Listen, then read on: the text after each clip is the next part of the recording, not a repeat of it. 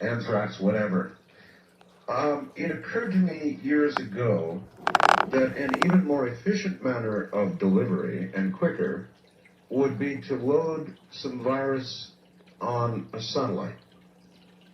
Now, if you had an orbiting satellite with a virus that you could release on re-entry, you'd really have something.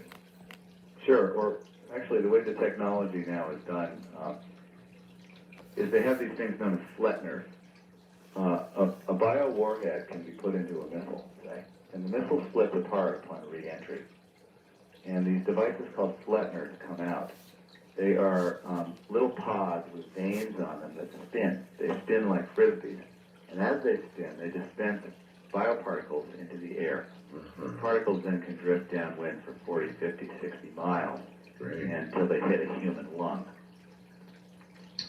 Well, if you had it in a satellite, then you wouldn't have to launch anything. It would have already been launched. It would simply be circling the globe, and you could bring it back. As you know, they can do that very, very accurately. You could bring it back and down wherever you wanted it to come down, so there wouldn't even be the warning time of a launch. Sure, and then the Flettners would fly out when the thing came down. There are other ways to do it. One of the best, and I think this is a technique that Saddam Hussein would know about, is to leave a suitcase with a little sprayer in it in the Washington subway. And you would have massive casualties, and depending on what the virus was and how it's released, you can just imagine the scenario. One of the worst is actually smallpox virus. People think of smallpox as being something like chickenpox, and it's not. In extreme cases of smallpox, what happens is that the lining of the mouth turns black, and the blistering effect, which people think is kind of like smallpox, actually occurs on the inside of the body, and the stomach and the intestines fill up with blood blisters, and then the lower part of the intestine actually turns inside out and protrudes completely from the body. This type of smallpox is invariably fatal, and it's a type of smallpox that I think we can assume that military biologists are working with.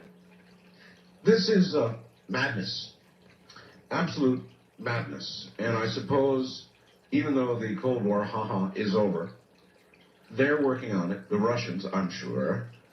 You said so already. Not just the Russians. Chinese, let's see, the Chinese, I'm sure India, Pakistan. The so-called Club Mad countries of the Middle East are heavily into this.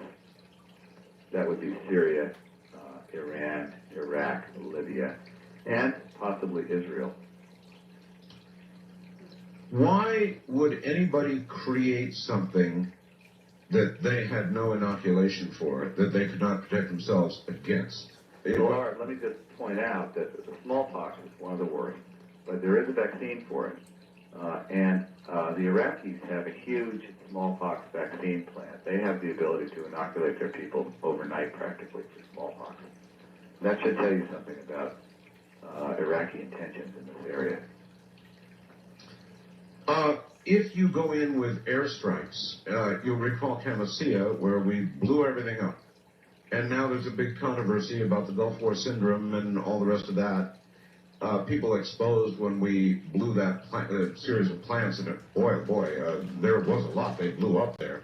If we were to go in with airstrikes, and it looks like we're, moving the goalposts, and we want a confrontation with Iraq, it's obvious to me we want one, and we're going to get it one way or the other. Maybe it'll be over inspection of the private presidential areas, whatever it is, we're going to get our conflict. If we go in and we bomb these places, do we burn up whatever it is, or does it get dispersed into the air? What are the scenarios? Well, first of all, we have to hit the place. And in the Cobra event, I have a description of a bioweapons plant in Iraq. This is based on my conversations with weapons inspectors, United Nations guys. Yeah. And I sort of hate to talk about the plot, but toward the beginning of the book, one of the heroes, he's an FBI guy who's actually in Iraq working as an inspector, and he finds a bioweapons plant inside a truck. The bioreactor that's used to manufacture military quantities of things like smallpox and Ebola is a device about the size of a liter soda bottle. And you get a half dozen or a dozen of them in a small room, such as inside a truck, and you've got yourself a national biological weapons facility. So there's a real question as to whether we can hit a production facility. If we did manage to find out where one was and hit it, depending on what the organism was, some things would be killed by the blast, and other things could go into the air. I think one of the worst could be anthrax because it's so tough. The anthrax organism could just survive a lot, and it could be blown into the air, and then you get a plume. You get a plume of material going downwind. As I mentioned earlier, we're about to inoculate the entire armed forces against anthrax. And yet there are, Richard, a couple of reports, Armed Forces Senate reports, indicating that this inoculation, said to be absolutely safe and used by veterinarians for a very long time, has been questioned with regard to its efficacy if the anthrax is airborne, right, versus touching an animal. Right, exactly. For a soldier in ground zero during an anthrax attack, and what would happen is that the military people just lay that anthrax into the air in huge quantities. The adversary would do that, and it would overwhelm the vaccine. So the vaccine would not protect people who are on ground zero if they breathe a lot of it. But it might protect people who are on the edge of the attack, who've got a lot less anthrax in their lungs. Right. And it might also, it's very useful for actually treating people who have already been exposed to low levels of anthrax. Vaccine works really well after you've been exposed. It helps you boost your immunity. Now, I think one thing that's going on here is the government would like to have large production capacity for anthrax vaccine, partly so that if there is a bioterror attack in a city in the United States, all of a sudden you're going to have 1 million or 2 million people who have all been exposed to anthrax, and some of them are going to be incubating anthrax and are going to die of it if they can't get that vaccine into them fast. And this that will be is a situation where the U.S. government will want to have the production capacity to move the vaccine into the population quickly. all right. Anthrax cannot be passed as a flu or a cold from person to person, can it? Right. That's one of the good things about anthrax. It's not contagious from human to human. Well, good to hear there's one good thing about anthrax. All right, Richard, relax. We're going to take a break here at the top of the hour. My guest is Richard Preston, author of The Hot Zone, a national bestseller, one I bought the first day it was out, and now his new book, The Cobra Event. It seems to fit right in with the news of the day, which is not good, and we're going to cover more of that, including what's going on, unfortunately, in Hong Kong, coming up. The trip back in time continues with Art Bell hosting Coast to Coast AM. More Somewhere in Time coming up.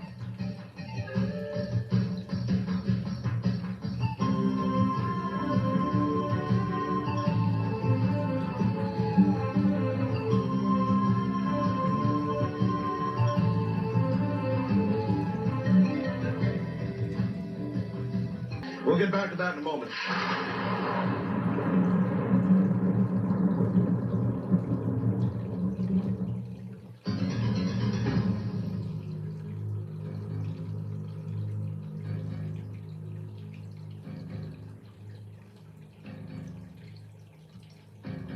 The following just in from the Electronic Telegraph. The headline is New Anthrax Threatens Armageddon by Ninette Vanderlaan in Moscow.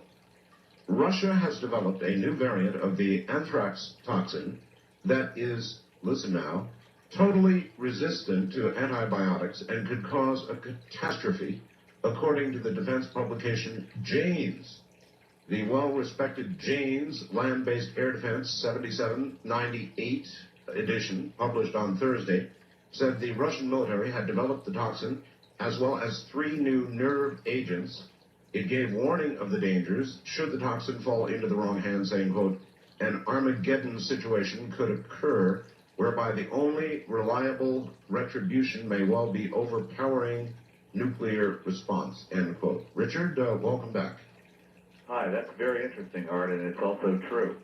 I have it from my sources that indeed this multi-drug resistant anthrax was created in a laboratory called Obolensk, which is about 75 miles south of Moscow. Great. Just great. I can tell you the name of the chief scientist there. Go right ahead. He's a medical doctor, and he's also a general in the Soviet Army. Dr. General N.N. Yurikov is his name. Great. He's the head of the institute at Obolensk. It's a facility known as Corpus 1, and they also developed, as well as the super anthrax, they also developed a super black death. This is the bubonic plague, which has been genetically engineered to be absolutely incurable with modern medicine and highly contagious in the air through coughing. Again, I don't understand the psychology of creating a world-ending anything that you don't have some sort of protection for yourself. What psychology can you imagine that would be behind that? Well, you know, it's fascinating. These people are scientists, after all, and some of them are quite good. Look at the feelings that the scientists experienced to build the first atomic bomb. This was a dreadful, terrible weapon. But at the same time, there was enormous excitement, real thrills when that first test went off at Trinity in New Mexico. They saw what they had done. They were both appalled and also amazed at the power of the weapon itself. There is absolutely nothing like the heart-pounding excitement of a new scientific discovery, even if it means in weapons. I interview frequently Dr. Michio Kaku. I don't know if you know of him or not. He is a physicist at New York City University and kind of like a Carl Sagan. And he has a hypothesis, Richard, that there are various types of civilizations, no doubt others way out there. And there's a type 0, a type 1, a type 2, a type 3. Oh, yes, right. Yes, and we are a type 0. And the chances of our making it to a type 1 are slim and none. In other words, it is most likely we will, one way or another, destroy ourselves. And I'm beginning to think it's more likely we will do it with something small than something large like an atomic, a full atomic exchange of some sort or another. Let's try something from something you didn't write. You may recall the movie Outbreak. Yes. Now, in that, it got loose. It was airborne. It was deadly. And the solution to it was a fuel-air explosive that would actually have killed many, many American citizens. That's not really such a far-out scenario, is it? Well, you know, I have a somewhat different view. I tend to be a little bit more optimistic about the human species. I think that that we are quite unlikely to destroy ourselves with our own weapons, but I think that there will be occasional disasters that cause large mortality. If you look at the spread of a major new virus in a human population, I think you can see that what happens is that a lot of people can die, but not everyone does die. The research that was done, especially by the American bioweapons experts in the 1960s, showed that it's ridiculously easy to kill off half of the human population, but it's very, very difficult to zero it out, to kill everybody. Everybody. I know, but for all intents and purposes, anything above 50% is a pretty rough road. Now, there are people, it is said, even in Africa, women, prostitutes, that are, it seems, immune to the AIDS virus. Well, exactly. There will always be survivors, even with the worst biological weapons, even these superbugs that are coming out of the Russian labs.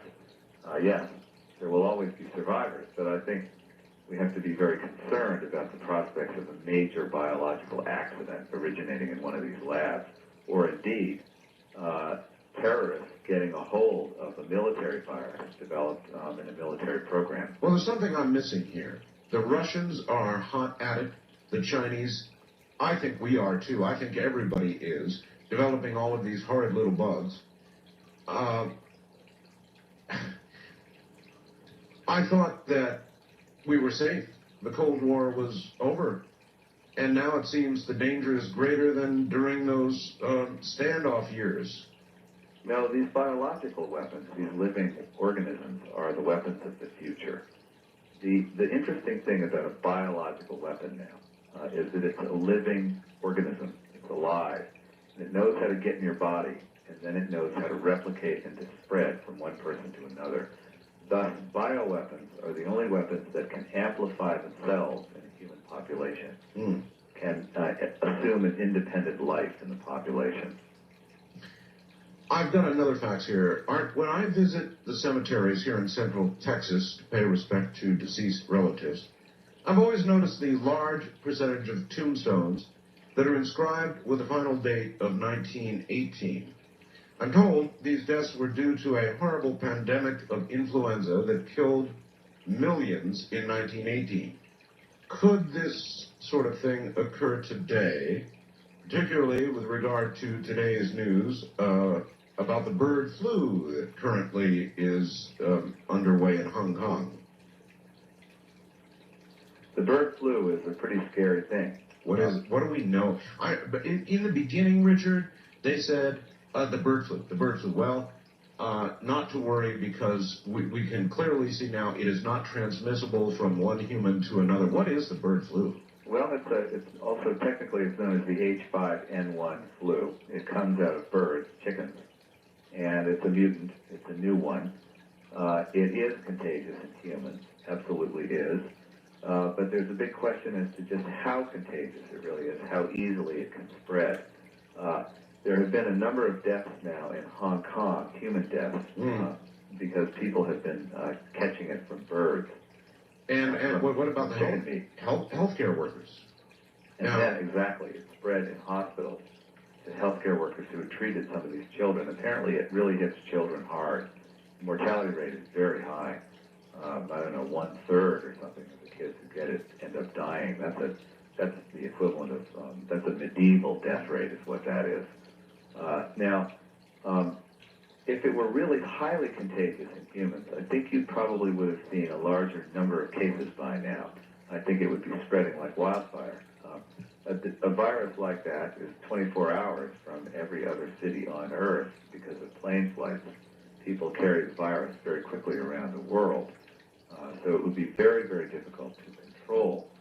But I think, fortunately, so far, it doesn't seem as though the thing is going off like a bonfire. It's more like a smoldering fire. Yes, but I saw a report earlier today on CNN that indicated, don't ask me why, but they are concerned about two possibilities. One, that it will become more deadly, and two, that it could quickly change to become very easily transmissible from human to human. That's right, because that's absolutely a good point. One of the scary things about this flu is that now that it's gotten into the human population, as it's moving from human to human, it's doing what's known as serial passage in humans. It's adjusting itself to human beings, and it may change. Could it become more infectious from person to person? Well, perhaps it could. In that case, there would be a need to do a crash vaccine. There would be a real rush on, full court press to try to develop a vaccine quickly that would work against this strain of flu. And I think there may be a question mark as to whether or not such a vaccine could be made quickly enough. Do you have an overall view? We've got hysteria, which apparently came out of the North Carolina estuaries and has now been found as far north as the North Sea, which puts these bloody lesions on fish, and now it's being transmitted to human beings. There are simple-celled animals in the Antarctic now that are showing actual genetic change. This whole controversy about frogs and all the extra limbs and all the rest of that baloney is now been proven to be ultraviolet light. They've proven that conclusively now by duplicating it in the field.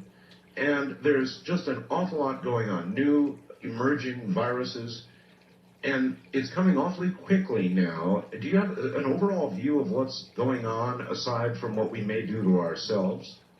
Sure. I talked about this in the hot zone as well. What's going on is that the world of nature itself is one huge laboratory in which millions of experiments are taking place constantly. There's a lot of genetic reshuffling and change going on constantly in nature as the world of ecosystems reacts to changes. And the biggest change on the planet Earth right now is the presence of the human species. We're doing all kinds of things, and all kinds of ecological habitats and systems are undergoing rapid change and undergoing high selective pressure, where some species are dying out, others are increasing their range, and people are coming into the rainforest. People are moving into areas where there weren't very many people. And the human population is now biologically interconnected through airline routes. So we're a global village in a biological sense as well as in an electronic sense. And so when new diseases enter the human population, they can spread much more rapidly. And new diseases can come along at a higher rate because of all these changes that are taking place in the natural world. In the hot zone, I termed this the revenge of the rainforest. That when a population, and this would include humans, burgeons and becomes very large, densely crowded, and when it begins to tax its own natural resources, typically what happens in nature is that a virus will break out, and the population then will be thinned by the virus. Viruses are Mother Nature's natural population control. Mm-hmm. Again, if, let's just for a second suggest that in some American town somewhere there would be an airborne, very infectious form of Ebola, and that we would cordon off this area. Now, if you were on a board of decision, very much like there was in Outbreak, and you had to decide, I mean, you had real airborne Ebola, and you had to decide whether to kill American citizens or to take your chances at trying to keep it isolated, what kind of choice would you make? Well, let me tell you that the U.S. government actually does have contingency plans. I can imagine. And let me tell you what they are. Please. I think that the idea that the armed forces or anybody would bomb an American town is inconceivable. I don't think that's the way it would play out in reality. Instead, I think what would happen is that you would have heroic doctors would show up, and they would come out of the U.S. military, and they also would be just practicing physicians who would have a mission. And they would go into the hot zone. They would go into the town. The town would be quarantined. Nobody would be allowed to leave, but medical professionals would stream into the town, and they would do what they could to get the situation under control. There might be huge casualties if the thing was highly contagious, if a lot of people were infected. I mean, what we're talking about is the response to either a natural outbreak or a terror event. It could be either way. And these contingency plans are basically to send in the medical people. If there's a large number of casualties, then it might be necessary to set up military field hospitals in which something known as reverse biocontainment is practiced, whereby the people who are sick and infected are put into tents or put into these military field hospitals. And the doctors and nurses would be wearing protective gear, would be wearing spacesuits or breathing filtered masks while they were treating patients. So they would, in effect, they would biocontain themselves away from the patients. And I think what would happen is that eventually, if the quarantine worked, that would be a good thing. It might not work, but remember that back in the 19th century, when there was no such thing as an antibiotic, the only thing that did work was quarantine. In those days, the United States Public Health Service was actually a branch of the U.S. military, as it is today. And the U.S. Public Health Service had tremendous powers to go in there. These officers in white uniforms would come in and they would literally quarantine a community. They would literally shut things down until the disease had passed. All right. Richard, hold on. We're at the bottom of the hour. We'll be right back, and the phone lines will shortly be open. You're listening to Art Bell, Somewhere in Time. Tonight featuring Coast.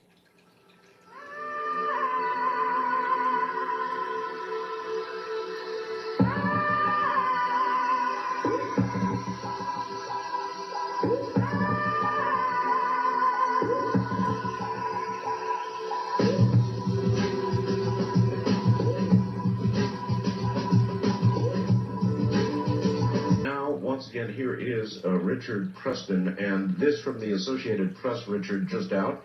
A new strain of influenza that comes from chickens may mutate into a bug that can be spread from person to person, a change they say, that could lead to a worldwide epidemic. Quote, there is no evidence yet of human-to-human transmission, but the very nature of this virus means that it will acquire, will acquire that property, said Robert G. Webster, a member of the World Health Organization's influenza team. Again, a quote, it's only a matter of time, end quote. That sounds pretty serious. Sounds like we need a vaccine. Yes, it does. And I guess they're working on that very quickly. What are the odds they will find it? Pretty good? Well, they've got a little problem. You know, influenza vaccines are developed in eggs. You grow them up in live, fertilized chicken eggs. But since this is a bird virus, this is a chicken virus, Right. It kills the egg. So it's very difficult to get a vaccine in an egg that dies. You need those eggs to survive long enough to create enough virus to be able to make a vaccine. I never thought of that. It came from chickens. Yeah, and so they're going to have some problems. I believe they're already trying to do this. They're trying to grow the virus in eggs, and they're finding that the eggs die too quickly. Here is, I think, a good question, then we'll go to the phones. Art, what is it that you and your guests possibly hope to accomplish by discussing this kind of material? Do you and or your guests truly believe this kind of information will enable the population to effectively protest biological warfare? What do you and your guests suggest we, the public, could possibly do about it? Yes, indeed. That's a great question. And the answer is yes. The people as a whole need to get in touch with their leadership and say that they need to be told the truth about biological weapons. Bill Clinton, President Clinton, and the White House staff know a great deal about biological weapons, about who's got what. They knew all along about these things, these superbugs such as super black death and super anthrax developed in Russia. This information has been classified for a long time and has not been told to the American people. The American people need to know this kind of thing because, after all, we will be the losers in any biological terror attack or military accident. Indeed. All right, let's try the phones. Wildcard line, you're on the air with Richard Preston. Hello. Hello, yes, my name is Charles. I'm calling from Berkeley, California. Yes, Charles. And thank you so very, very much for having Richard Preston on the program, Art. I really congratulate you. I couldn't possibly imagine a more appropriate guest at this time. I say this because I myself work in a field which is somewhat tangentially related, so-called nanotechnology, although I specialize in what's called nanobiology. And I bring this up because DARPA, as I'm sure you all know, has been extremely interested in not only developing their own flavor of bugs, but more appropriately, their own response systems. And a couple of questions I might want to toss out to your guests, if I may. First of all, there's a group up in Washington State, which I won't name on the air, but perhaps your guest knows, who's developed a very appropriate kind of antigen response device, which allows a aerosol dispersant microbe to be detected in a fairly short amount of time. This allows the foot soldier or whoever in the field to know that, biological entity X has been measured and is there in some form. And B, I would like to toss out, or at least suggest to your guest, that the arena of being able to mechanically manipulate the molecular constructs of different kinds of microbes, both viruses and bacteria and so forth, has gone far beyond just a kind of experimental stage and more into this is almost a rote at this point. And so I kind of posed the question, really, almost to the same extent as the previous question was asked, read in the air. A, do you think that this could be protested in public, and should people want to know about this? And B, could a policy be implemented, politically or otherwise, that would at least drive this to the public arena so that there could be some kind of global, I'm not even sure treaty is the right word, but some kind of awareness so that this could be seen as not a fictional, but rather a factual realm that people could try to respond to and create some kind of a focus towards. So all right. Sure, these are great questions. First of all, yes, I do know about the DARPA work. And indeed, I described some of it in the COBRA event. The Bioterror Investigation Squad, the team, uses some of these new devices to detect biological weapon in human blood or in samples of material. And one of the sensors that I talk about is what I call the BOINC biosensor. It's a little handheld device that looks like a TV remote control that can detect up to 25 bioweapons in a sample of blood or fluid. And if it detects a bioweapon, it emits a pleasant chiming tone. A pleasant chiming tone. That's the BOINC biosensor, and one of the people in the story uses it quite effectively. There are also devices now that can sample the air and can detect particles in the air, bioparticles, weaponized bioparticles that may be drifting in the air invisibly. And these could be very useful in a battlefield scenario, or indeed even in a city where there would be a threat of terrorism, something in the air. So this is very real stuff, and it's part of a package of kind of countermeasures that we need to take to get ourselves fully prepared to deal with the coming world, the world of advanced biology. How come all of a sudden, though? I mean, for years and years and years, we've sort of all known this stuff was out there, but it's like suddenly there's a national awareness that something is about to happen. Well, I think that there is, and I think part of it really may very well be coming from the government itself. Actually, journalists tend to react to what they're hearing from their government sources. And, I know what I'm hearing from my sources, and what I'm hearing is that there may be specific intelligence information out there that groups may be actually acquiring things like smallpox or super anthrax or super black death.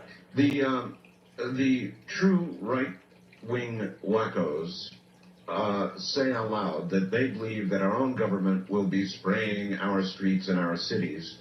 However, they are the very same groups, are they not, who are the ones most likely trying to construct some of this stuff in basements around the country. Well, yeah, or acquire it. I don't know why anybody would want to use it as a terror weapon, but then I don't understand terrorism very well. It's very hard to understand. It is to instill terror, whether or not it's used. If you know someone has it and has a will or intent to use it, then you are terrorized. Right. East of the Rockies, you're on the air with Richard Preston. Hi. Hi, Art. How you doing this morning? Fine. Where are you? This is Marty. I'm calling from Oakland, New Jersey. You're banging in here 555 on WPHT 1210 Philadelphia. Yes, sir. Two quick questions for your guest. Number one, concerning chemical and biological weapons, if these satellites are even half as sophisticated as we have been told they are, why the need to even have human inspectors on the ground in Iraq or any place else for that matter?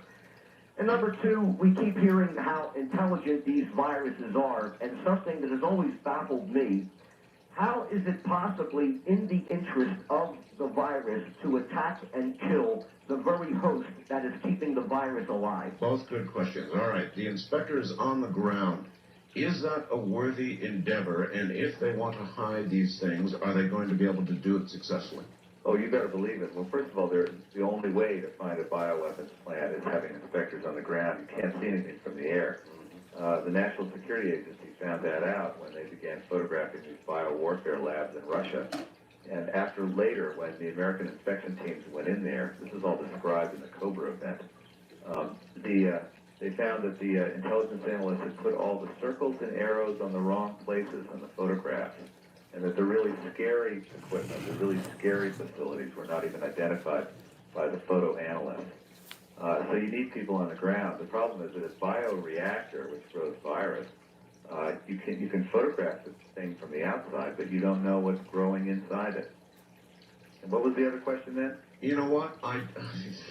I'm sorry, I blew it myself, and it was a good one too. We'll get it, I'm sure. Okay. There are people, Richard, who have accused you of being part of the sort of dissemination of information that's got this whole ball rolling. And I'm used to it. People have been calling me for years, and they ask me if I'm CIA, and I finally got fed up, and I said, yep, I'm CIA. CFR too, and whatever else you might imagine. So how do you handle those kinds of accusations? I'm a normal guy. I'm just a writer. And in fact, I don't know much about the CIA. What I know is that, occasionally I would be told by somebody, you're getting into classified material here for the Cobra event. You might watch yourself. They did tell you that. Oh yeah, they said, what they said to me was, there are a couple of things. When I started describing some of the facilities in Russia that have been discovered, and analyzed now, and that people have seen, right? I was told on a couple of occasions, really, if you describe this building, Corpus Zero, if you describe Corpus Zero too closely here, the CIA has no sense of humor. This is classified stuff. So occasionally I would have to blur a little bit. But, man, I'm no tool of the CIA, I'll tell you that. So then you really know a lot more than you were able to write about. Well, I'll tell you this on air because I'm not afraid to say it anymore. In the Cobra event, one of the characters talks about his experiences as a weapons inspector in Russia. And he went to a place called Koltsovo, which is in Siberia, and it's one of the major biowarfare labs. And specifically, my source who was telling me about this place said to me, you can't give the name of the building where they have these huge explosion test chambers where they're testing weapons made of Ebola and smallpox. You can't give the exact name of the thing. You can't tell exactly where it's located on the campus at Koltsovo. So I said, well, what we all know. And then I gave the guy the real name of the building. And by the way, the real name of the building is Building Corpus 6A, okay?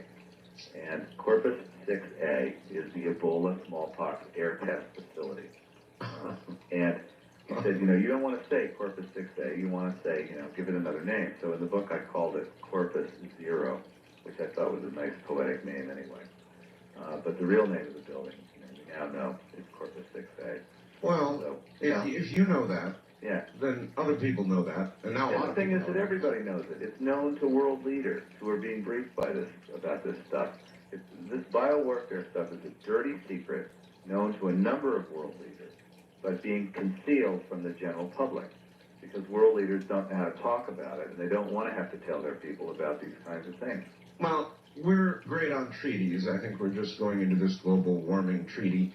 Now, treaties would seem appropriate for biological warfare development, but in fact, they are totally useless, aren't they? In other words, we would gladly sign on the dotted line because it would look politically horribly, just horrible not to. But then we would go right on ahead and develop anyway. Well, the treaties are useful, like the 1972 Bioweapons Treaty. It's useful because it sets the standard.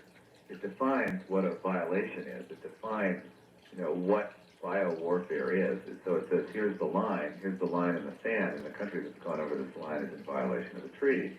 Of course, a lot of people cheat on the treaty. There's major cheating going on. The treaty has given a sense of complacency about all the cheating. So then it's not better than really defining what it is. Better than nothing. But one thing I've heard, which this refers back to your first caller there, is what should people actually do about this? Yeah. And I think really and truly, first of all, you can actually send emails to the White House demanding, that the president get up and tell the American people the truth. And secondly, it might be quite useful for there to be international criminal law in the area of development of bioweapons, where there are laws that say, you can't take Ebola virus and smallpox virus and mix them together in a test tube and create a monster. That's a violation of ethics and international law, and you will be an international criminal if you do it. Well, that would be an approach. West of the Rockies, you're on the air with Richard Preston. Hello. Good morning, Art. Good morning, Richard. Where are you, sir? This is Jerry calling from Santa Cruz, listening to KFCO. Yes, sir. And I have two questions for Richard.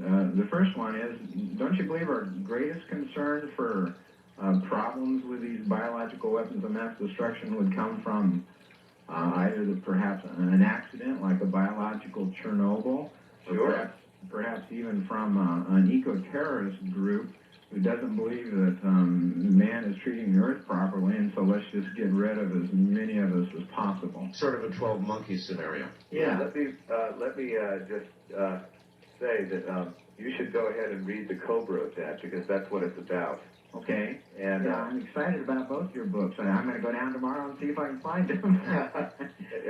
Specifically the Cobra. I really don't want to talk too much about the plot. I don't want to give it away, but go read the Cobra event.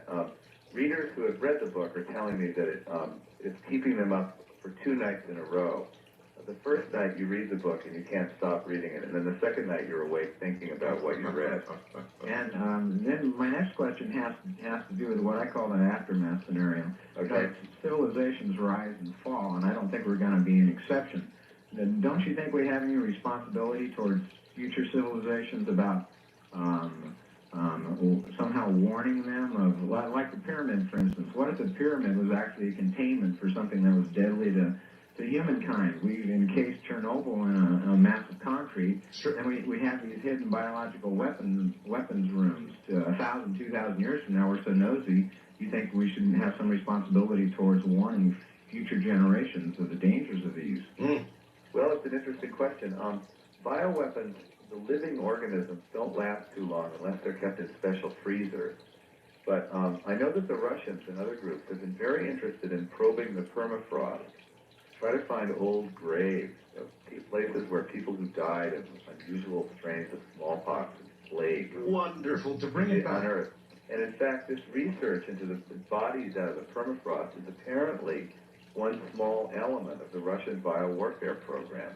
You know, biowarfare programs involve a lot of sampling of nature.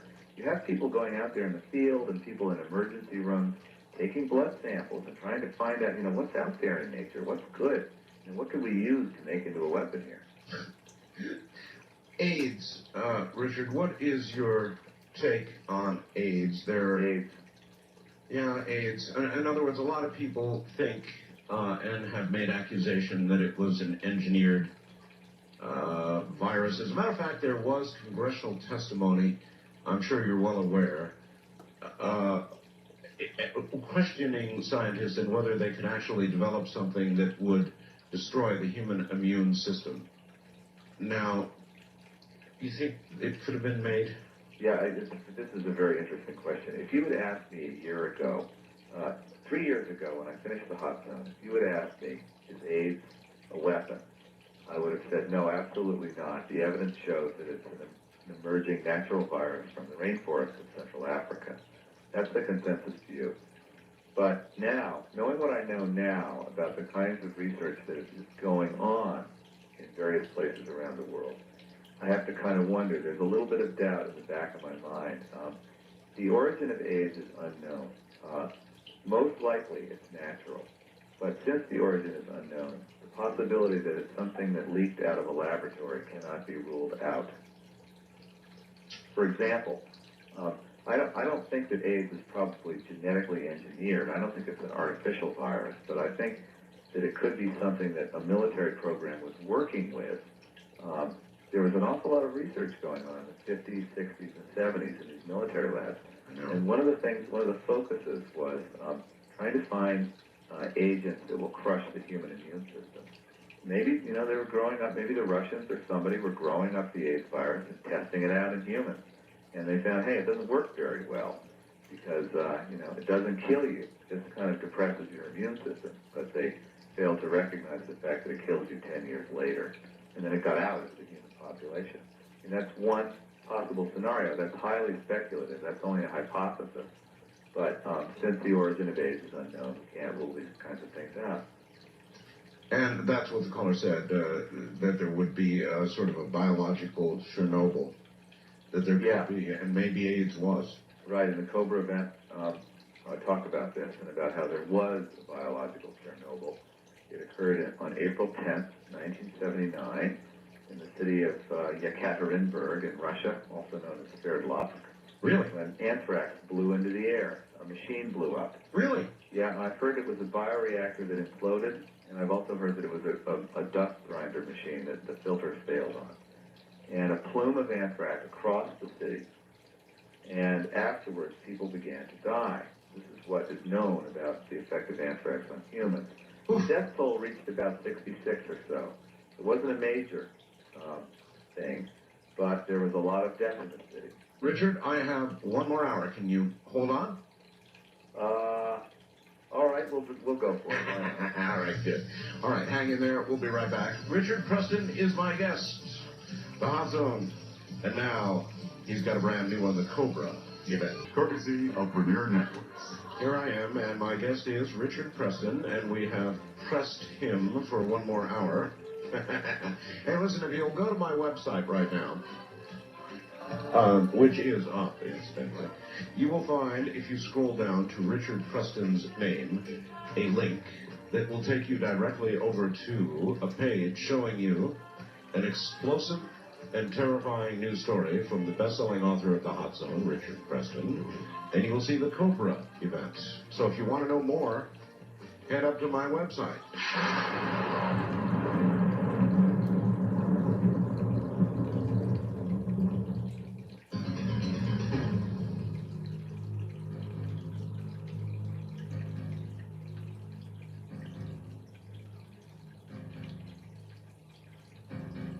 Here, once again, is Richard Preston. Richard, is your book now available generally nationwide? Yes, the Cobra event is available in all bookstores. All bookstores. Wow. All right, the missing question from last hour was, if the virus is so intelligent, why would it seek out and kill its own host? Well, often enough, viruses don't do that. They make an accommodation with their host, and they survive in the host. It's generally in the best interest of a virus not to kill its host, because then the virus dies in that host. However, if a virus can spread rapidly enough from host to host, then in a sense it doesn't care whether the host survives or not.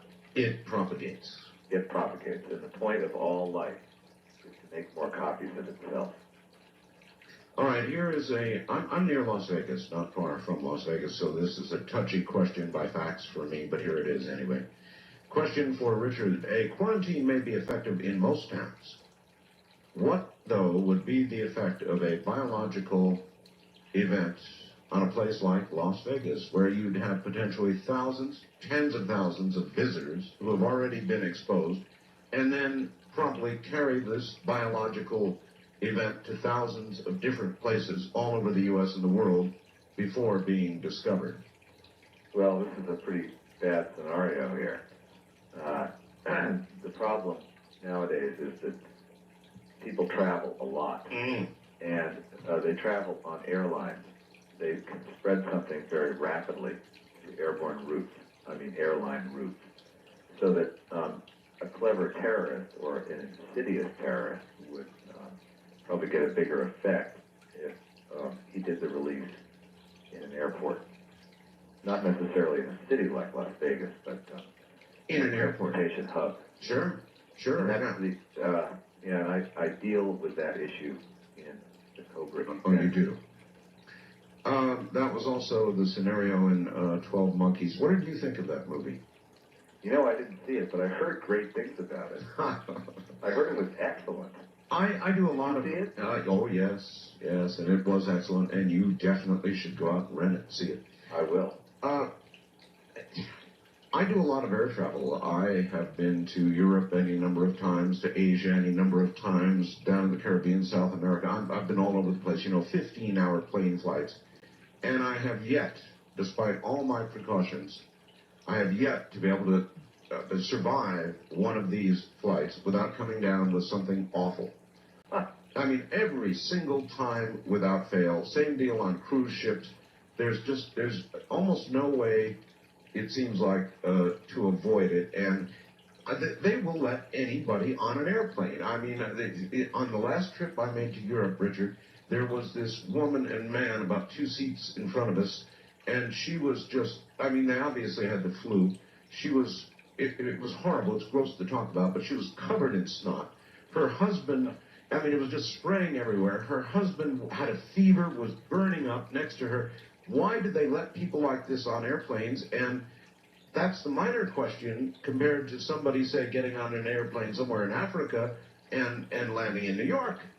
Well, precisely. And indeed, it happens all the time. The airlines do serve as an amplifier of outbreaks nowadays. And outbreaks can occur, and then all of a sudden they'll pop up in another city because someone came along on an airline. That's the way it works. All right, back to the lines. Lots of people. First-time caller line. You're on the air with Richard Preston. Where are you, please? I'm in Santa Cruz, California. All right. My name is Tony. You mentioned about the theory about AIDS being started by the government. Back in the early 60s up until about 1978, I worked as a school teacher in Liberia, West Africa. I was up in the interior. It was at a leprosarium, actually. We taught the children of the people who had the leprosy. I can remember going to the clinic one day on the way home from school, and a doctor came twice a month, and there was this boy who was dying. He was about 14 years old, and I waited till the boy passed, and the doctor turned and said to me, "You know, brother, I don't understand what these people are dying from." He said, "Some of these people have no immune systems when they die." And that was when? That was about 1963. Yeah. 63. 63. 63. Uh-huh. And about a week later, I was in the clinic again, and you know, when they brought lepers to the hospital, the people just used to drop them and run. And I found this man under a bunch of burlap sacks. And he didn't look like a leper to me, but he was very, very sick. And I took care of him for about 2 days, and when he died, he had terrible lesions all over his body. And no one knew what he died from. And the doctor kept saying he wasn't a leper.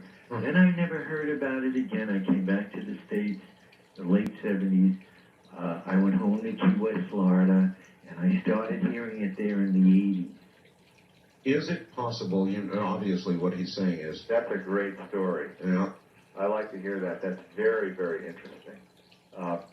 You could conceivably have been seeing AIDS cases. I think that doctors don't have enough blood samples frozen, left over from that time period, to be able to find good evidence of the AIDS virus in a population in West Africa.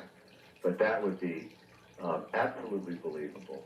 One can very well imagine that the AIDS virus was present in human populations for quite some time before it was discovered. Well, I know they exhumed some bodies, and I vaguely recall a news story about the fact that they believe they found the AIDS virus many years before we officially detected it. Right, they've done that now. I think this is one reason why I tend to think that maybe the AIDS virus is natural, because they've got some isolations of the virus from samples of people who died in the late 1950s. And that was really before the time period when military labs had the capability to create or to work with viruses like the AIDS virus. So that would tend to suggest that the thing came out of nature. All right. Wildcard line, you're on the air with Richard Preston. Good morning. Good evening, or morning, I guess. Morning, probably. Where are you? I'm in, this is Dustin in Omaha, Nebraska. All right.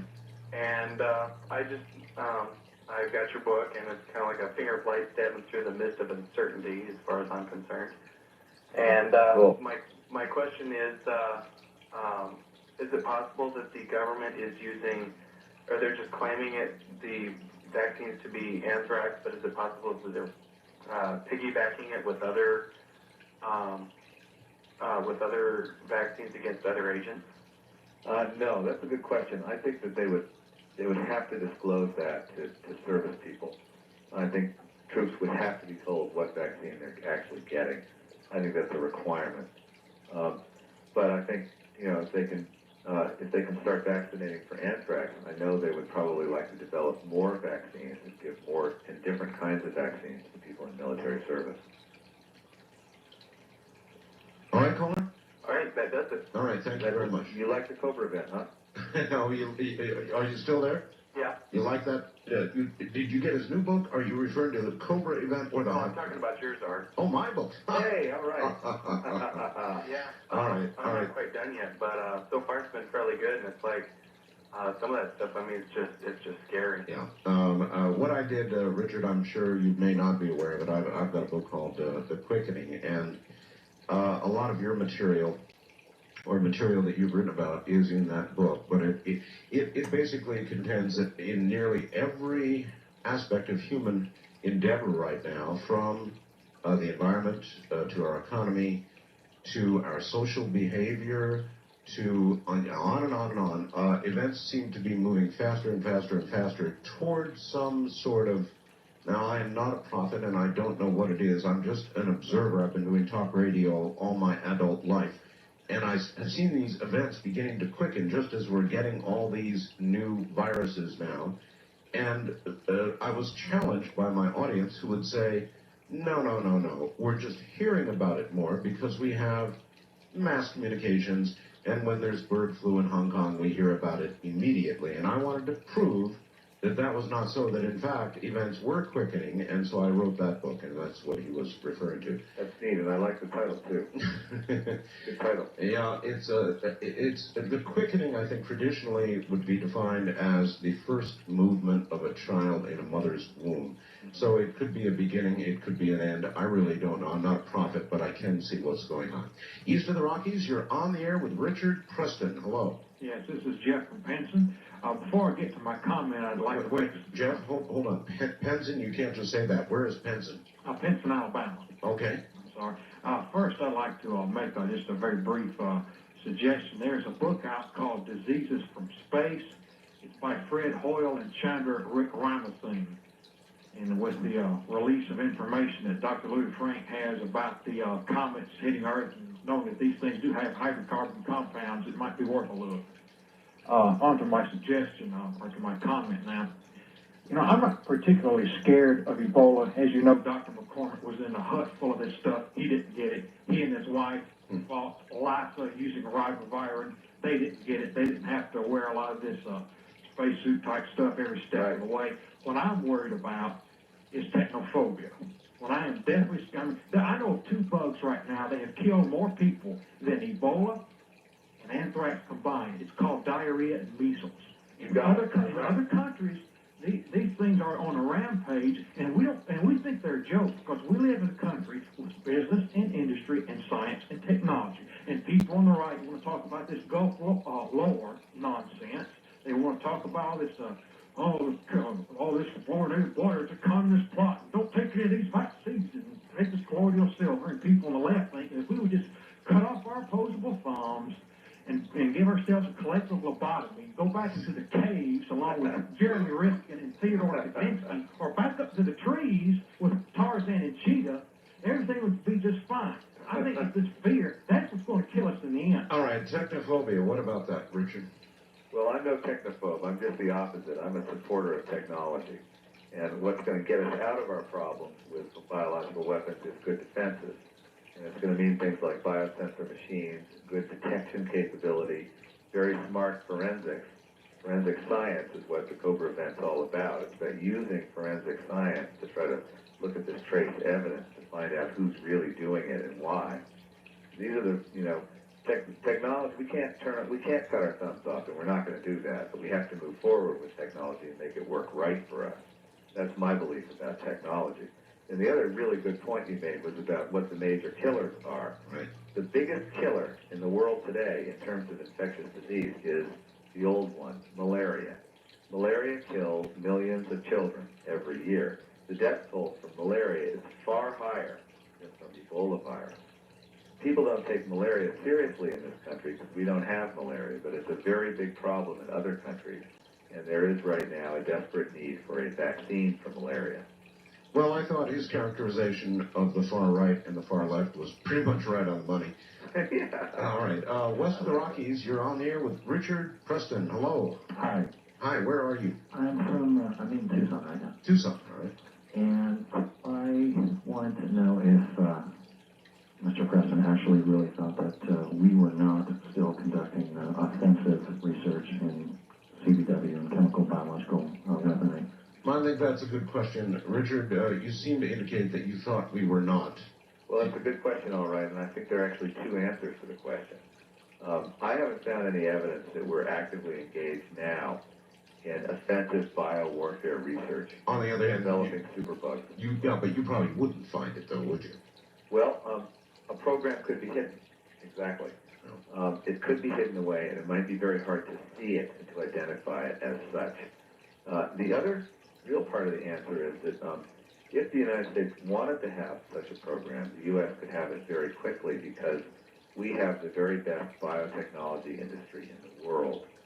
And I would suggest that you could find what would amount to secret military development of these biological weapons, maybe not in military labs, but maybe in some little private lab somewhere in New Jersey. Even the military, Richard. If we have an active defense underway right now, in other words, if we are doing research in the defense area of biological weapons, it's a very, very narrow jump to, in other words, to defend against something, to develop vaccines and so forth and so on, whatever it is they're doing in the labs, they've got to have the agent that they're trying to develop a vaccine against, don't they? Right. They have to have these agents anyway, even to do the defense. So the line can be crossed between defensive research and offensive research, figuring out a way to make the bug better as a killer, and then also loading it into a deployment system, figuring out ways to get it into the air and to put it into these flatteners that I was talking about and things like that. Just to give you an example, okay, I'm talking to one of my sources, and I just heard that a Russian group, a biowarfare group, developed a so-called recombinant virus. This is a virus that's made of mixing the parts of two different viruses together. And the virus that was created was a combination of a brain virus called VEE and a smallpox-like virus called vaccinia. They took these two totally different viruses and they mixed them up and they made it work. They got a new life form out of it, which is called a chimera. The chimera in Greek mythology, you may remember, was a monster with the head of a goat, no, the head of a lion and the body of a goat and the tail of a dragon, a mixture of parts. And this chimera that the Russians made, this mixed virus, they claimed that they were doing it for peaceful purposes. I'm not sure why they would want to do it. But it seems pretty obvious to me that if you can make a chimera out of a brain virus plus a smallpox-like virus, you can do exactly the same thing with real smallpox and a brain virus. And you've got a superbug. You've got a laboratory bug that could be an absolute killer that creates what amounts to smallpox inside the human brain. Oh, God. Which would do what to your brain? Well, no one has been infected with this that I know of. Curiously enough, in the Cobra event, the girl that died at the beginning, who was chewing her face off, what she indeed has is a recombinant virus made from smallpox and a brain virus. Well, don't give it all away. Jeez, I'm leaking this book out. No. I don't want to give any more away here. All right, well then don't. We've got a half hour to go. Stay right where you are. It's been a too long time with no peace of mind. And we will be right back. And I'm ready for times to get better. This is Coast to Coast AM. This is Premier Net. And we're going into the stretch run.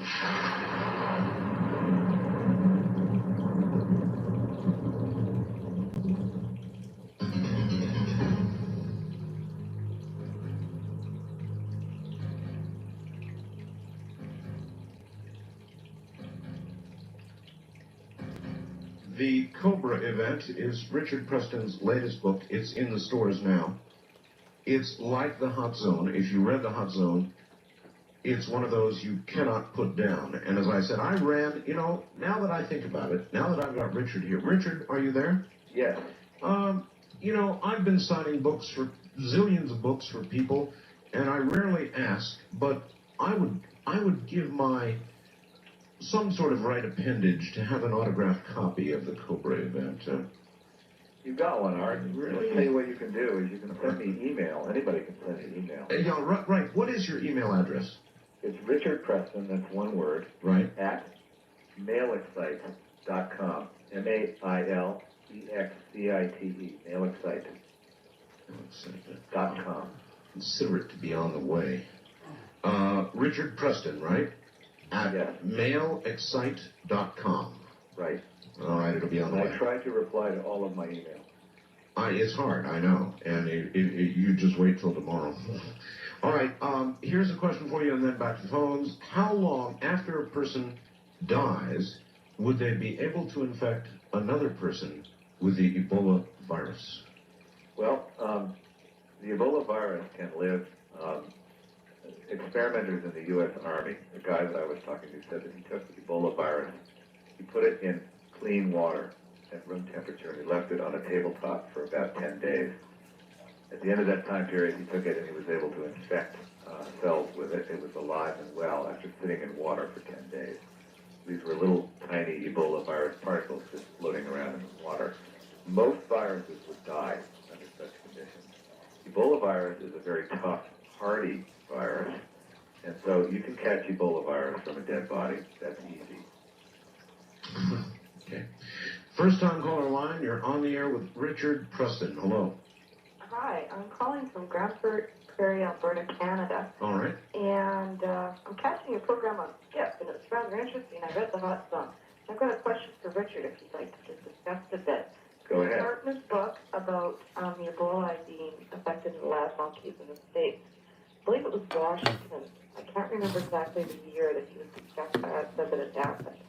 And I'm curious to know what kind of response they had to the cleanup and how they contained it. Well, the year was 1989, and the United States Army moved in with actually a military team, and they sealed the building off, and they went inside with space suits, and they killed the monkeys by giving them lethal injections one by one. Finally, they cleaned the building. They washed it thoroughly with chemicals to the point where they actually took the paint right off the walls in some places. Then they filled the building with gases and left it filled with gas for 3 days. And at the end of the time period, they went back in and they tested, and they found that the building had essentially been sterilized, that there was no life left in the building. Then finally, they also traced all of the humans who had come in contact with the monkeys, because any of those humans could be potentially carrying the virus to infect other humans. I seem to recall that there was an incident where one individual was feeling sick, and it scared the hell out of him during that thing, and right. he went outside on the lawn and threw up or something. Right, and they rushed him to the hospital. It turned out, in the end, that he didn't have Ebola virus. He just had common flu. But when they tested the blood of the monkey workers, they found that 5 of them had actually been infected with the Ebola resistant strain of virus. The virus had gotten into their bloodstream and it multiplied there. It had been processed in their bodies, but it did not give them any overt symptoms of Ebola. They had had silent Ebola infections. The Ebola then cleared out of their bodies, and they had no ill effects afterwards. This strain of Ebola, the Ebola resistant strain, is the only one known that apparently doesn't make humans sick, although it's absolutely deadly in monkeys. Why it seems to lack that human lethality factor is a very big mystery. it was that close, though. Yep. All right. West of the Rockies, you're on the air with Richard Preston. Hello. Hello, my name is Ken from Hawaii. Where are you in Hawaii? Javi, Hawaii. Okay. Where's that? Which island? Island Hawaii. Oh, the Big Island. Oh, the Big Island. Yes.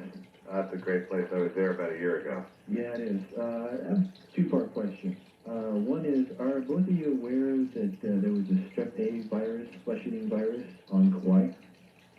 Yes, I've heard it's just about everywhere, this strep A bug. This is the one that melts flesh. Yes. One person has died, and there's about 30 or 40 people who got it. No, I was not aware it was on Kauai. And my basic feeling is it's probably coming out of Asia because of the immigration that we still have in the state. No one seems to know where it comes from. It's been found everywhere. I mean, it's been found in Connecticut. It was found in England. It's something that pops up here and there in communities. They really don't know actually how it's transmitted or where it comes from. It's some kind of strep. It's probably latent in the human population. There are probably many human silent carriers of this type of strep where it just doesn't make them sick. But then every now and then it erupts and just melts a human being. It's one of those very odd bugs that I think not a whole lot is known about it. Except that there seems to be a lot more of it in the last 2 or 3 years. Or there's more mass communication. Well, yeah, maybe this is a quickening. There's been a lot of talk about whether strep A is having sort of a quickening in the human population, whether there's more of it around or whether we're just noticing it because of the media reports. Exactly. East of the Rockies, you're on there with Richard Preston. Hello. Yeah, good morning, Art. Good morning, Mr. Preston. Where are you, sir? Tampa, Florida. Okay. But I have to listen to you to the blowtorch here out of Charlotte. Charlotte, all right. Yeah, they blow in here. Yeah, you know, several years ago, Art, you know, you've probably seen the movie Bloodsport. The subject of that movie was a fellow by the name of Frank Dukes, and he's a real walking, talking, living being. He was William Casey's right-hand man, and in his book, The Secret Man, which was supposed to be true to life, he talks about you know, his exploits of kind of tracing the Russian mafia going through the Soviet Union looking for a super secret strain of anthrax. Ah. Yes, but I was wondering if you know, if you know anything about that. Well, we know something about a super secret strain of anthrax, that's for sure. Yeah, I don't know about that specific thing, but what I do know is that apparently the Russians themselves, what we know about the Russian program is largely on the basis of remarks dropped by Russian scientists to American visitors, saying, well, yeah, we do have this anthrax. It's multi-drug resistant. It's a super anthrax. And they kind of guardedly confess to what they've done. Part of it is just a matter of pride. These guys are scientists. And, even if we think that what they did is extremely ugly, they're kind of proud of it in a way. And even though they know that it's ugly, they also want the world to know that they did good science. There's a lot of pride there. Yeah, pride. Wildcard Line, you're on the air with Richard Preston. Hello. Yes, hello. Where are you? I'm in Sacramento. Okay. And I was wondering what he would do to guard himself against catching anything. In other words, are most of these airborne? And as I saw in a movie once, a lot of people in Japan were wearing masks. I guess there's, is that what we're coming to? Where we wear masks so we don't breathe the air? But how can you go around in your daily life wearing a mask? Right. I don't want to do that. So what do you do? Well, I take something of a fatalistic idea about this, that, it's sort of like whether there's going to be a big earthquake or whether a terrible hurricane is going to hit, whether a nuclear war will happen next week. You have to kind of get on with your normal life. The one thing that I do is that I really would like to see our government pay attention to this problem and take kind of common, simple steps to prepare for an emergency should it be needed. Things like stockpiling medicine, having an emergency response system in place so that emergency medical teams could be flown into a city if there was a desperate sudden need, if people were suddenly dropping from anthrax or from some other thing like smallpox. Stockpiles of vaccines that could be used in an emergency. These are things that our government could do. They're rather simple. They're not terribly complicated or expensive. And they could save many, many lives in a biological emergency. Richard, and finally, I'd like to see our government just get honest with us and tell us what it knows. Well, that was where my question was going. If there was an outbreak somewhere, and the government threw up a cordon, which they no doubt would, around the outbreak area of whatever it was, in your honest opinion, would they tell us? Well, from real-life experience, especially from reporting on the events that occurred in the hot zone, but also my sources in the FBI and the Cobra event are telling me that in a low-grade, kind of invisible bioterror event, if there was a release of a military virus into a human population or something like anthrax, the initial knee-jerk reaction would be to say, holy moly, we better not tell anybody about this, because it's just going to start a panic. More people are going to die. So there would be, and this is the basic scenario of the Cobra event, that this secret bioterror unit, which really exists at Quantico, would be brought in. And these people would go to work with their forensic tools and their little machines and everything, studying the cases, kind of like, it's a little bit like the X-Files, I guess. Try to figure out quickly what the source of this outbreak is, to try to stop it quietly before the entire public finds out and has a massive freak out. Exactly. First time caller line, you're on air with Richard Preston. Where are you, please? This is Dan. I'm in Virginia, not too far from Ruston. that you're talking about. The thing I wanted to bring up is that there's a possibility that you can use essential oils to help protect against viruses and things. If you go back and look in the Bible, when the plague happened, they used lamb's blood, but there was essential oils mixed in with it, like frankincense and myrrh. And then there's a reference to it when the plague happened. There were the grave robbers who actually robbed the bodies, but they never caught the plague. And the reason why is they were using essential oils, to put on their body to protect them. All right, well, is there... Well, I'm willing to try anything, but what I would try first would be antibiotics and vaccines. Yeah.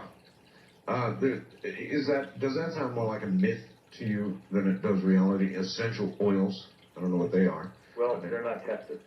That I know of, they haven't been subjected to any kind of, any kind of scientific testing. So I guess we don't know. But my inclination would be to say that viruses are very clever little creatures. They're very good, extremely good at evading the human immune system. And if they worked at that level, I'm not sure that any oil could work on them. The only thing Rare could work. Yeah, and the only thing that's really bugging me, Richard, is it's bad enough how they're emerging on their own right now. And here we have labs helping them out, turning them into more efficient, transmissible human-to-human bugs. That really gets to me. Well, it gets to me. It outrages me in a moral sense. How these people could do this is beyond me. That's why I do believe that there ought to be some kind of international standard with a sense, a kind of declaration, an international declaration that people who do this are committing a crime against humanity. I mean, when you develop these superbugs that are infectious and can explode through a human population, can run out of control, you're not really developing a weapon that you can use. You're really just developing something that can scare the daylights out of people and maybe, create a hell of a lot of havoc somewhere. All right, Wildcard Line, you're on the air with Richard Preston. Hello. Hello. Hi there, where are you? I'm in Danvers, Tennessee. All right. I was curious about a couple scenarios for a couple movies. Yes. Old movie, I believe it's called The Andromeda Strain. Of course, one of the first. Okay, most of the lab stuff they showed in there, what they were getting down to was basically designed for biological warfare. So with some of these classified satellites we've been setting up, Yes. shouldn't they be basically doing the same thing right now? Yes. I mean, we don't know that. There's no way we can know that for a fact, of course, but the answer has to be yes. Of course, they could do it.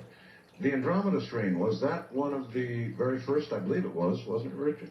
Yeah, that was the Michael Crichton novel that later became a film about a bug from outer space that was handled with extreme measures of biocontainment. And finally, in the end of the book, the thing mutated, and the world was saved because the thing mutated into something different. I'm trying to remember, I think it might have been Rain. Or something like that. Well, it went off back into space and began eating rubber, as I remember. East of the Rockies, you're on there with Richard Preston. Hello. Hello. I think there's a lot of misdirection and blame shifting and psychological warfare going on by this kind of program. I think. Well, where are you, sir? I'm in Cleveland, Ohio. And what are you going to do from Cleveland? Well, the point I'm making is that I think that the history, always denied but later proven, of U.S. involvement in chemical and biological warfare going back to the 40s, through the 50s, through the 60s.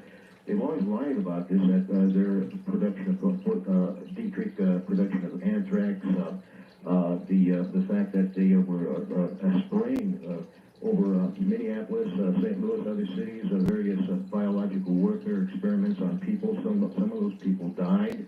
The fact that, for instance, when the United States claimed that they would destroy stockpiles of biological agents back in 1970, they lied because the CIA was still storing those supplies. Yeah, this man's right. And then that's the truth. And then congressional hearings after they said they had destroyed those, they moved them into private storage.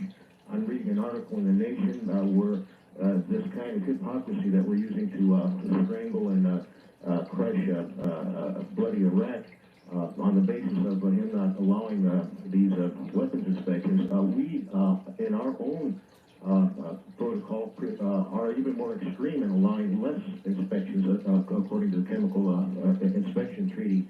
And the fact that Robert Gell and others have said, even as according to Joyce Riley, who you've had on your program, was working for a chemical, a military biological weapons contractor. You can stop right there. I couldn't agree more with you. We lie. We've been lying. Yeah, the U.S. government has a terrible track record in this area, and the gentleman is right. The U.S. government was testing stuff on the American population, stuff that they claimed was harmless, but sometimes wasn't. The CIA had stocks of biological weapons long after the United States had said that they were supposed to be destroyed. What I think is going on right now is I think that the situation is somewhat better. I think there's more transparency. I have not myself seen evidence of any contemporary bioweapons research program going on. I'm talking about offensive bioweapons. But my feeling is that it could happen quickly, and if it did happen, it might very well be invisible at first. One would hope. You know, we live in a democracy in which, you know, even civil servants who work for the federal government can become whistleblowers.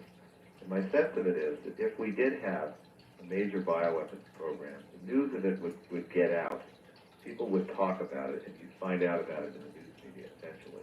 Well, one of the things that's going on in Russia is that they just don't have a strong news media, and they don't have a strong democracy. And so there's absolutely no public protest. There's nothing to check the military people when they go ahead and develop this stuff. Well, Richard, they always say you just couldn't keep a secret like that. But we haven't known about Tuskegee that long. We haven't known about the revelations that Hazel O'Leary laid on us about all the children and pregnant mothers that were fed plutonium and that sort of thing. Yeah, it's a good point, Art. It is. Listen, if we're at the end of it, you're going to get a lot of email. It's Richard Preston at mailexcite.com. And your new book, The Cobra Event, available in all stores everywhere. Richard, thank you. That Cobra Event's a page turner. It will keep you up 2 nights in a row. Guaranteed, huh? The first night reading it, the second night thinking about it. Thank you, my friend. Nice to be with you, Art. Good night and sleep well. From the high deserts, good night, all.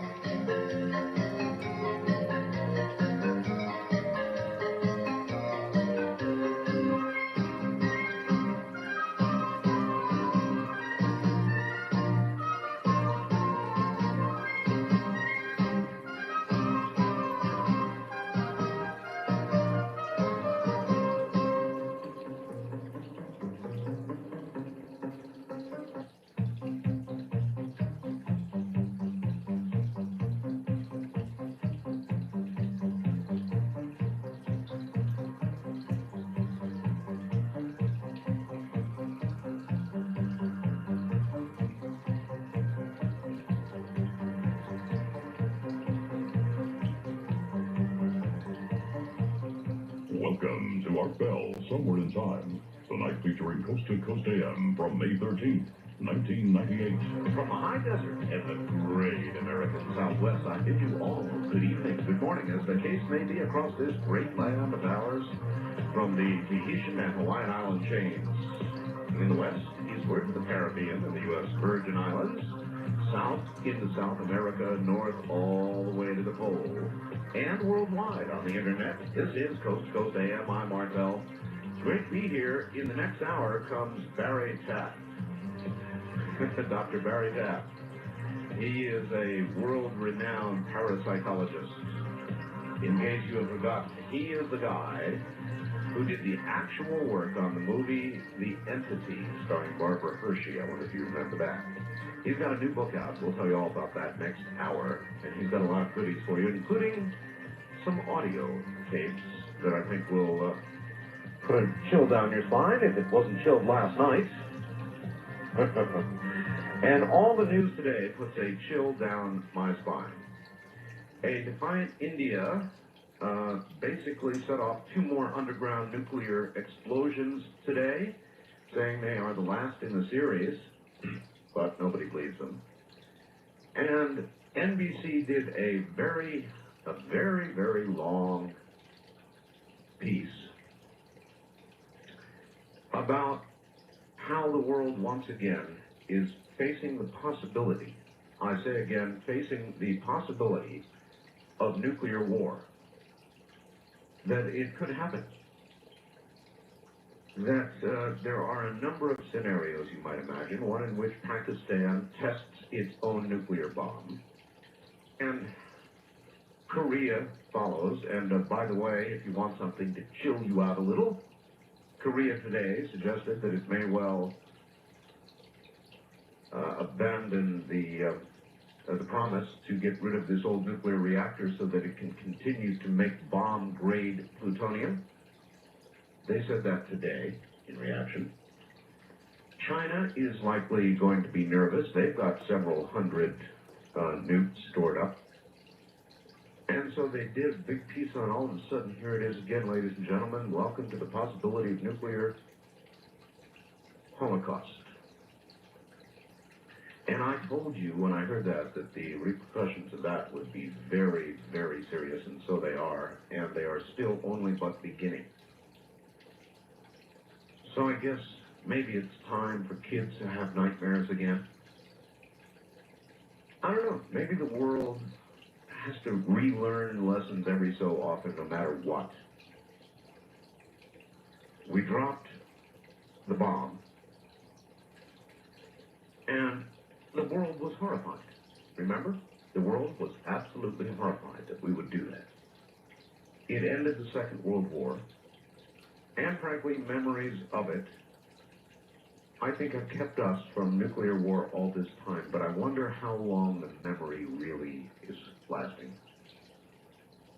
It would appear now, to me, that the memory is just about faded enough that we're in danger of the possibility of nuclear war once again, and what's been going on the last few days sure does prove that. Today, between our Secretary of State, Madeleine Albright, and Benjamin Netanyahu, but the talks did not produce anything at all. They will resume their talks tomorrow, but as of today, no change. The Russian economy is moving slowly toward recovery, weighted heavily by corruption. They've got the mob there, the need for revenue. Russia is presently treading water, and it's going to be yet a long time before Russia ever catches up economically with anybody. Now, I want to talk to you a little bit about something that is not in the news, but absolutely ought to be. Incidentally, NBC, you may have seen, noted that El Nino is not yet done. It rained here. It's been raining for about the last, on and off, 24 hours. And I hear there is another weekend storm on the way.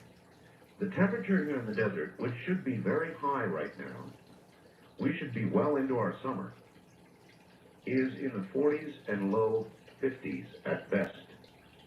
There's lots of new snow on the mountain behind me. I'll take a photograph on the studio cam tomorrow. You can see it. The snow level I would estimate at about 5,000 feet, maybe 4,000 feet here. It's really something. I've never seen weather like this, never. And NBC did a big piece finally last night and noted that indeed there has not been weather like this. Tornadoes in southern and northern California. Actually, I don't even want to sit here and document it. The weather almost everywhere, with very few exceptions, has been astoundingly changed. And they interviewed scientists on NBC who said, oh, yes, it would seem El Nino is not gone yet. They may have a surprise ahead. Here's a fact. Now, this is something that isn't in the news and damn well ought to be. Art, I live in North Georgia, Dalton, Georgia. And there's not a cloud in the sky here tonight, but there sure is a haze over the moon. Last night the sky was clear and the moon was perfectly clear and visible. Tonight, the hazy halo around the moon has got to be a result of the fires in Mexico and parts of South America, and you bet it is. And nobody worldwide is really reporting this. Isn't that interesting? There are fires now in Mexico, which has seen temperatures of 118 degrees. and Guatemala as well, that have the entire Texas coast, Rio Grande Valley, to the Louisiana border on alert. They're saying the haze is very dangerous smoke and has indeed traveled all the way from Central and South America. Dangerous particles in the air. And nobody's reporting it. None of the network media is reporting this event, and it is an event. I began hearing about it last night. Here's another one for you. This comes from the news up in Canada. Dayline São Paulo. An underground fire is smoldering and spreading underfoot in southeastern Brazil, and local firefighters have no idea how to deal with it. Said Sergeant David Francisco de Silva, it's complicated. He's a firefighter in San Jose dos Campos, outside São Paulo. He said, we're talking about a subterranean fire. So you can saturate the land, but there's not much else you can do. The fire is burning near the surface, but is in a park area, and apparently doesn't pose a threat to anybody's property, but it is an ongoing underground fire. Temperatures 4 inches below the ash-covered surface reach 140 degrees Fahrenheit. So you dig down 4 inches, and it's 140 degrees. Now, the reports about the very serious fires in Mexico are accurate. A repeat, they are accurate. Very serious fires. Guatemala, very serious fires. The smoke reaching all the way, in some cases, now to the Caribbean. And we're not hearing much about it. Pretty weird, if you ask me. And here's a follow-up on the cat story from the Toronto Sun. Michael Clement wrote this in the Toronto paper there. Spunky the mad cat went home yesterday in a plastic container. The Siamese tabby Cross was shot to death by police May 4th when she went berserk and attacked guests at her owner's Weston Road apartment. Her owner said, I miss her. Who picked up Spunky's cremated remains yesterday. She used to sleep with me. She'd run to the door every time we came home and meow. She wasn't a bad cat. Said this young waitress, 24. This cat, normally docile, suddenly went crazy, jumped on the leg of one of this young lady's party guests, madly scratching and attacking anyone who tried to touch her. When put in the bathroom, Spunky was howling and head-butting the door. Her claims she is too upset, too, by the number of anonymous abusive calls they've received. They just can't believe the police had to shoot her. They think she must have been given alcohol or drugs or something. They're calling us a bunch of losers. We weren't partying. I don't do drugs, never have. There was no alcohol around. No one harmed her. We wouldn't do that, she said. But nevertheless, Spunky is now a bag o' ashes. In a moment, I'll do a little more and we'll open lines. Listen, I do want to make note. You might want to go to the website. After the blast by Benson's attorneys, and they did send a blast at us, and they made us, you know, I had on the website, with proper credit given, you know, the 2 cartoons that Benson had done of me, Steve Benson, the Arizona Republic. And that's all we had up there, the 2 that he had done of me, with my name on them. But we got a threatening letter from their attorneys, and they said, take them off or else. So we took them off. However, matter of fact, you can see the letter they wrote up there. However, we are now initiating our View of Benson contest. And you are welcome to be part of it. It's one of the fun little things we do here. We've decided to volley back at the Arizona Arizona Republican Steve Benson by allowing you, my listening audience, and in many cases his viewing audience, to submit your view of Benson. That's right, your view of Benson. And we already have the first 3 posted up there on the website right now. If you would like to see what the first 3 people who did something think of, their view of Benson, it's a free First Amendment world out there, folks. So you make the cartoons, send them to my webmaster, and the award-winning cartoons will be posted on the website, just like 3 we've got up there right now. They're great. Great. If you're a bit of an artist with a sense of humor, and you have a view of Benson that you would like to air, please send them to my ever-so-attentive webmaster, the very creative webmaster that I have, Keith Rowland. And so we're asking you to submit your view of Benson to Keith Rowland by sending it to him at the following email address: Keith, Keithr, Keith R at primenet.com. Keith R at primenet.com or webmaster at artbell.com. And if you want to go up and take a look at what 2 or 3 creative people have already accomplished for us, you're welcome to do that. They're a riot. It's all at www.artbell.com. So if Benson wants to know how the public views him, he's going to have to log on to the website. My guess is he will be doing just that. So we may not be able to post the cartoons which they published with my name, but we can publish our view of Benson, and we are going to do that, as you can readily see by looking at the website tonight. So by all means, send your entries to my very astute, anxious webmaster at webmaster@artbell.com, or Keith R, Keithr, all lowercase, at primenet.com. We'll look forward to getting more entries.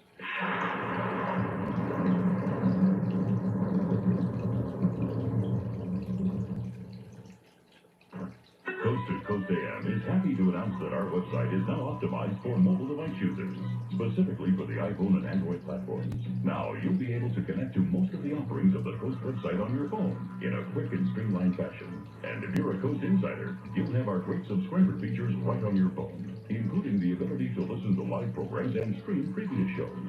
No special app is necessary to enjoy our new mobile site. Simply visit coasttocoastam.com on your iPhone or Android browser. Streamlink, the audio subscription service of Coast to Coast AM, has a new name, Coast Insider. You'll still get all the same great features for the same low price, just 15 cents a day when you sign up for 1 year. The package includes podcasting, which offers the convenience of having shows downloaded automatically to your computer or MP3 player, and the iPhone app with live and on-demand programs. You'll also get our amazing download library of 3 full years of shows. Just think. As a new subscriber, over 1,000 shows will be available for you to collect, enjoy, and listen to at your leisure. Plus, you'll get streamed and on-demand broadcasts of Art Bell's Somewhere in Time shows and 2 weekly classics. And as a member, you'll have access to our monthly live chat sessions with George Norrie and special guests. If you're a fan of Coast, you won't want to be without Coast Insider. Visit coasttocoastam.com to sign up today.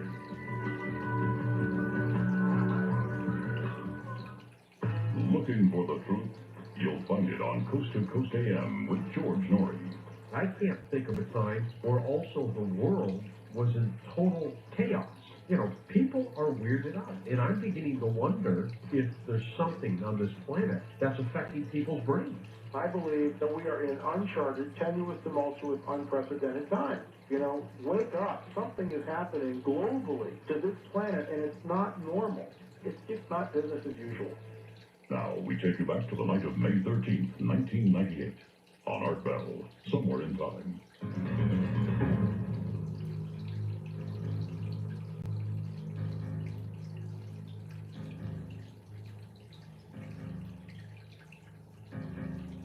All right, something very interesting.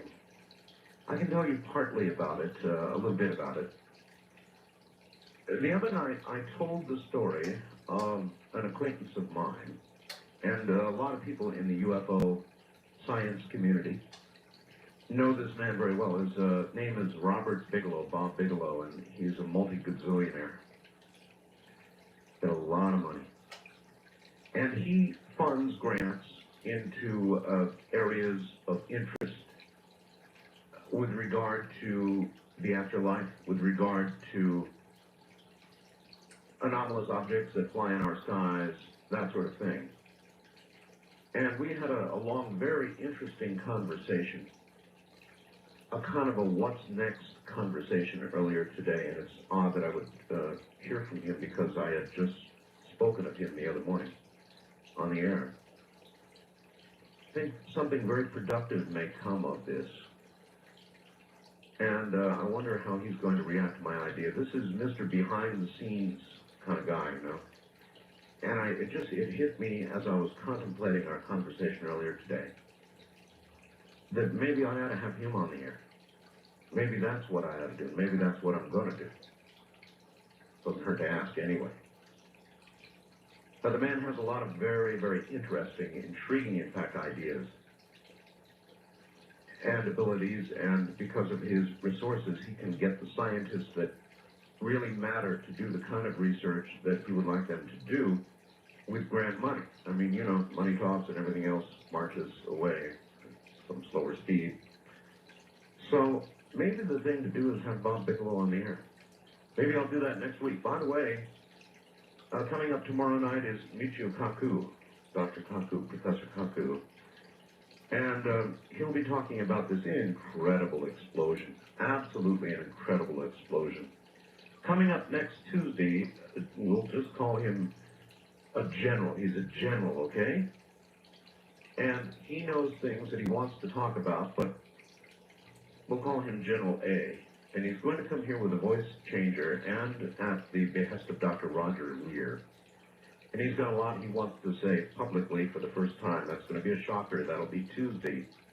Wednesday, Professor Paul Dixon, next Wednesday, who is going to talk about supernova from experimentation. This is really a wild one.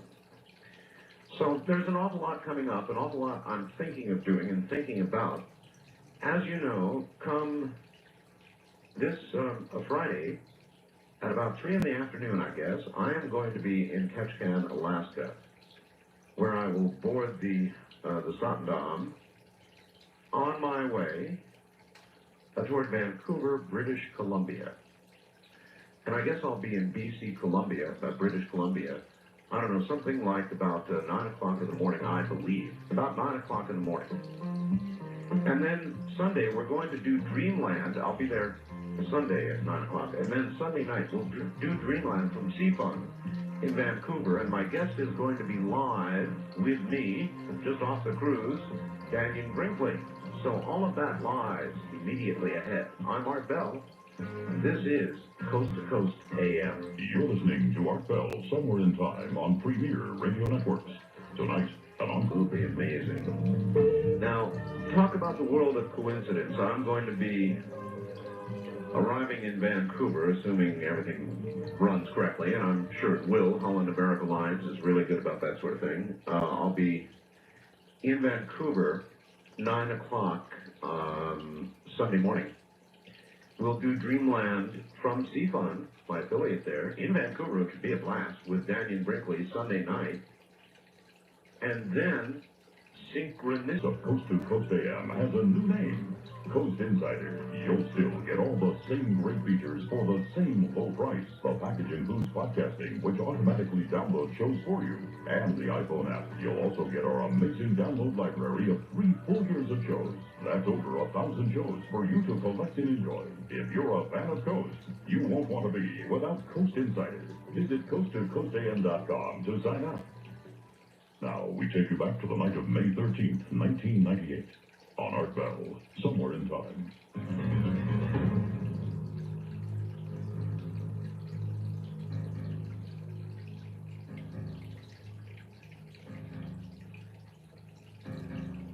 This is interesting. I read it a long time ago. Somebody sent it to me again. If we could shrink the Earth's population to a village of precisely 100 people with all existing human ratios, here's how the village would look.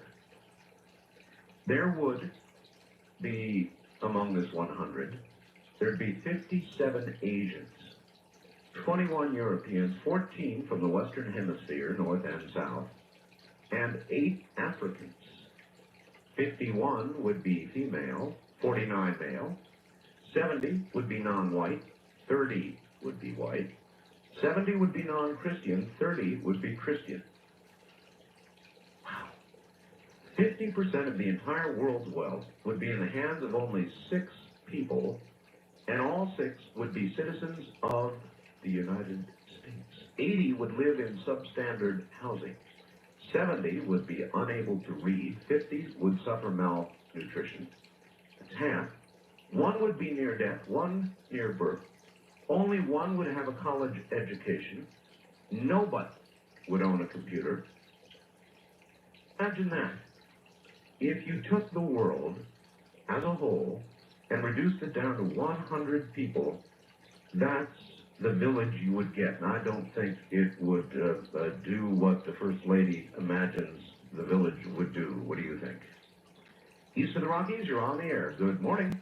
No, just 2 things I wanted to talk about. A little correction.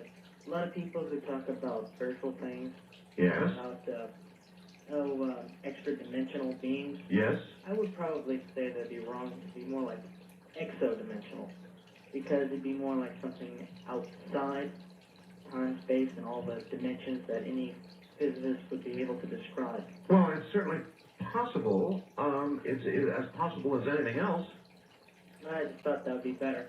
Also, in regard to this nuclear thing going on, Yes. I think it has a lot to do with President Clinton and Hillary Clinton and their newly exposed stance toward Israel. Because I really have a strong belief that as long as any country is pro-Israel, that things are going to go good for them. And if they're not, then the world will start to shake. And strange things, really bad things will start to happen. Well, if you look at all the news with respect to India, Pakistan, North Korea, China, the bad news is happening. Well, what do you think?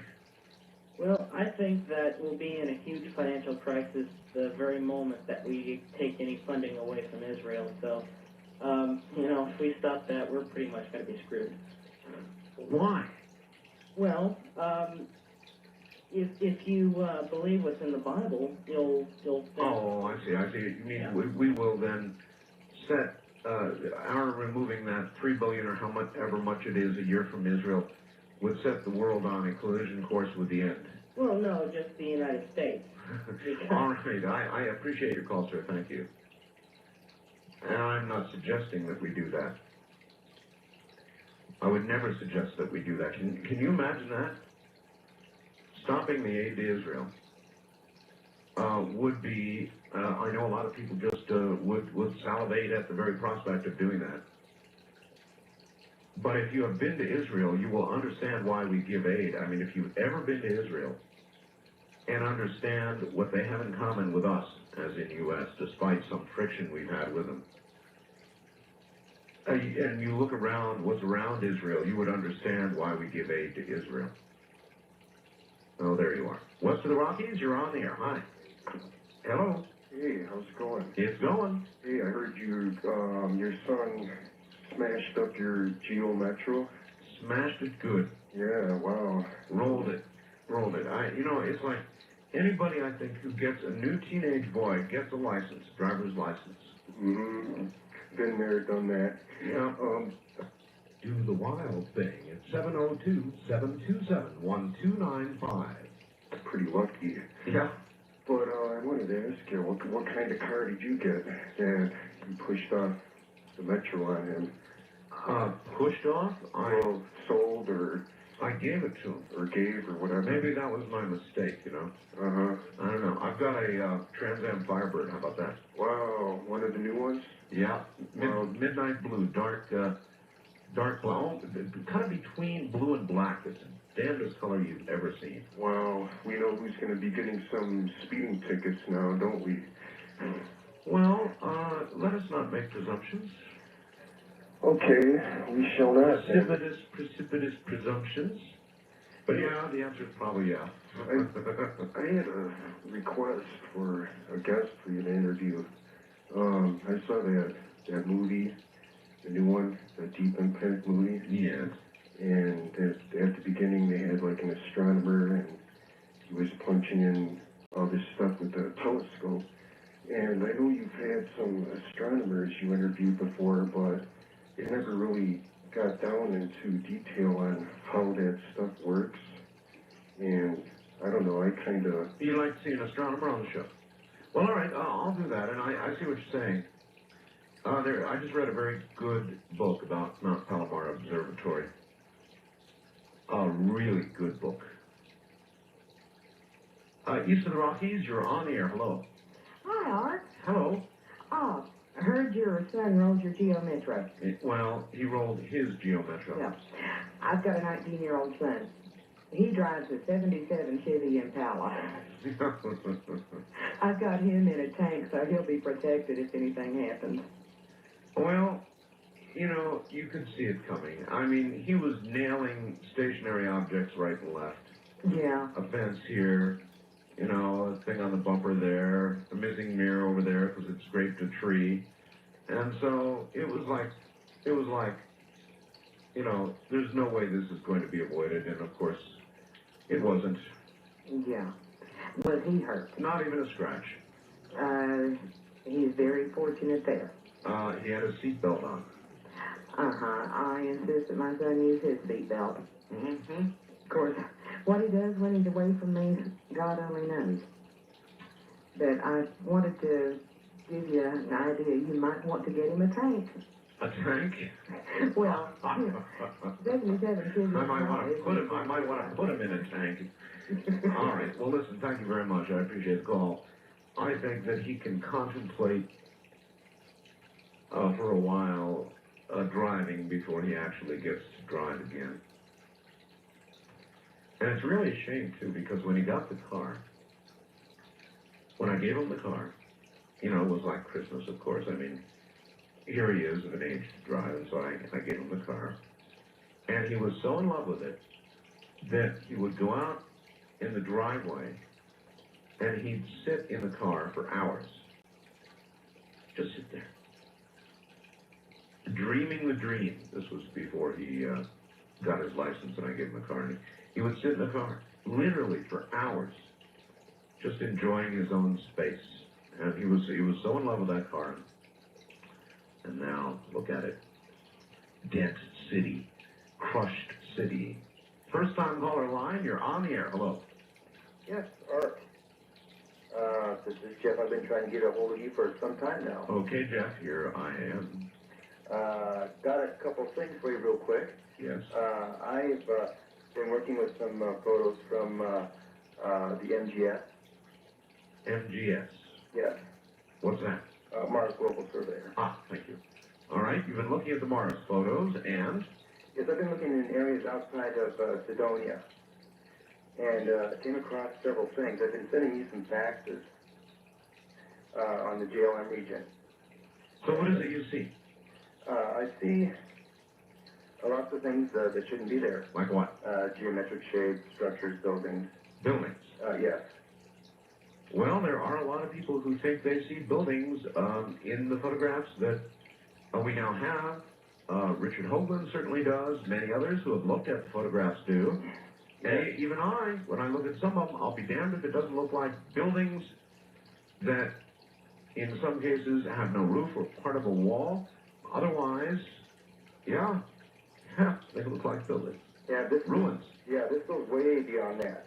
What I'm going to do, I'm going to send you a set of these photos. Well, what have you got? Hammers, nails, power tools? I'll send an email.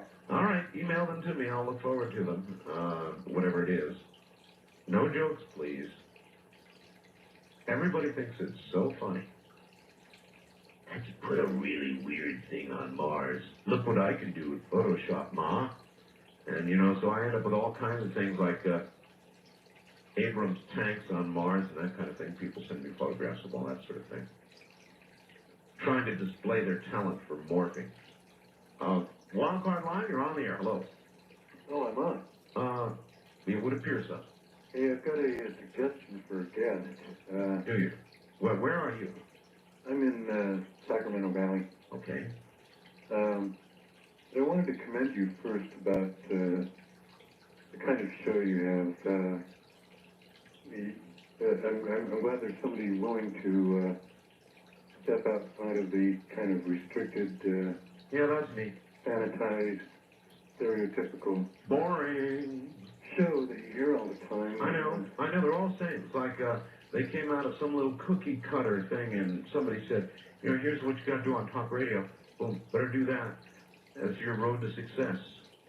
Yeah, well, I think probably most of them would probably call you a kook. They do. Or they do. Or the ultimate dismissal of all, which is conspiracy theorists. Oh, they do. They do. And I don't care. So anyway, that's what they don't understand is I don't care. I hear it all the time from my colleagues in talk radio. They're going nuts. And they make jokes and stuff when people call and mention my name. That's okay. I don't care. I really don't. Anyway, so I really like to try and find as many, I guess, unconventional sources as possible. Me too. But anyway, there's a lot of people I could mention. It might be guests, but give me your top choice. Pardon me? Top choice. Have you ever interviewed Maury Terry? No, I don't even know who he is. Who is he? He's an author and reporter. He wrote a book called The Ultimate Evil. Oh. You ever heard of that? Sounds good. So far, The Ultimate Evil. The Ultimate Evil, yeah. Well, he was investigating the Son of Sam case. Ah, yes. In New York. Oh, yes. And what he discovered was, despite the official police version that David Berkowitz was a lone guy, he found out that actually there was a number of people involved in the killings, and they belonged to a satanic cult, and the murders were actually ritual murders, and that there was there's this kind of a network of cults. All right, you got me hooked. That's enough. All I need is a way to contact this person. Okay, well, I just sent you something in the mail today, and I really don't know exactly how to contact him, but that's always the problem. I do know that in the book he mentioned that he was in contact with Steve Dunleavy of the New York Post and several other news people, and I wrote that down in my letter. I could probably get hold of Steve. That I could do. All right, sir, thank you very much. And I would like to urge any of you who want me to have a guest on to take pity on me and try and include some kind of contact information. I book all my own guests. Nobody does that for me. I book my own. Because there's really, I often wonder about other talk show hosts and how they do that. You know, they have some producer who's booking guests for them, and how does the producer really know what the talk show host wants to do? I've frequently wondered about that. I don't do it that way, and maybe there is some sort of camaraderie that develops between the host and the producer anticipates what the host wants. But I've just never been comfortable with letting anybody else do that kind of thing for me.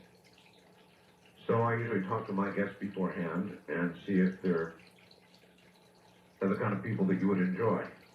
And that gives you about an 80% success rate, and then about 20% of them get on the air and are total bombs. But at least when you do it yourself, you know, most of the time it works out. West of the Rockies, you're on the air. Hi. Hi, Eric. This is Daryl from Salem, Oregon. Hi, Daryl.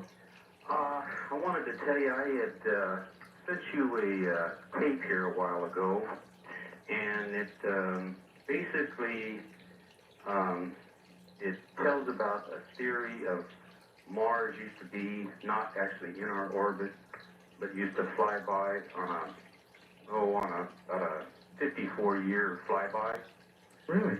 Yeah, and You mean then it would go shooting back out into the universe to come back 54 years later? Is that what you're talking about? yes, and the theory is that this guy studied ancient cultures, all their folklore and stuff like this. Yes. They feel that it might have been captured in our orbit about 700 BC, approximately the time. No, it's not. It's captured by the orbit of the sun, of our sun. No, Or it's they thought captured it by the sun, the gravitational pull of the sun, I believe. Not the. I don't think the Earth. Mars does not orbit the Earth. It joins us in orbiting the sun. No, but it was actually captured in our orbit on a close by coming by Earth, was captured in the sun's orbit. They feel that... Okay, here's what's wrong with that theory. They know that perhaps 500 million years ago there was a giant flood on Mars. Right? They've got the floodplains, the rest of it. Right? Mm-hmm. So, if Mars had been out orbiting the universe and away from the sun, it could not have had the atmosphere that they say it had. It could not have the water that they say it had, and so forth and so on. So, say that. I never considered really that. I just, what they made sort of sense is, we used to have 360-day calendar, and up till about somewhere around 700 BC, all the cultures all over the world changed to the 365-day and a quarter. And they feel that that's, not only studying, they use the Bible, the Torah, all the Incas and stuff like that. Well, listen, I would love to continue this with you, but unfortunately I am at the top of the hour, so we'll talk again about this sometime, all right? Okay. Take care. I just don't see how it could have happened, because as nobody can hear you scream in space, planetary-wise, if Mars had been out there zooming around, it certainly would not have had atmosphere, no water, or anything else, because it would not have been near a nourishing star. This is Coast to Coast AM. You're listening to Art Bell, Somewhere in Time. Tonight featuring a replay of Coast to Coast AM from May 13th, 1998.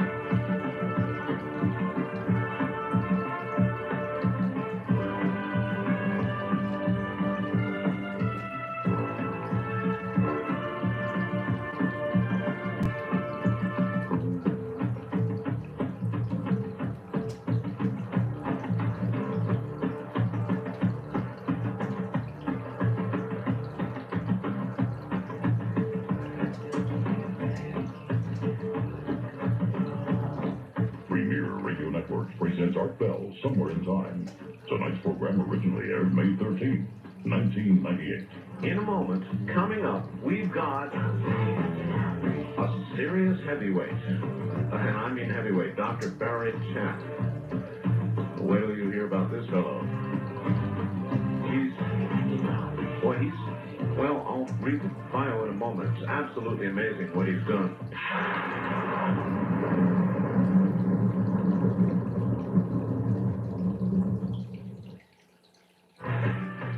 Streamlink, the audio subscription service of Coast to Coast AM, has a new name, Coast Insider. You'll still get all the same great features for the same low price. Just 15 cents a day when you sign up for 1 year. The package includes podcasting, which offers the convenience of having shows downloaded automatically to your computer or MP3 player, and the iPhone app with live and on-demand programs. You'll also get our amazing download library of 3 full years of shows. Just think, as a new subscriber, over 1,000 shows will be available for you to collect, enjoy, and listen to at your leisure. Plus, you'll get streamed and on-demand broadcasts of Art Bell's Somewhere in Time shows and 2 weekly classics. And as a member, you'll have access to our monthly live chat sessions with George Norrie and special guests. If you're a fan of Coast, you won't want to be without Coast Insider. Visit coasttocoastam.com to sign up today.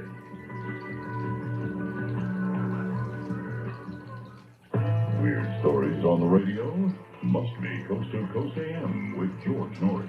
You know, when I started doing this radio program, Jesse, half of the subjects I was really into. The paranormal, the unusual, ghosts, and things like that. Yeah. The conspiracy stories, you know, I was a little weary about these, other than the Kennedy assassination. And all of a sudden, I woke up. I simply woke up. Is that what happened with you too? Yeah, that's when I really started to say, what is going on here? And I started to truly then investigate 9/11. And today, I don't believe the government story of 9/11. Here's the 3 options. Either we knew about it and allowed it to happen, or we knew about it and participated in it, or these were the dumbest buffoons that could have ever been in charge of our country, who could have all this information. And I started to think they knew it was going to happen. They either are part of it or they allowed it to. There's no doubt in my mind. Now, we take you back to the night of May 13th, 1998, on Art Bell, Somewhere in Time.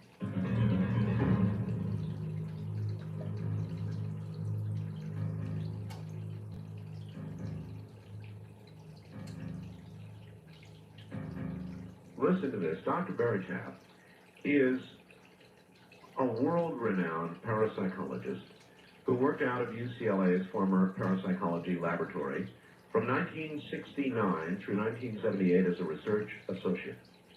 He holds a doctorate in physiopsychology. Is that right? Psychophysiology. That's probably right. With a minor in biomedical engineering from UCLA. During his 30-year career, Dr. Tapp has investigated more than 3,500 cases of ghosts, hauntings, poltergeists, and has conducted extensive studies in telepathy, precognition, remote viewing. He was also himself investigated as a psychic subject, the results of which were published in Behavioral Neuropsychiatry, a laboratory investigation of telepathy, the study of a psychic, Volume 6, numbers 1 through 12. One of the cases Dr. Tapp investigated in 1974, you may recall, gained international fame as the book and motion picture The Entity, starring Barbara Hershey, released by Fox in 1983. It was a really frightening motion picture. Barbara Hershey was repeatedly attacked, sexually assaulted in the movie. It was a real-life occurrence, so she portrayed that, but continuously assaulted by an entity. Dr. Tapp has appeared on numerous TV and radio programs, including Strange Universe, Unsolved Mysteries, The Joan Rivers Show, Current Affair, Hard Copy, Sightings, Judge for Yourself, The Extraordinary, and a recurring guest on NBC's The Other Side. Now check this out. He is consulted for government, business, and law enforcement, including the CIA, ONI, NSA, DLI, DIA, DARPA, the FBI, Interpol, LAPD, California Highway Patrol, Santa Barbara Sheriff's Department, and the Westminster Police Department. Wow. He has served as a technical advisor or script doctor on the films Logan's Run, Demon Seed, Altered States, Poltergeist, and The Entity. He's written numerous articles for magazines and journals, has been featured in many books on paranormal subjects ranging from precognition to UFOs. Dr. Tapp is also the co-inventor of 6 medical patents which are currently being developed for the market. His new book, Aliens Above, Ghosts Below, Explorations of the Unknown, has just recently been published on the internet. What what an amazing past. Dr. Tapp, welcome to the show. Oh, it's a pleasure to be here. What a, you know, is there any alphabet agency here that you missed? The National Institute of Mental Health. What is the DLI? That's Defense Language Institute. The Defense Language Institute. Just as a matter of curiosity, what is it like dealing with the CIA? Well, it's like you're dealing with people that are never there, and everything's sort of kind of quiet. You don't get direct answers. You never really know what's going on. You can't ask a lot of poignant questions. You have to find national security oaths, you know, like 5 times over. So, in other words, it's exactly what we imagine it to be. It's a little worse, actually. A little worse, actually. I mean, the people were nice, but kind of cold, apathetic, very distant, detached. And they're as paranoid of you as you are of them. Maybe that's a good thing. Well, perhaps, depending on who you're dealing with. But it's, you know, it's like the old oxymoron of, you know, military intelligence or government intelligence you can't use. Yes, so of course. All right. A lot of my audience has never heard you before. You did the original investigation on the real entity story, the one Barbara Hershey was in. Right. And I suppose we should give our new audience a little bit of history about what that really was like as opposed to what the movie showed us. Oh, yes, it was, well, as you read in my book, I discuss quite in depth the differences between the movie and reality, and in some ways reality was a lot more interesting than the movie. Really? Because we captured a lot more evidence, we had a lot more personal experiences, and I'll sort of try to chronicle that now. And when you're investigating hauntings and poltergeist activity or apparitions, you spend a lot of time talking to people and just collecting data, meaning stories, anecdotal information. Sure. It's very rare to be in the environment, this field environment, and to witness something, and it's even rare to be in the environment and to record something while you're visually observing it. It's extremely rare. It's like the probability of being in an airport with a camcorder, and there happens to be a crash of an airliner while you're there. It's like astronomical. It's an astronomical probability. Yeah, to be in the right place with the right equipment when something actually really happens. Right. If the phenomenon, whatever the nature of it is, happens to be cooperative or present when you're present, which is extremely rare. So it all began when my colleague at the time was in Hunter Books in Westwood, and right really down from the UCLA campus, and he was talking with one of his friends about the work we do, and some women on the other side of one of the bookshelves was overhearing his conversation, and she just casually said, "My house is haunted." And of course, we get that all the time. People just throw it at us as a big joke, and rather than trying to engage this woman in a detailed conversation in that environment, my colleague thought it'd be best if he just took her name and number, and we'd get back to her another time. Was a young woman? Right, the woman's name was Doris, so we called Mrs. B in the original article, but her first name is Doris, so we refer to her as Doris. We made an appointment to come out and see her, rather than just interview on the phone, since she lived really close to where we did. She lived in Culver City, and we lived in West Los Angeles. So we went out to see her. It was August of 1974, and we sat down and basically said, "Tell us a story. What are your experiences? What's happening here?" And the first thing she told us was that she'd been repeatedly sexually accosted by 3 entities. And my colleague and I looked at each other, and our eyes essentially rolled back in our heads, and we both thought, "Oh my God, this woman's very disturbed." Actually, I was going to go even further back than that, and I was going to ask you, so many people will say something like that, but what was it about this woman that made you even take the step to physically take the time and trouble to go and see her? She must have stood out in some way. When she came up to my colleague, she was very distressed. She was very on edge and nervous. And the keynote in dealing with people that contact us in terms of investigation is that fear seems to be the primary reason, the fundamental reason they call. Yeah, right. So you want to know what's going on, how do they deal with it, what's the nature of it, and of course, how do you end it, which is something we don't deal with. We try to document it.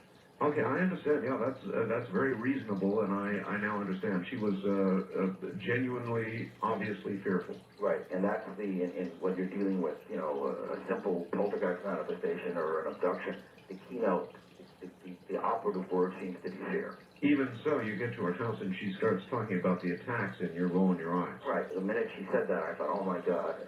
Normally when we reach a level in an investigation where it's obvious that people are suffering from some form of psychopathology, I just stamp the top of the form with a red P, meaning the person is emotionally disturbed, and we filed away.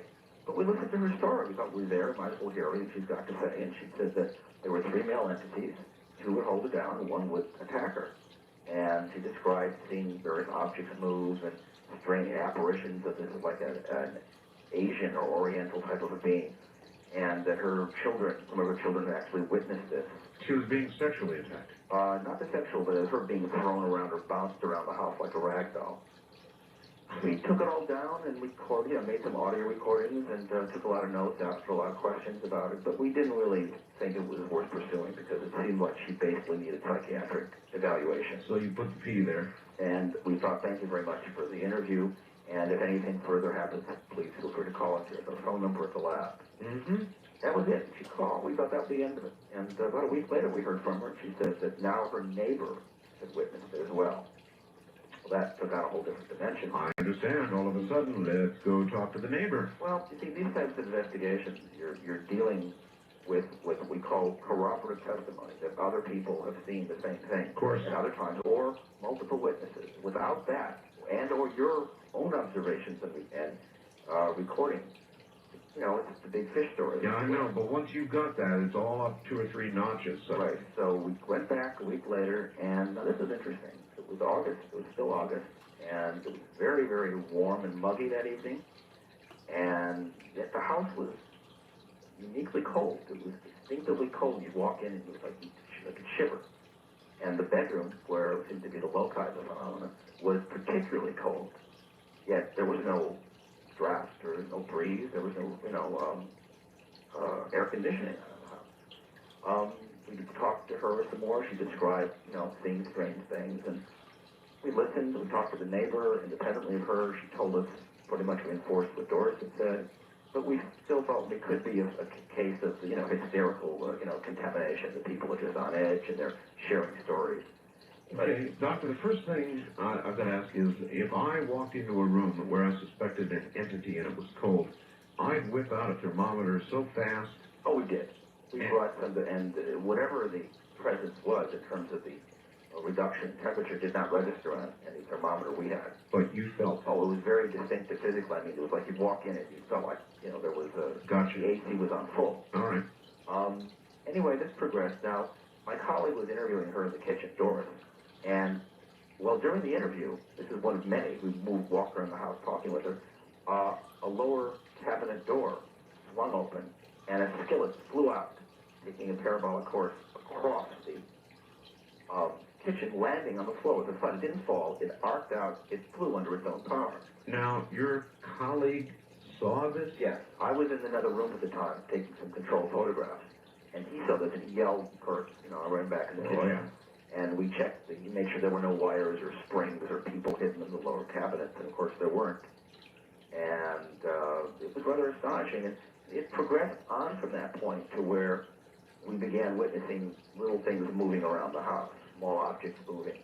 But it took on a bigger dimension, where we began to see pops of light, little, what we called corpuscular masses of light that looked like little tiny comets flitting about the house. And really? Since fireflies do not occur out here, we thought, what is this? So we began to subtly attempt to control the environment, sealing off the house from external light sources. Right. By doing this, it naturally amplified these weak light sources, and they were very distinctive and point sources of light that were self-luminous, flying about the house. You could see them. We saw them, and we did in fact capture one of them with a camera. With a camera. With a 35 millimeter camera with Tri-X film shot at a very high speed and pushed in development. What you see is a ball of light with a tail on it.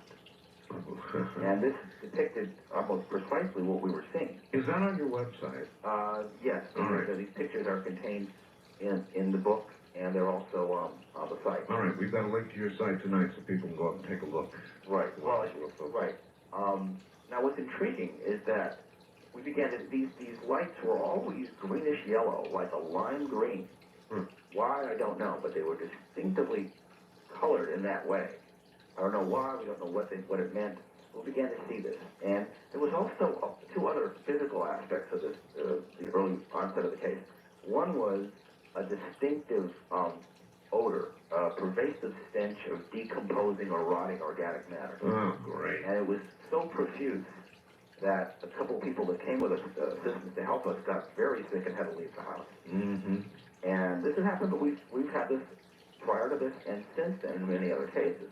But another thing, which is the most common physical characteristic that we've encountered in 30 years, is the sense of overpressure.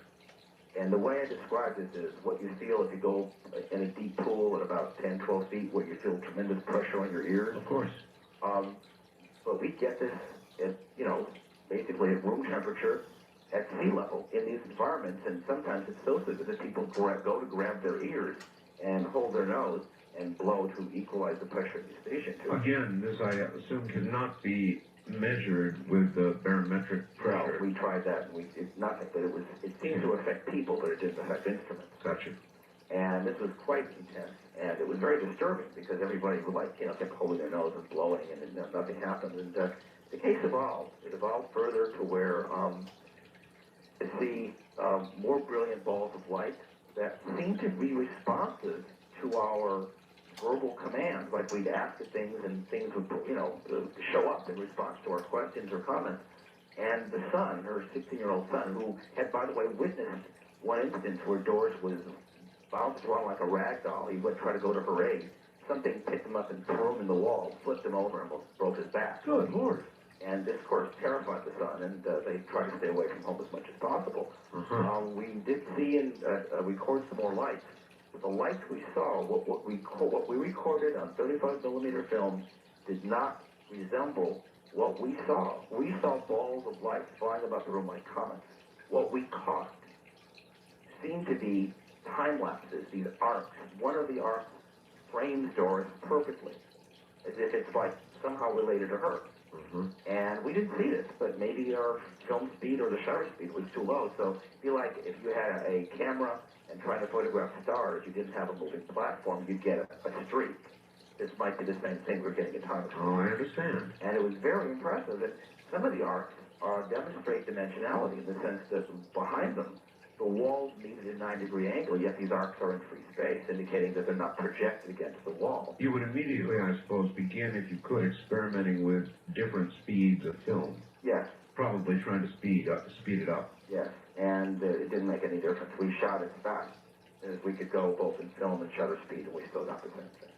Now, we did submit these photographs, the negatives, for analysis by a number of people. One was the West Coast editor of Popular Photography in the mid-'70s, and he said he's never seen anything like these, and he couldn't even begin to explain their nature.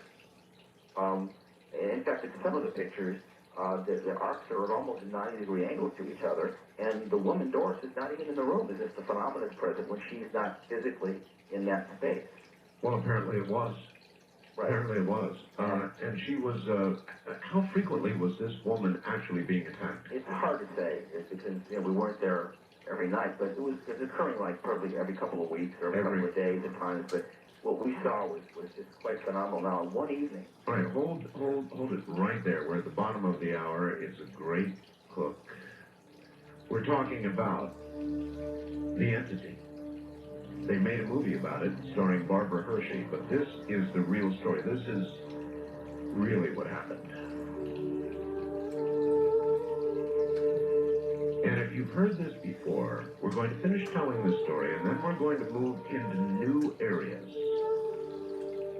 Specifically UFOs, which Dr. Tapp has never talked about before. And I'll tell you why it is of particular interest to me. Aerial phenomena and PSI phenomena. Could they be tied? Stay right there. You're listening to Art Bell, Somewhere in Time on Premier Radio Networks. Tonight, an encore presentation of Coast to Coast AM from May 13th, 1998.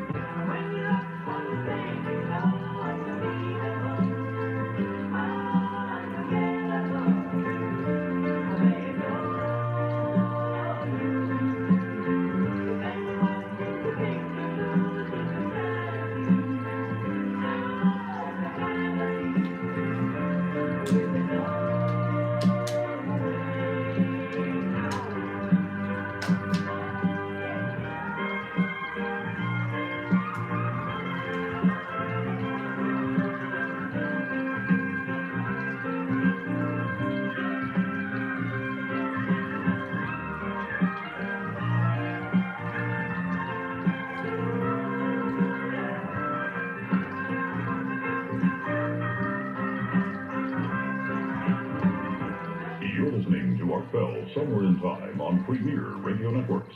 Tonight, an encore presentation of Coast to Coast AM from May 13th, 1998. Dr. Barry Tapp is my guest. He was the principal investigator in the Entity case, the one they made the movie about. Except he investigated the real case. And so you're hearing the real story. I'll tell you something.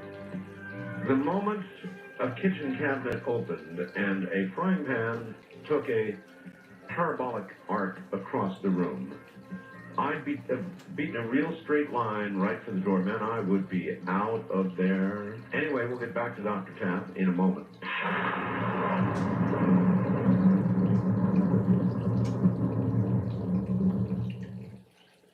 You're listening to Art Bell Somewhere in Time on Premier Radio Networks. Tonight, an encore presentation of Coast to Coast AM from May 13th, 1998.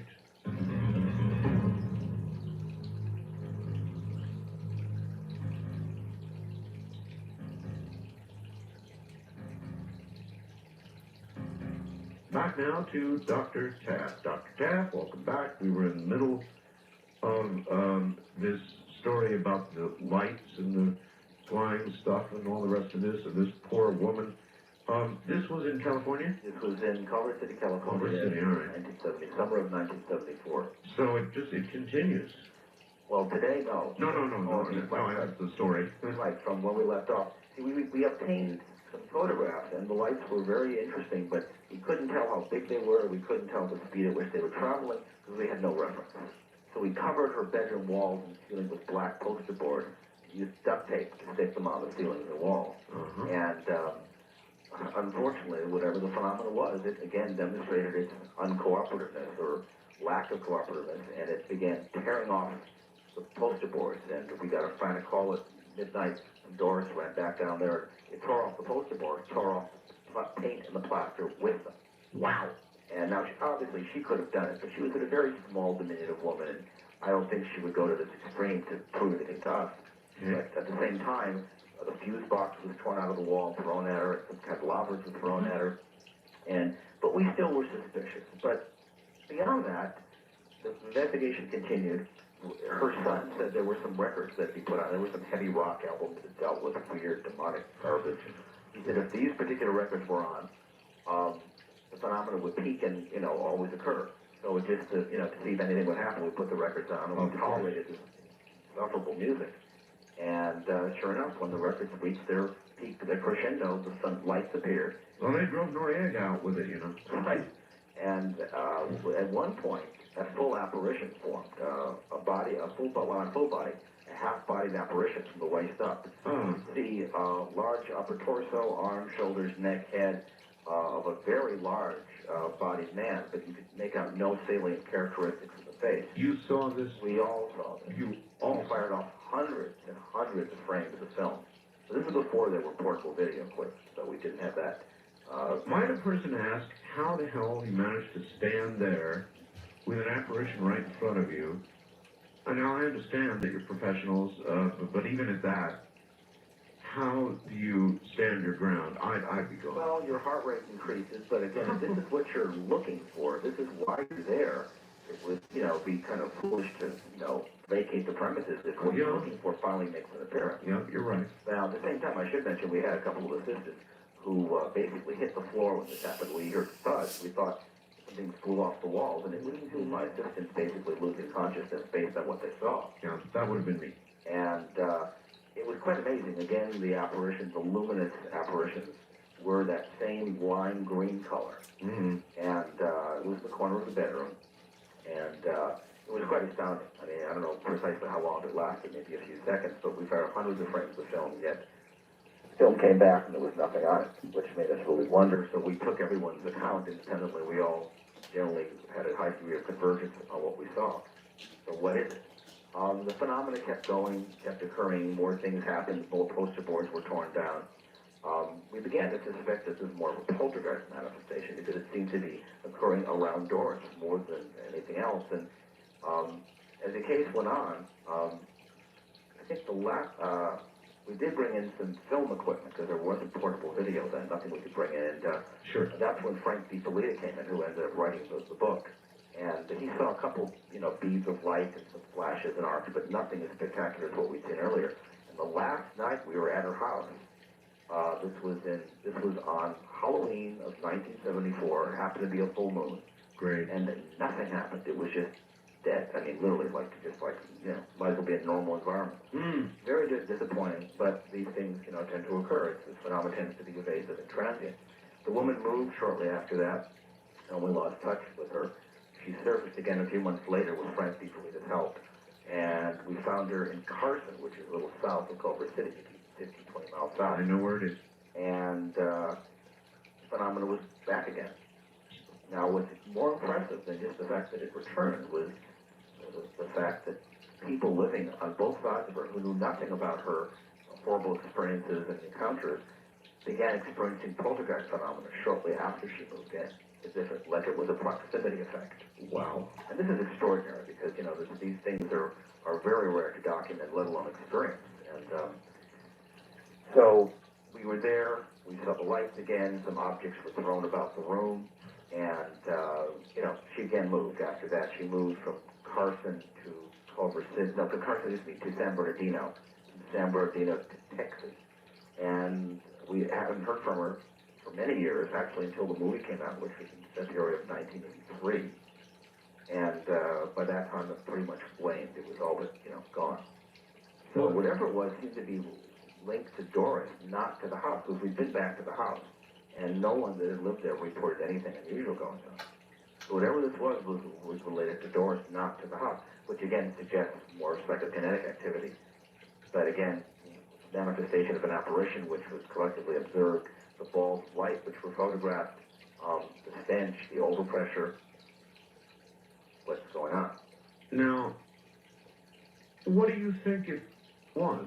In other words, do you now, after all this time, lean toward the poltergeist explanation? Or was this a haunting? In other words, you saw an apparition. I don't know. I mean, obviously, based on what we think we know about this field of research, the evidence would more than likely suggest it was more of a poltergeist manifestation, but of a unique nature. Or the phenomena is so multidimensional in its nature, we can't really put our finger on it. We're sort of like the three blind men, touching an elephant trying to describe it. I remember you telling a story of a gentleman who ended up with a noose around his neck. Oh, yes. Now, this case was even more spectacular. In my wildest dreams, I never thought I'd run into another case as unique, as extraordinary, and as spectacular as the Entity case. But in 1989, I received a call from a woman in San Pedro by the name of Jackie Hernandez. In fact, she was so worried that we might think she was emotionally disturbed. She had a friend of hers, Susan, call us initially. And she told us of seeing an apparition, disembodied heads in the attic and everything. And I thought, yeah, right, okay. But she described other events which are more typical of hauntings or poltergeist activity. So we decided to go out there. Again, August, which seems to be a big month for this activity out here. And the night we arrived, we walked in the house, that same stench, the same overpressure. And we started interviewing her. She described seeing numerous old male apparitions, a disembodied head floating at her in the attic, and objects being thrown around, fires spontaneously breaking out, strange lights, water coming out of the woodwork as if there were hoses attached to it. So, we listened, we're taping on videotape now, but we heard this strange pounding in the attic, as if a very heavy man or was bouncing around the attic. We went up to the attic, and there was, of course, nothing. I went on this case with a number of other people who I worked with at the time. One is still my associate named Barry Conrad, and he's a professional videographer. The other was a man by the name of Jeff Wheatcraft, who apparently became the victim of this phenomenon, which is what makes this case distinctive and unique among all the other cases I've worked on.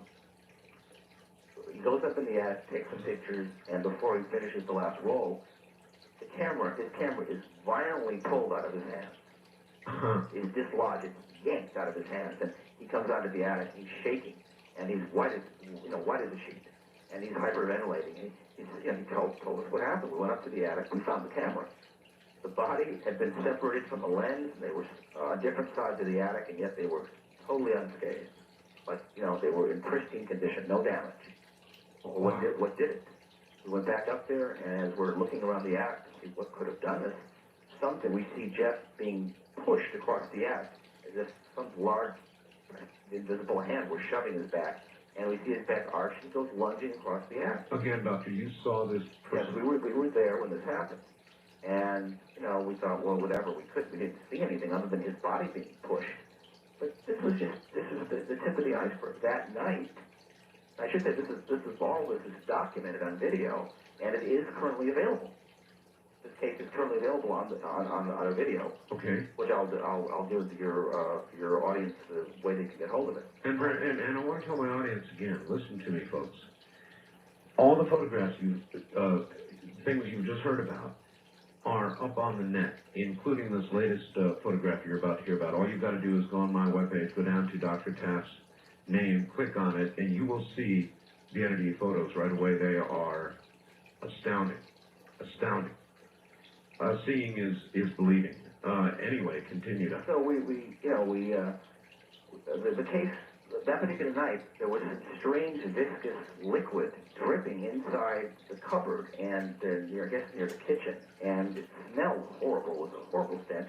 So we put some in the sample bag, thinking, we didn't know what it was. We had it analyzed, and it came back as human blood plasma. Human blood plasma. Coming from a cat. Coming out of a cupboard. So we obviously tore the cupboard, some planks out of the cupboard, looking for at least anything stuffed behind there, as we always try to rationally, reduce prosaic explanations so we can rule them out. Yes. And there was no body back there, no animals back there, and we're left with, well, we don't know where it came from. What's human blood plasma doing seeping out of somebody's cupboard in San Pedro? So the case went on September, I think it was 4th or 9th, I don't have it in front of me. We're back again. We're getting in the attic, and weird lights. We're seeing objects caught fire and things like that. We're in the attic, and we're about to come down. And the last person to come down was Jeff, because he was again curious. They heard sounds, and we heard this moan, like a yell. And the man who came down, who was starting to come down just before Jeff heard this, turned back and fired the camera at Jeff to see where he was going, because the attic was dark. And Jeff was basically strung up by a plastic clothesline that had wrapped itself around his neck in a bowline knot and pulled itself over the rafter on a bolt or a nail and was hanging him. He was being hung by an entity, by a force we couldn't see. Now, somehow, some way, somebody got a picture of this. I mean, you can actually see him there strung up to this damn rafter. Right. How would anybody have the presence of mind to take a photograph? I mean, because the only way, see, Gary Bain, who was the man who basically saved Jeff Wheatcraft's life that night, the only way he could see was by firing the flash in the camera, because he didn't have a flashlight on. He already pushed it down through the crawl hole. So he had to fire the camera, and in doing so, he captured the pictures.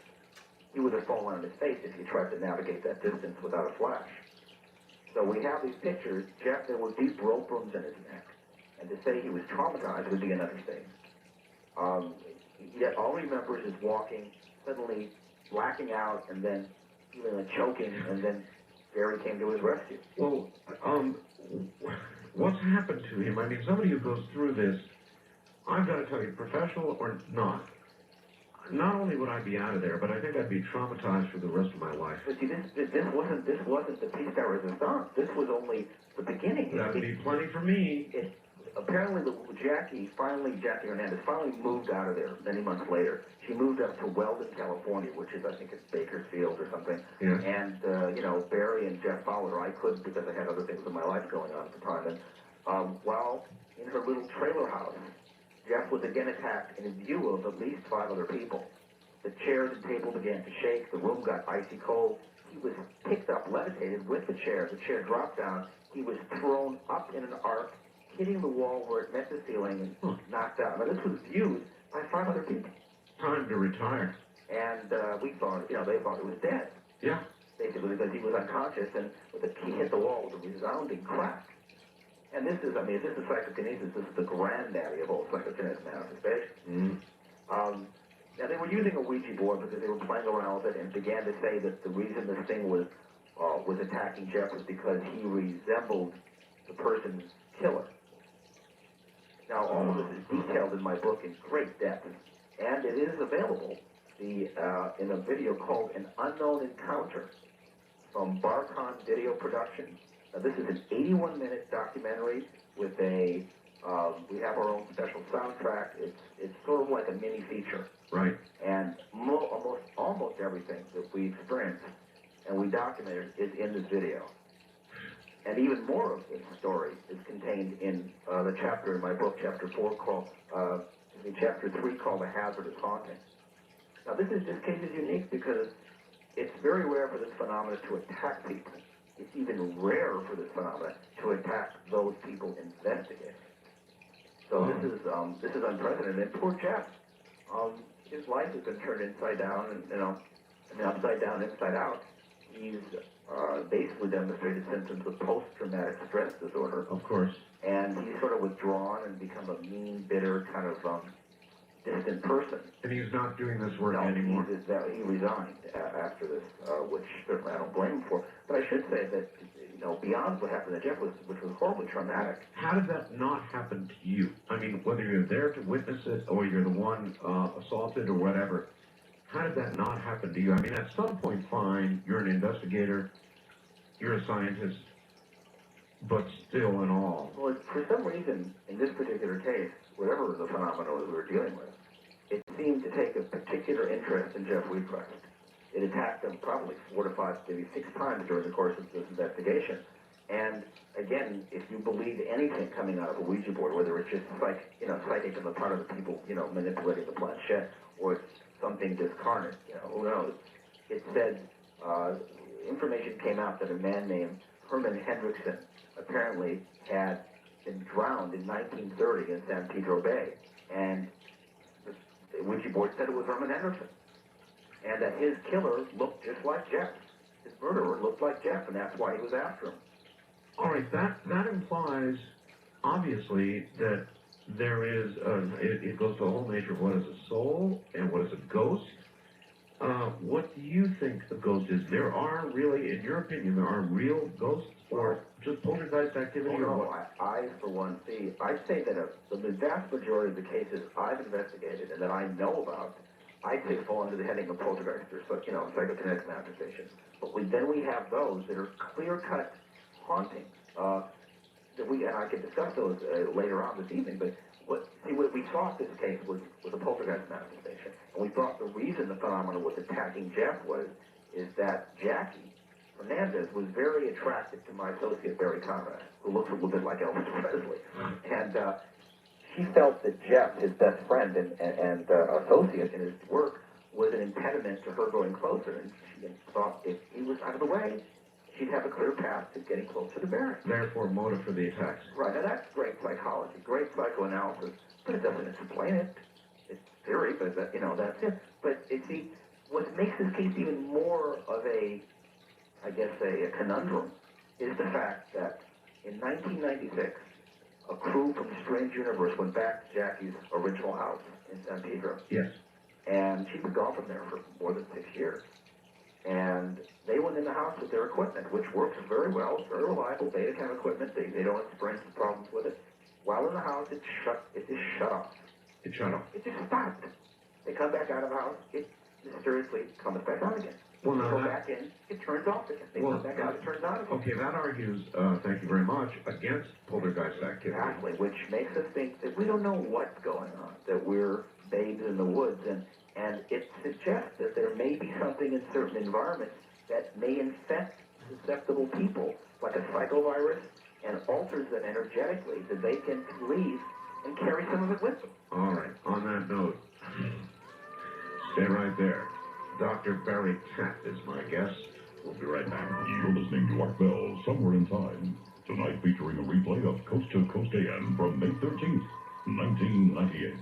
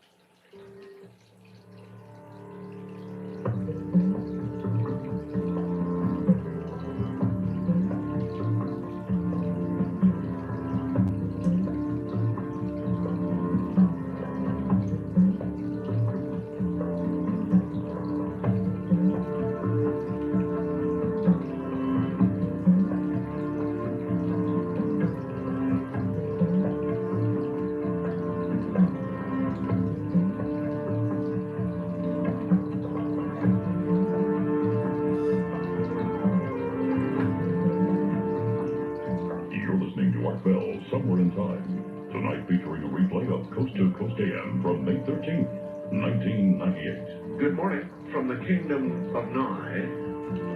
We're in Pahrump, Nevada. It is presently 43 degrees. I'm near Death Valley. The temperatures here now should be soaring out of sight. They're not, but in Mexico they are. Fires going on in Mexico, Guatemala, that are putting haze in the air all the way across Florida into the Caribbean. Strange times. Really strange times. Tornadoes in southern and northern California. Snow where there ought not be snow. It's strange times. And it's strange times on the air. My guest is Dr. Barry Taff. He is a world-renowned parapsychologist. He holds a doctorate in psychophysiology with a minor in biomedical engineering from UCLA. He's investigated during his career 3,500 cases of, well, what are they? Ghosts, haunting, poltergeists. You name it, he's seen it, and we've got pictures to prove it. In the last hour, he talked about the entity case, the real entity case that he was a principal investigator on. You can see the photographs from it up there. You can even see this poor man hanging from a rafter. That's all up on my website now. Just scroll down to the name Dr. Barry Taff and click on it. It'll take you right to these photographs. Take a look for yourself. He'll be back in a moment, and we're going to go down a bit of a different road with Dr. Taff in a moment.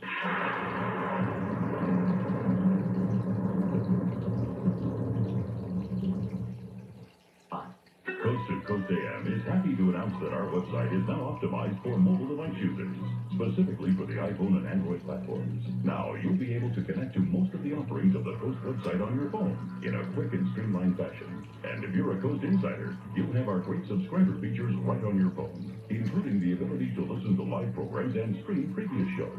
No special app is necessary to enjoy our new mobile site. Simply visit coasttocoastam.com on your iPhone or Android browser. Streamlink, the audio subscription service of Coast to Coast AM, has a new name, Coast Insider. You'll still get all the same great features for the same low price. The package includes podcasting, which automatically downloads shows for you, and the iPhone app. You'll also get our amazing download library of 3 full years of shows. That's over 1,000 shows for you to collect and enjoy. If you're a fan of Coast, you won't want to be without Coast Insider. Visit coasttocoastam.com to sign up. Looking for the truth? You'll find it on Coast to Coast AM with George Norrie. I can't think of a time where also the world was in total chaos. You know, people are weirded out. And I'm beginning to wonder if there's something on this planet that's affecting people's brains. I believe that we are in uncharted, tenuous, tumultuous, unprecedented times. You know, wake up. Something is happening globally to this planet, and it's not normal. It's just not business as usual. Now, we take you back to the night of May 13th, 1998, on Art Bell, somewhere in time.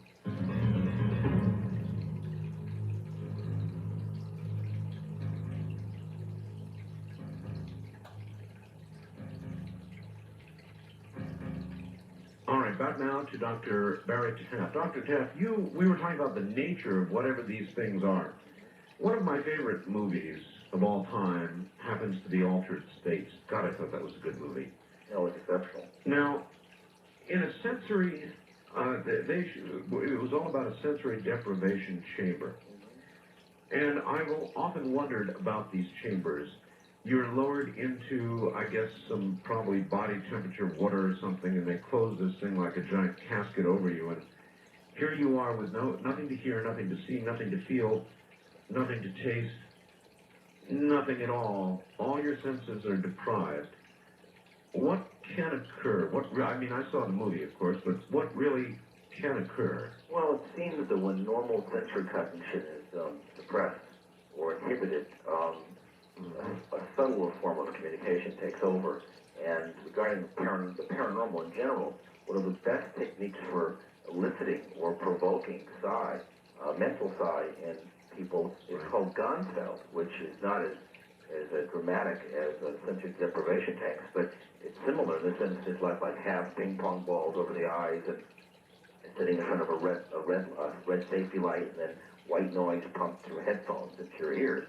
And what this does, it produces a sense of disorientation, and you can't tell if you're standing up or seated or whatever. You lose your spatial and temporal orientation, and your mental imagery stands out much more intensely in this condition than it does normally, because your senses are rendered essentially useless. And so in other words, then you do eventually enter a true altered state if all senses are deprived, because you begin entering an area of the mind that you don't spend time in any other time. Correct. I hear you. I'm going to take you down several different roads, and you may not understand why I'm doing it, but I'll get there. Okay. I want to read a fax that I just got. Hi, Art. There was an excellent report on remote viewing the other night on Los Angeles UPN 13 with Major Ed Dames, a man I've interviewed. I'm sure you know who he is. Yes. If I had recorded it, it would be up on the web. It's one thing to hear him talking about it, but the report actually showed one of his top remote viewers actually working the target. The target was chosen by the news cameraman, and the photographer chose the reference numbers. The target was a recent helicopter crash in L.A., and the remote viewer accurately identified not only the helicopter, but the cause of the crash as well, without any clues or idea what the target could have been. It was, in short, amazing. It really made a believer out of the reporter and a lot of other people, too. Looks like the Major's company, SciTech, is doing well. Thank you, David, in Central California. Now, we have talked about entities, ghosts, poltergeists, whatever the hell they are. We talked about altered states. And now, for a second, remote viewing. Is remote viewing, Doctor, in your opinion, real? Oh, yes. I mean, essentially what remote viewing is, it's a combination of telepathy, clairvoyance, precognition, retrocognition. It's an integration of all these different aspects of psi that we've given a scientific label to, because science doesn't like terms like telepathy and precognition, because it goes back too far in time. It rings more of psychical research than of modern science. But when remote viewing works, which is not all the time, but when it does work, it can be incredibly precise and detailed. And one of the reasons why there's such an attempt to, I guess, disinform people on what went on with the government's programs for the last 25 years was that it worked very well, and they never quite figured out, nor does anyone else, how it works or why it works. It's sort of like, again, we can't set the forest for the trees. And the people that spend all this money want to make sure that no one uses it against them. So what they do is they basically deny it worked. They reevaluate these statistical models and programs they had and said, it was coincidence, it was luck. There's only one problem with all of that, and that is that I have interviewed almost every single one of the major players in the government's remote viewing program, and to the man, they may argue about this or that, but to the man, every single one of them says, of course it works. Oh, yes, when it works, it's deadly accurate. Some of the details that came out of the work were very impressive. I don't care, how you alter the numbers or how you reevaluate statistics. Information's information. The question is, what's going on? How is it that human beings can perceive events that are, remote to us in space and in time? And in time as well, that's right. Because it implies that a part of our consciousness basically is linked to every other part of space and time. Hear, hear. Now I'm going to yank you in another direction. And that is to UFOs.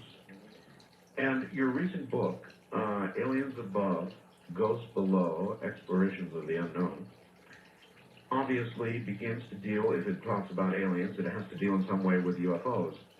We have objects that are traveling through our atmosphere, plenty of documentation, believe me, government satellites and more, 25,000 miles an hour, zigzagging through the atmosphere. Totally impossible, at least for us, without turning to pure jelly. So I presume we are not the ones doing it. A ton of evidence that UFOs are really something. We don't know what, they really are something. A lot of people are beginning to believe that rather than interstellar travelers, we have on our hands dimensional travelers. It's as good a theory as any other. What do you conclude when you look at UFOs and aliens, the whole alien phenomenon? Well, if these these intelligences can travel vast, whatever they are, if they can, let's say we're looking at interstellar travel, not intergalactic, just interstellar for the most part. All right. If they can traverse the distances in real time, not over hundreds, thousands, or millions of years, they have to be able to travel through some sort of dimensional shift, whether it's, rotating wormholes or quantum singularities. Otherwise, they couldn't get here. So there may not be a lot of difference between dimensional jumping or shifting and interstellar travel at superluminal speeds. But the bottom line is, this technology that by whatever's visiting us, is so superior to us. It'd be like us looking at amoeba. What made you take the leap from being a parapsychologist to, in some ways, becoming a ufologist in this book? I mean, what made you investigate UFOs? Why did you go after that? Well, first of all, I've been reading about it since I was a child, but what really, for me, was the sort of the cornerstone of my divergence was the fact that we've had numerous cases that began as poltergeist outbreaks, and that evolved into abductions, or a CE3 or an abduction, or that began as a CE3 or an abduction and evolved into a poltergeist outbreak, or what we call paranormal fallout. Really? And the question is, why? Well, I mean, what's going on here? Why does one, and, this has been discussed by many other people, in Jacques Vallée and Passport to Magonia and Invisible College. He wrote about this, and his book subsequent to that, he's referenced it. There seems to be something regarding our consciousness and the paranormal, as if whatever these vehicles are, these technologies coming here, may use forces we call paranormal the way we use electromagnetism. Well, we have so many reports of their appearing, disappearing, of morphing into different shapes, of doing things that, and I had a very, very interesting conversation earlier in the day with somebody that I've had dealings with for some time, Robert Bigelow. He's a gazillionaire, and he puts grant money into science, looking in past years at two areas, and that was life after death, whether there really is such a thing, and UFOs, or these objects that traverse our atmosphere that we know are here. Now, in my discussion with him earlier today, he's trying to decide where to put this grant money, basically, and come up with a way to decide where it would be best used. We both began to talk about our collective feeling that poltergeists, ghosts, remote viewers, UFOs, everything that we've just been talking about is, in the end, when and if we ever understand them, there is going to be a common thread through all of them. And it may have to do with dimensional travel. It's hard to say at this point. But what do you think of that idea that everything we just talked about is really connected? Well, I'm convinced beyond reasonable doubt that this phenomenon is into the relationships between the paranormal and psi and UFOs is definitely there. I mean, it's demonstrable, and it's very clear to anyone that's investigated this for a long enough period of time. The question is, it may tell us something about our reality, about the universe we live in, that we may not want to hear, and we may not be too comfortable with once we know it. I agree with you. Because it suggests very strongly that the universe is ordered, it is not chaotic, that there are intelligences vastly superior to us that understand it far better than we ever will, at least for the foreseeable future. I agree. And that we might be someone else's guinea pigs, and we may have been that for thousands of years, and there may be very high factions in, let's say, governments that might know this. And the last thing they want to do is tell the people they govern, oh, guess what? We're being manipulated by higher intelligences. There's nothing we can do about it, but continue to vote and continue to pay your taxes. Mm-hmm. And they can, oh, by the way, they can also violate our airspace at their discretion, and there's not a darn thing we can do about it. Well, I think we're getting closer. And somebody with the resources of Robert Bigelow is perhaps just what I've been looking for, and just what all science in this area has been looking for. It's absolutely riveting. In other words, there is something absolutely real here, and Here was the second part of our discussion. I suggested to him, you recall the Brookings report, study done for the government that said things would fall apart if such a revelation were made. It's been 30 years since that Brookings report, and one of the things I suggested to him is that we commission another 30 years of movies about aliens and people like yourself telling us what's occurred in the paranormal world. 30 years since then. Let me ask you, if such a study was done today, what do you think the answer would be? If the question was, how would the American public react? That's a hard question to answer, Art, because the problem, the reason it's hard is because it's a very subjective response, and that it's so subjective because, see, unless these things affect your daily life and alter what you feel about yourself and the world around you, people don't care. It's cocktail hour talk. It's, movie of the week stuff. It's going into the biggest blockbuster feature film about it.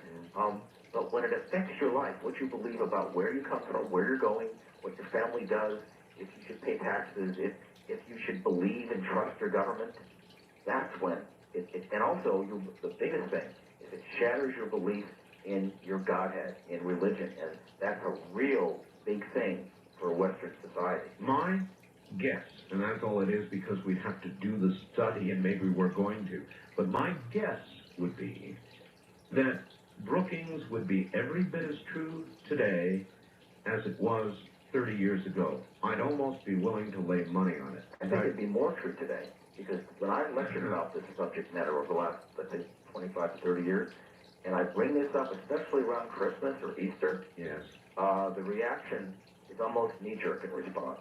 It's fear, it's paranoia, and it's extreme. The irritability levels skyrocket. Anger. And anxiety. A lot of anger. It's like you're pulling out their humanness. You're telling them that they have a inconceivable past and an unimaginable future. That's right. And no one likes that uncertainty before them. And, it's like, at some point, we will be doing whatever these other intelligences are to other life forms. We're doing it on Earth today. We're just not as good as they are. We're acting as God to higher life forms because we can manipulate them genetically, biologically, chemically, neurochemically, whatever.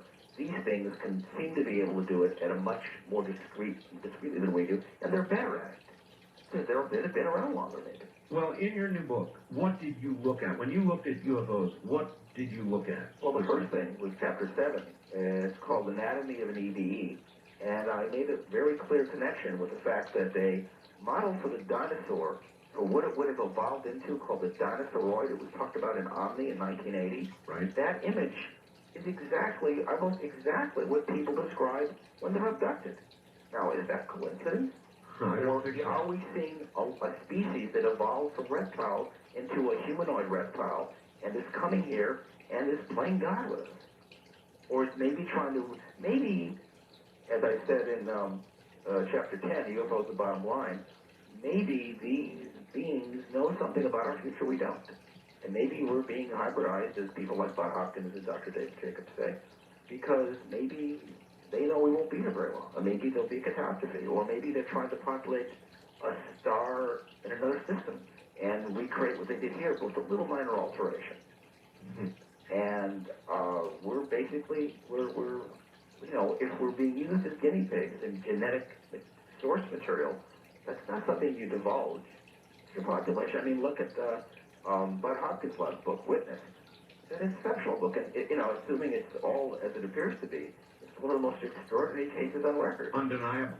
Right, and the bottom line is, the only thing our government really cares about, one line they frequently give out about UFOs is it does not represent a threat to national security. Right, that's not denial of their presence. Right, they never said that. They say, of course there's no threat. That's just sort of an explanation about why we don't investigate these things. Ha ha. But now why, if there are no UFOs, why are they even saying there is no threat? See, that's another oxymoron. That's a double negative. Well, lately, these UFOs, Doctor, have been showing up over our nuclear facilities. Oh, yes, in the mid-'70s, there were various SAC bases and nuclear facilities. Now, I don't know how the military defines threat to national security, but if it's not a threat when one of these things hovers above our nukes, then I'm not a talk show host. Right. Hold on, Doctor. We'll be right back. Are you now following me when I say that I'm beginning to conclude, folks, that all of this phenomena is connected, and that when we know why, we might wish that we hadn't found out.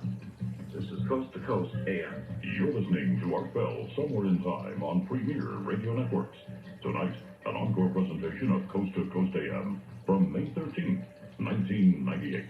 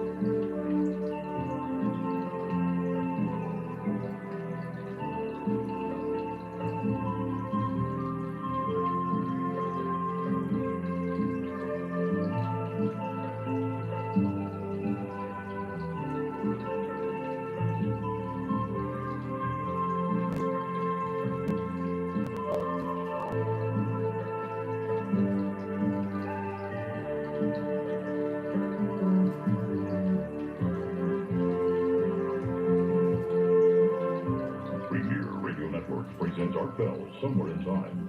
Tonight's program originally aired May 13th, 1998. My guest is Dr. Barry Tapp, and we're about to enter some pretty heavy territory, folks. So, bear with me.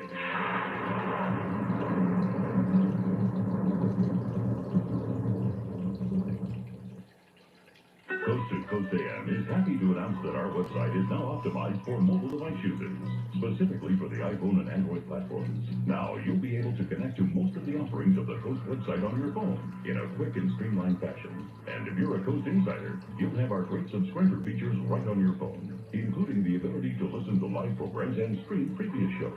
No special app is necessary to enjoy our new mobile site. Simply visit coasttocoastam.com on your iPhone or Android browser. Now, we take you back to the night of May 13th, 1998, on Art Bell, Somewhere in Time.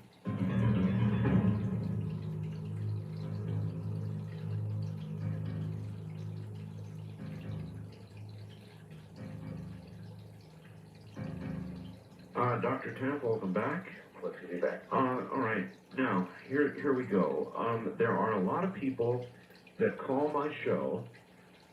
There are a lot of people worldwide who, with regard to the paranormal, the kind of thing we've been talking about tonight, say, look, I'm a big boy, I can take it, let's have it, let's go, let's see it.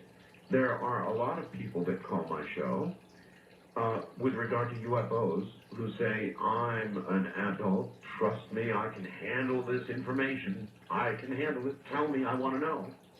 In all of these different areas, we have people who almost run around welcoming the thing, saying, come on, tell me, I need to know, I want to know the truth, it won't bother me. A lot of people like that. I know. But... And then when they encounter it, they have a fight or flight response.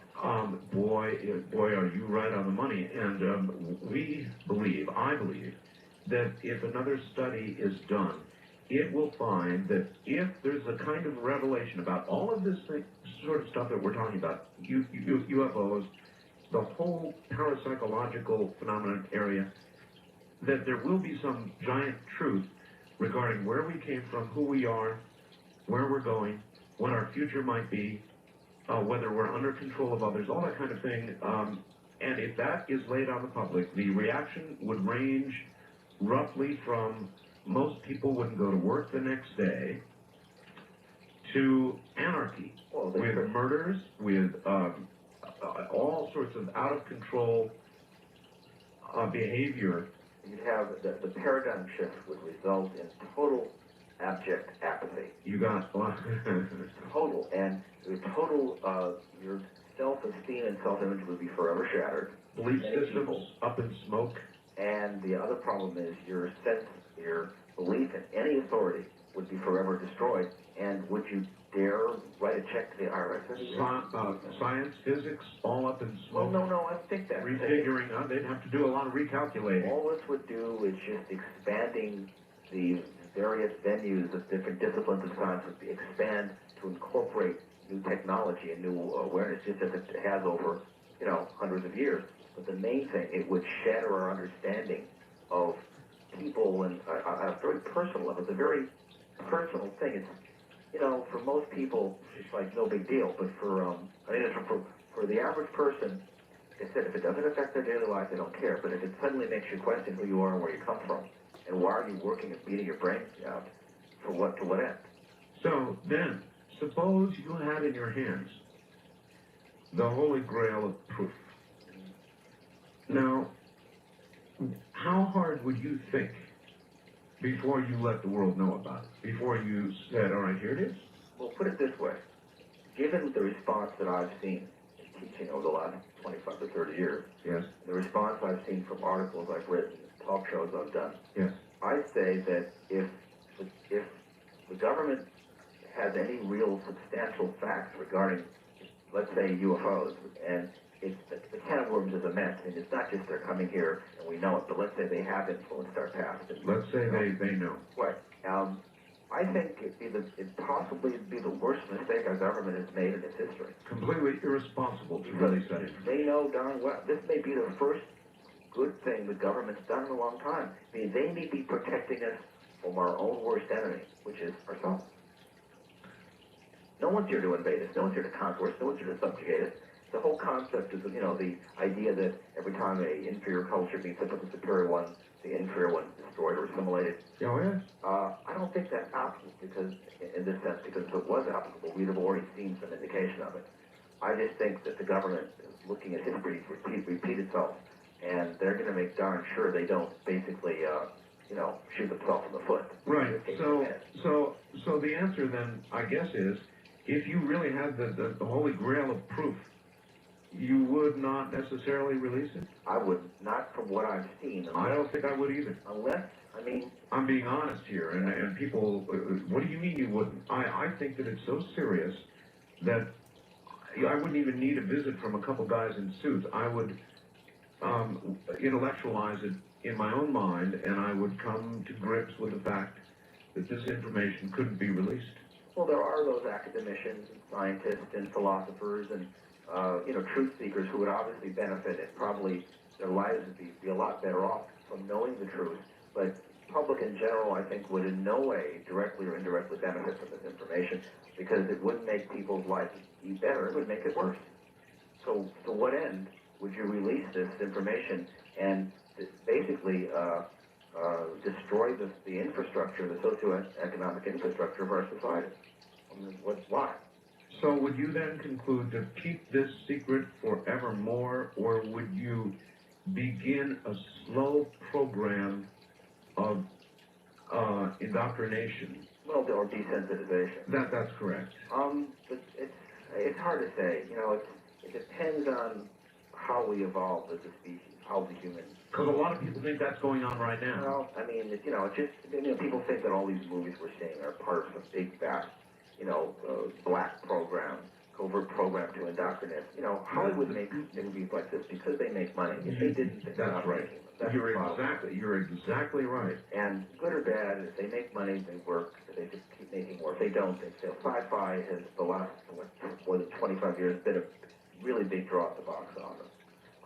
So is, action adventure. I don't think they're making action adventure films to make us kill each other more frequently. They make it because they make money, real simple.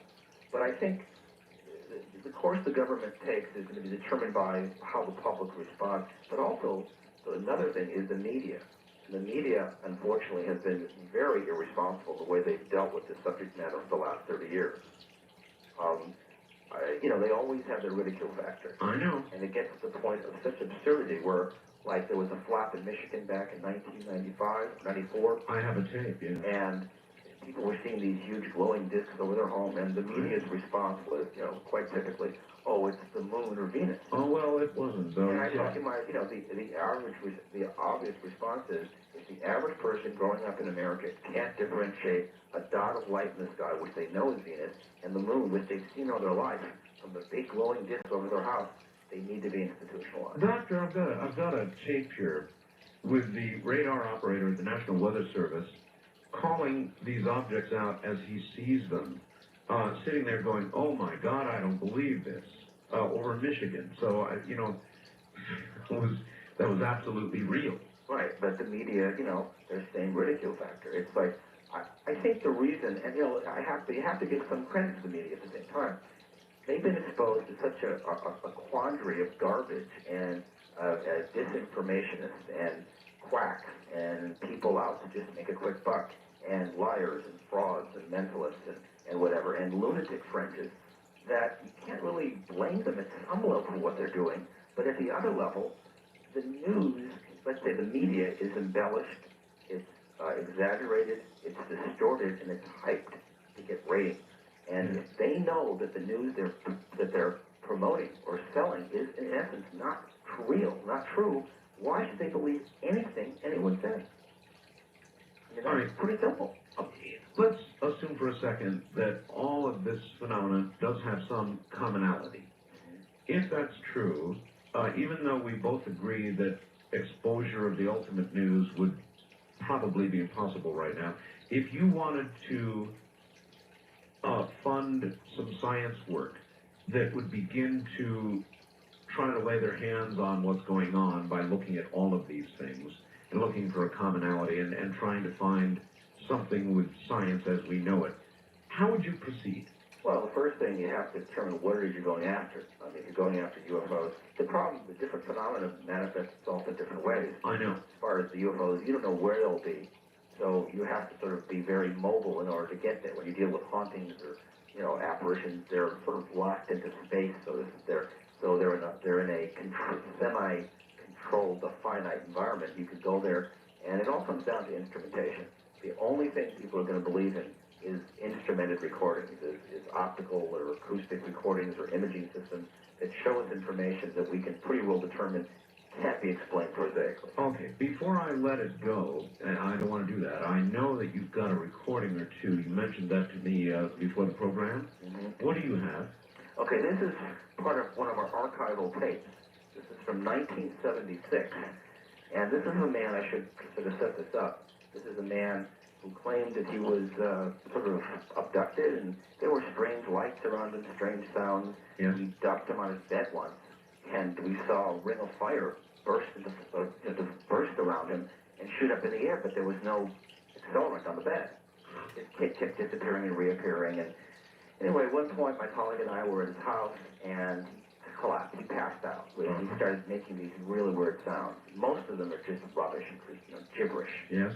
But there were a couple sounds coming out of his mouth that we recorded with our own amplified mic and our tape, which defy explanation because when put through analysis, they produce what's pure sine waves, which humans nor animals can make. Okay. And it's a little spooky, and I'm not going to play the entire tape because it's far too lengthy, but I'll play an excerpt from it here, and you can hopefully hear it well enough to sort of get a grasp of what we dealt with. Okay, this was done as the man was collapsed on the bed. This is as the man passed out, and he was laying face down on the desk, and we kind of turned him over because he was, we couldn't hear him, and we put the mic up to his mouth, and he was sort of in a trance.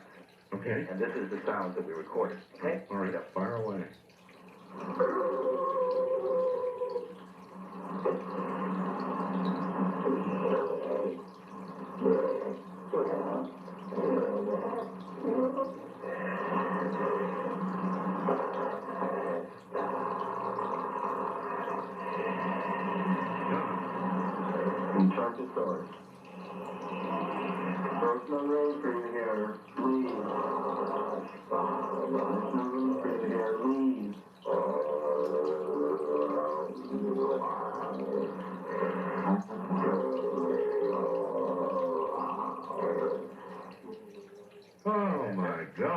Now, that's just in a small encapsulated version of what we dealt with. This was in March of 1976, and the last thing he said was, "Give me your lives." And, we just like, what? What? No, I didn't hear that part. Yeah, that was the last thing he said was, "Give me your lives." And we thought, what? And it was very hard to discern, but there was a resonance in his voice that was inexplicable. And the first thing he heard was like a howling. That was the first sine wave. Listen to me, that didn't even sound human. I mean, not even close. Now, people that analyzed the tape, two different firms said that we were basically being fooled. This was a machine we were recording. This was not a human, because humans can't make sounds like this. And, what do you make out of it? I mean, like those strange sounds, and I mean, we were there. I mean, it was my microphone. Can you do me, just rewind it just a little bit and play a little more of it and then the end again. I want to hear where he said that. Okay, let me see if I can. Just sort of give it a best shot. Rewind a little bit. Wait.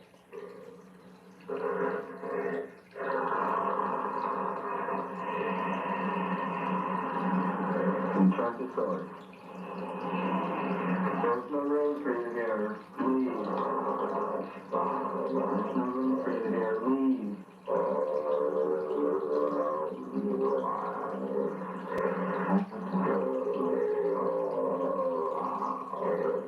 Give me your life. You cannot have our lives. Leave. Oh, man. A little disconcerting. Really weird. Boy, do I have something you need to hear now. I interviewed Robert W. Morgan recently. Oh, the radio show DJ. No. No, the Bigfoot investigator. Oh, okay. And he taped a Bigfoot. He's got a tape of a Bigfoot. And now that you've played that, I think you should hear this.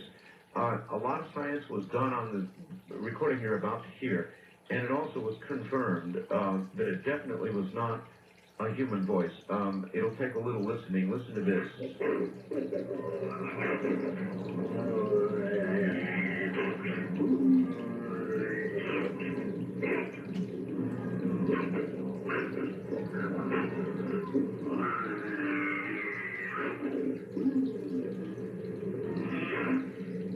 See if you can make out what's said at the end here.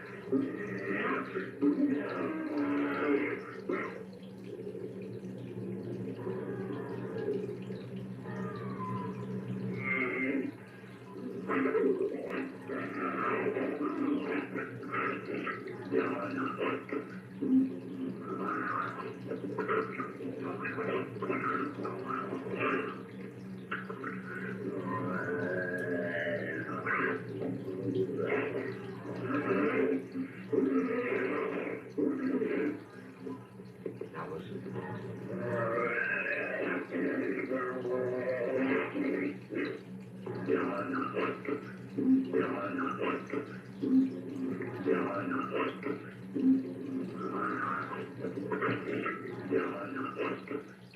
That's it. They repeated it, obviously, what seemed to be speech at the very end there.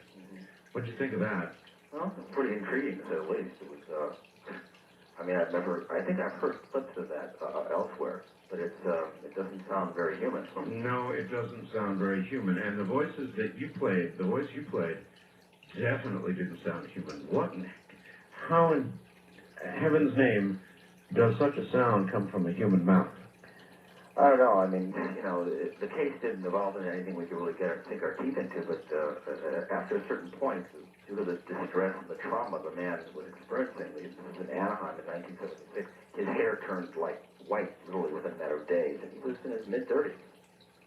So that would have done it for me. And so, what do you make of this? And, we can't. I mean, all we know is we saw the fires erupt around him, and we heard of things happening. We recorded the sound, and we had it analyzed by some different people, and everyone said, you've been duped. This is a machine. I said, well, no, we were there. We ruled that out. It was not a machine.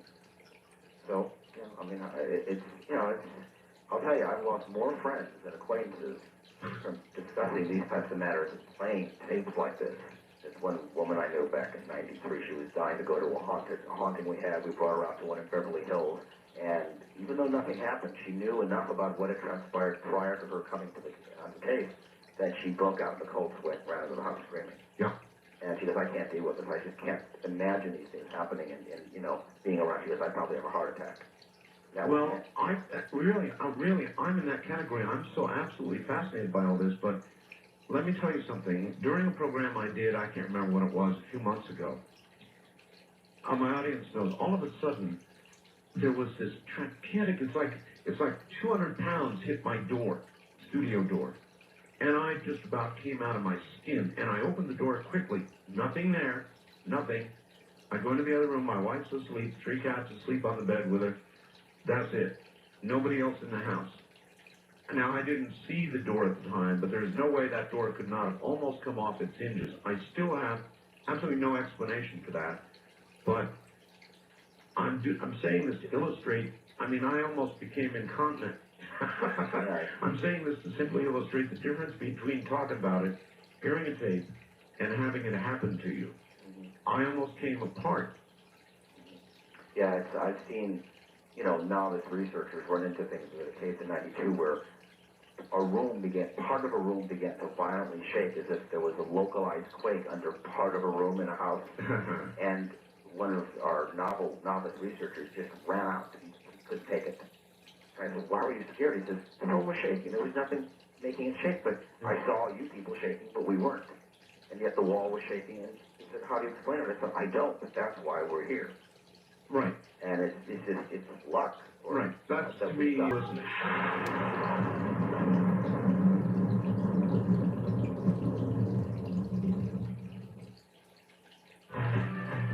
Streamlink, the audio subscription service of Coast to Coast AM, has a new name, Coast Insider. You'll still get all the same great features for the same low price, just 15 cents a day when you sign up for 1 year. The package includes podcasting, which offers the convenience of having shows downloaded automatically to your computer or MP3 player, and the iPhone app with live and on-demand programs. You'll also get our amazing download library of 3 full years of shows. Just think, as a new subscriber, over 1,000 shows will be available for you to collect, enjoy, and listen to at your leisure. Plus, you'll get streamed and on-demand broadcasts of Art Bell's Somewhere in Time shows and 2 weekly classics. And as a member, you'll have access to our monthly live chat sessions with George Norrie and special guests. If you're a fan of Coast, you won't want to be without Coast Insider. Visit coasttocoastam.com to sign up today.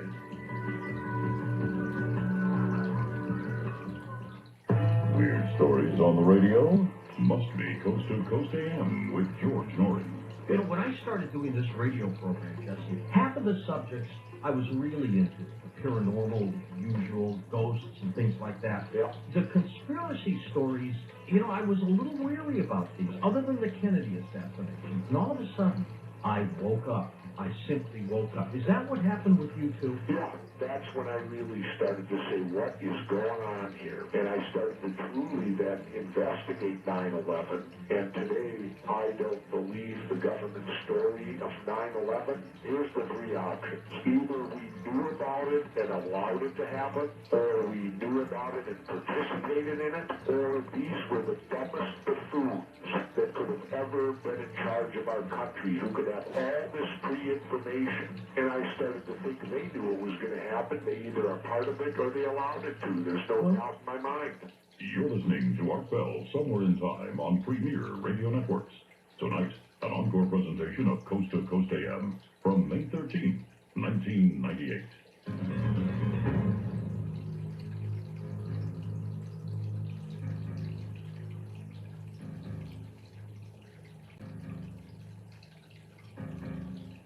All right, here we go again. Dr. Veritas back again. Doctor, if you have any other tapes, like... Hello, where are you? I'm in Nashville, Tennessee. My name is Clay. Yes, sir. I heard the recording, heard the one you played, Art Bell, and the one the doctor played, and recalling previous recordings, the hell noise. Yes. It seems to me that they seem connected to me. They almost sound similar, which would maybe suggest there might be some truth in the demonic activity or even deception, like what the guys a couple nights ago were saying, that there seems to be deception in this area, and there seems to be, evil associated with it. All right, well, that actually comes into a pretty good question. Are you willing to agree with the possibility of demonic possession, demonic activity, demons, evil. Would you suggest that does exist, or would you rather think that it is not so clear cut? I think good and evil are manifestations of the human psyche. I think that anything, whatever it is, whether we create it or it's created by us, or can be good or evil depending on its application. And so I look at it a little more objectively than most people do. And if something harms somebody or deprives somebody of life or sustenance, I think that perhaps can be interpreted pretty much as evil. Boy, I wonder why your phone connection is kind of fading on me, Doctor. I don't know. It sounds fine on this end. And it was really loud before, but now it's kind of faded out. I don't know what happened. Weird. Well, I've experienced weird before, believe me. All right, Wildcard Line, you're on the air with Dr. Barry Tapp. Hi. Hi, this is Hatfield. I'm along the the Carolina coast, and I've been 30 years ago, I started my own investigations and searching for an answer, and a few years later I came across a book called God Speaks. Actually came out in 1956 by Dodd Mead, and it was written by a man called Meher Baba, and it outlines the whole story, everything that you're talking about, and it goes into the evolution and the involution of consciousness and what it means to all of us. And we're at the end of time in the sense of going from the consciousness of intellectual reasoning into intuition, and that's the next step in humanity's journey back to the source. And you believe we are at the end of it? We're at the end of intellectual reasoning, and intuition has to take over. In other words, that heartfelt, instinctual, if you want to call it, but it's actually intuition. It's a higher level of consciousness, and it's truer than our minds. Do you think, Doctor, there is a movement in that direction? Do you see that? I just see that, I don't know, I think people are becoming more sheep-like in the sense that they're just accepting pretty much anything they're told. They're not questioning sources. They're becoming more naive and more gullible. They're becoming more critical, which might suggest they have faith in whatever they're told rather than questioning the source. And that's disturbing because that means that they can be manipulated without a lot of thought in it. Okay. East of the Rockies, you're on the air with Dr. Barry Tapp. Hello. Yes, sir. I'm calling from Grand Rapids, Michigan. Yes, sir. I was wondering if Dr. Taft had seen the picture of you when you were talking about that woman. Oh, that woman. Oh, yes. Last summer. I doubt that he has. That occurred since he was last on, but I will briefly tell him the story. I interviewed Dr. Tapp, just out of curiosity, because, you know, I will interview just about anybody on any subject. And there was a young lady who called herself Harlot. Patsy was her real name. But she called herself Harlot, and without apology, she was a devil worshiper. Yeah. I mean, hail Satan, the whole thing. And I interviewed her for some number of hours. It was an astounding interview in many ways. Toward the end of the interview, just before we went off the air, she told me that her husband had killed her daughter. I don't remember if it was daughter or son. Anyway, her child. Her husband had murdered her child. And I kind of took a shot. I said, well, with your views, you're going to be down with that guy you worship, and your son or daughter, I can't remember now, is going to be in the other place. And she said, oh, no. She said, I long before that occurred, took steps to ensure that my child would go straight to hell with me. And that blew me away. Since that time, I've spoken, for example, with Father Malachi Martin, an exorcist. I've spoken with a number of other people who say that's absolutely possible that a child could be taken to hell by a parent. It seems not fair. Maybe it's not a fair world. I don't know. spiritually that such a thing could occur, that a God wouldn't allow that to happen, but even the experts tell me that indeed it could happen. Now, we were doing a segment on reverse speech. This is kind of complicated, and David Oates, who does reverse speech, reversed harlot, and we got a lot of really weird results, terrifying results. Anyway, we were doing that show. Now, you may or may not know, I have, at this very moment, 3 television cameras that are pointed at me. And they sequence, and you can go up to my website, you can see me doing the program, the radio show. And so they snap about, I guess one picture every 30 seconds, something like that, and send it to the website. At the very moment that she was talking about taking her daughter to hell, a picture got snapped, because it's got a timestamp on it, of me. And all around the top of my head was like a white, misty, most incredible thing you've ever seen in your whole life. And I didn't, of course, know about it until later, but then I had Keith posted on the website. And there was some kind of presence around me at that exact moment. And it's one of the most remarkable photographs you'll ever see. Have you seen it? No, I have not seen it, unfortunately. But it sounds like it could be that maybe you were so shocked and traumatized and distressed by what you heard. Oh, I absolutely was. It's like a psychokinetic manifestation of your anxiety and your stress. Oh, absolutely correct. Keith, if you're out there, would you please quickly just throw that up? I know I ask a lot, but I would like people to see it. A lot of people haven't seen it. It's really, really weird, and it scared me. All right, what's to the Rockies? You're on the air with Dr. Barry Taff. Hi. Hi. Hi, where are you? Colorado? Colorado, okay. Yeah, I was calling because I had a question. Doctor, do you really believe that these creatures or manifestations are interdimensional travelers? You mean regarding UFOs? Or any of it, really. Well, interdimensional travel doesn't necessarily mean UFOs. Well, no, you have to be specific. You say, in terms of the paranormal, you do deal with apparitions and ghosts. Yeah. There are different theories and categories for phenomena. And one suggests discarnate intelligence, which implies that something survives corporeal death. And where that consciousness resides could be another dimension. I mean, no one knows. Another theory is that it's psychokinetic, coming from a living human agent. Where the source of that is, how it operates through space, no one knows. Regarding UFOs, as I said before, if these things, if we're dealing with interstellar travel and they can traverse enormous distances in relatively short time, they, by their very nature, must shift some type, they have dimensional shifting or jumping in order to achieve their, desired result. So it may be different ways of explaining the same thing. True.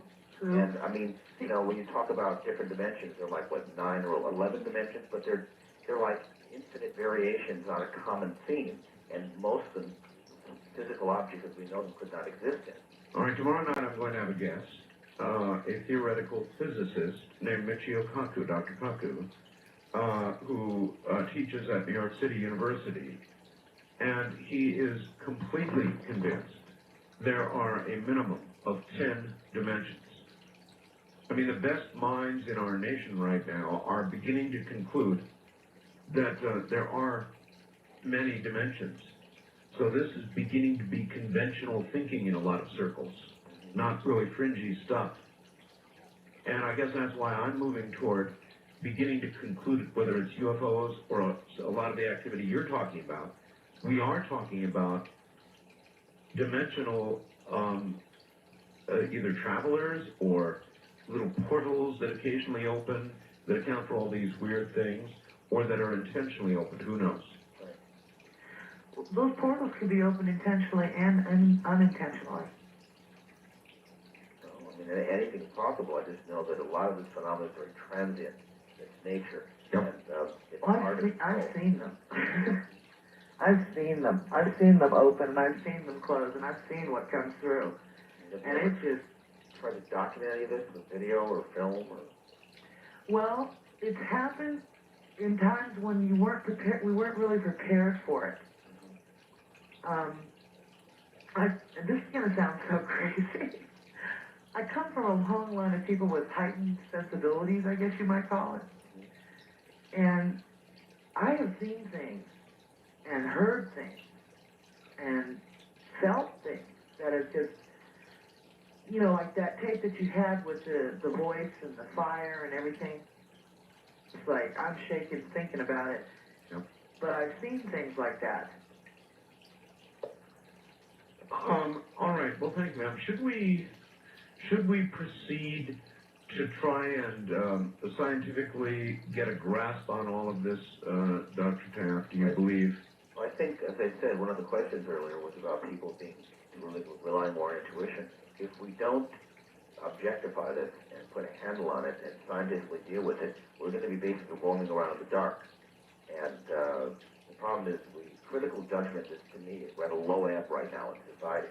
And because of that, we don't really examine everything we're told or we see. We just accept it on blind faith.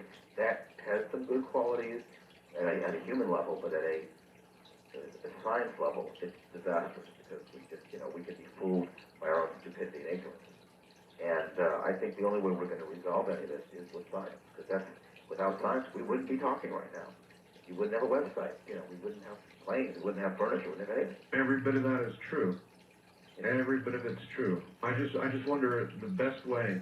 And you're grounded in the hard sciences. So to you, you need photographs, you need recordings, you need instrumentation, and also you need replicability, the ability to reproduce your results. And what I have to stress is this: if this phenomenon, whether it's the paranormal, psi, remote viewing, precognition, ghost apparitions, or UFOs, if these things never occurred, they were never reported, we wouldn't be discussing them. The fact, and if they occurred all the time, they'd be accepted part of our reality. And again, there's no reason to discuss it. It's like talking about turning the tap water on. The fact they occur some of the time, not all the time, tells us one important thing: we're ignorant about a big part of the world we exist in. Boy, I agree with that one. First-time caller line, you're on the air with Dr. Barry Taft. Where are you, please? This is Greg in St. Louis. Let me kill my radio. Okay, Greg, thank you. Are we on? Yes. Okay, Doctor, I am 45 years old. Back in the early 70s, a classmate of mine and I attended a junior college together. One day, he told me that he was a wizard who practiced Wicca, and he told me that if I wrote something down, it would happen.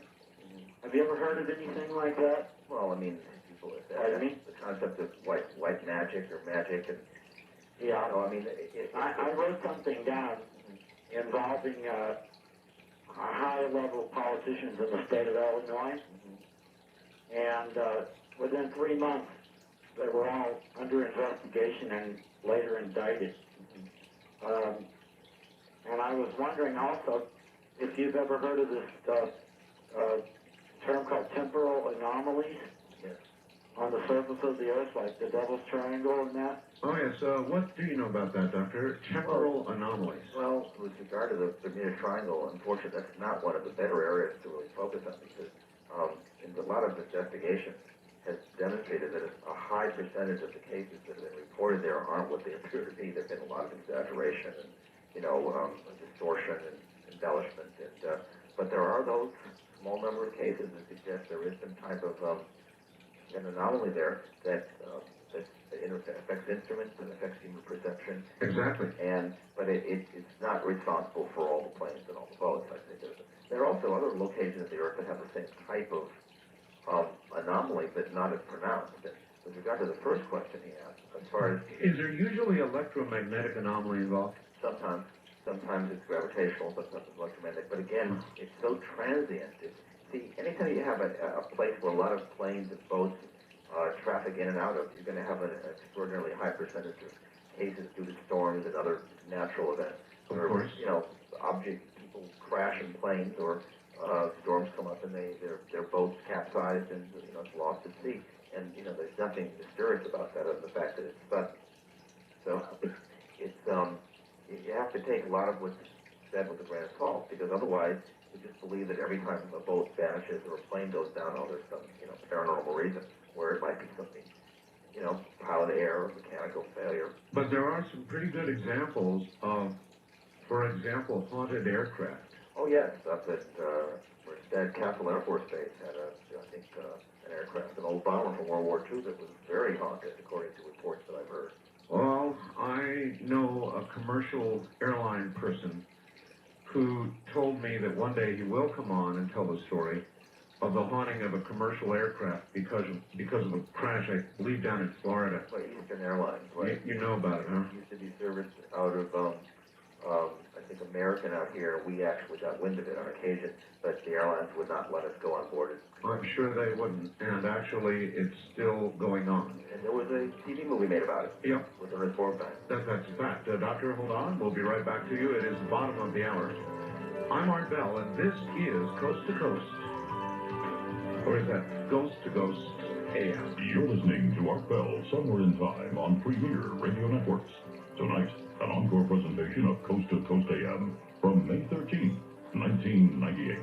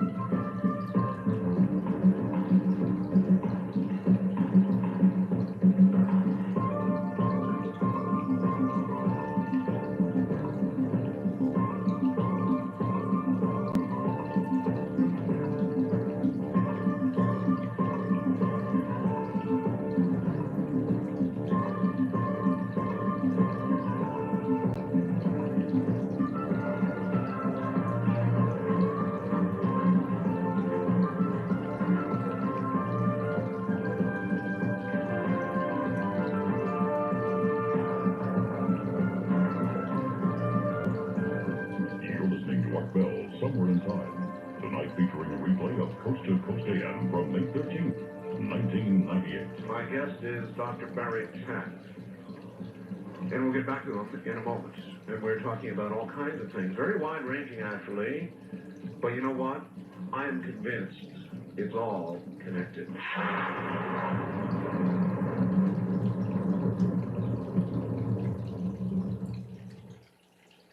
Coast to Coast AM is happy to announce that our website is now optimized for mobile device users, specifically for the iPhone and Android platforms. Now, you'll be able to connect to most of the offerings of the Coast website on your phone in a quick and streamlined fashion. And if you're a Coast insider, you'll have our great subscriber features right on your phone, including the ability to listen to live programs and stream previous shows. No special app is necessary to enjoy our new mobile site. Simply visit coasttocoastam.com on your iPhone or Android browser. Streamlink, the audio subscription service of Coast to Coast AM, has a new name, Coast Insider. You'll still get all the same great features for the same low price. The package includes podcasting, which automatically downloads shows for you, and the iPhone app. You'll also get our amazing download library of 3 full years of shows. That's over 1,000 shows for you to collect and enjoy. If you're a fan of Coast, you won't want to be without Coast Insider. Visit coasttocoastam.com to sign up. Now, we take you back to the night of May 13th, 1998, on Art Bell, Somewhere in Time.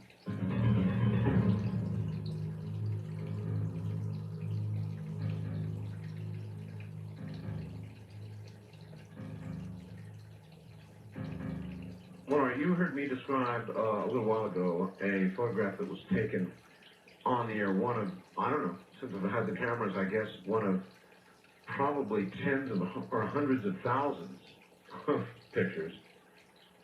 Keith has got it up there. It's called Art's Own Ghostly Studio photograph, or Own Ghostly Studio. Take a look at it. It's on my website now. If that isn't weird, what is? All right, My guest is Dr. Barry E. Shtuff. His new book is entitled Aliens Above, Ghosts Below, Explorations of the Unknown, and he is taking a giant leap. Dr. Shtuff, your book is in total available on the internet. In other words, you can actually pay for it and download the whole thing on the internet. Is that correct? Yes, that's correct. Really a new way to go, huh? Yeah. All right, and how long a book is it? Oh, it'll be about 240 pages, I guess, 250 pages, depending on how it's formatted. The final chapter just really jumps into what we've been talking about tonight. The name of the final chapter is the PSI UFO Connection. Mm-hmm. Is that right? Yes. Chapter 14. I mean, that's incredible that you would begin to make that connection. And in what way do you feel there is one? What have you seen in the world of PSI that seems to be a connection to UFOs? Example, one of our most our usual cases was from almost 20 years ago out in Sunland, and a woman was seeing what she thought were apparitions. Objects moving about the house on their own, typical ports, as we call them. Right. Things disappearing and reappearing, strange pounding, banging noises. And I said, when did it begin? She goes, well, I was walking in the canyon when I take a little stroll, and I saw a big glowing dish, like a disc. And from there on it proceeded where these like humanoid apparitions were, harassing her. And the end result was she disappeared. We don't know where she went. Her kids couldn't find her. We couldn't find her. But there was no evidence of foul play. Nothing was taken. Wow. No break-in, no money gone. Her car was there. Clothes were there.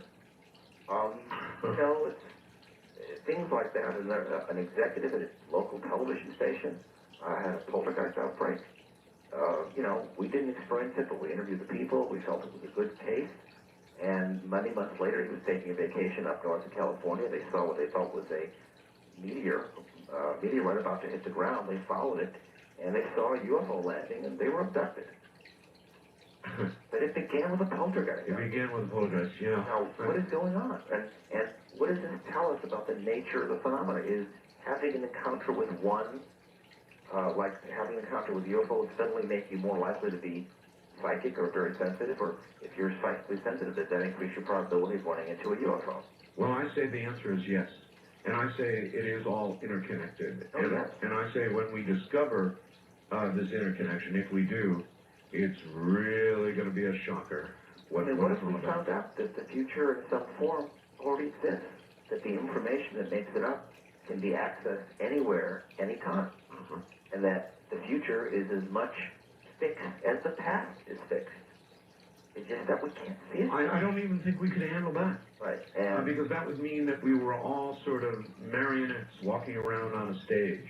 Except that we don't know what's going to happen from moment to moment, day to day. So not now. Free will. Not now. That's right. And what if we learned that we're one of many experiments by some other civilization that decided to pepper the universe with numerous diversified life forms?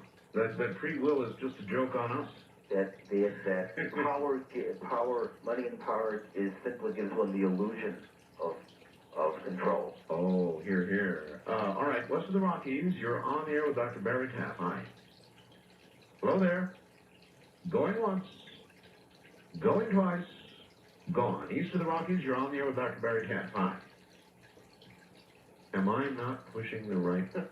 I think I'm not pushing the right button somehow. Oh, I see what I've done. Oh, heavens. East of the Rockies, are you there? Hello. Hi. Do you have a question for the good doctor? Yes, I do. I was wondering about the dimensions you were talking about. Yes. Where possibly could you go with for the dimensions on what we know of, space and time? I mean, what other dimensions could there possibly be? Well, I mean, the most simplistic response is that the fourth dimension would be a temporal dimension in which space doesn't have any meaning, nor does time, where you're around. The idea is, like Einstein said, at the speed of light, you could circumnavigate the universe in 40 years. Theoretically, if you reach the speed of light or surpass it, you can travel vast distances in virtually no time for yourself. That would be another dimension, in essence. If you exceed light speed and go superluminal, the universe is yours. What that would do to life, when you got back to Earth, how much time would go by, God only knows. But that implies that you're changing your dimensional status because, you know, the whole idea of mass increasing, you know, as you increase your speed and energy. There's obviously another realm there. Well, here's one for you, and I presume that you may have heard of this or maybe you haven't, but it's big news. Scientists have now detected, as of a few days ago, a gamma ray burst from 12 billion light years out that they are now declaring to be probably equal in size to the Big Bang that created all that we know. I mean, well, let's see, how can they put it? So massive, they said, was the blast that for seconds it was as luminous as all the stars and all the galaxies in the universe. 12 billion light years out. And it's another Big Bang just occurred, or, well, of course, occurred a long time ago. But that's pretty weird stuff. In other words, out there at the edge of what we know to be our expanding universe, something happened like happened here. Or else there were multiple bangs and we're just not becoming aware of it. And we're all living in these little individual bubbles that only occasionally attach to each other and allow movement through.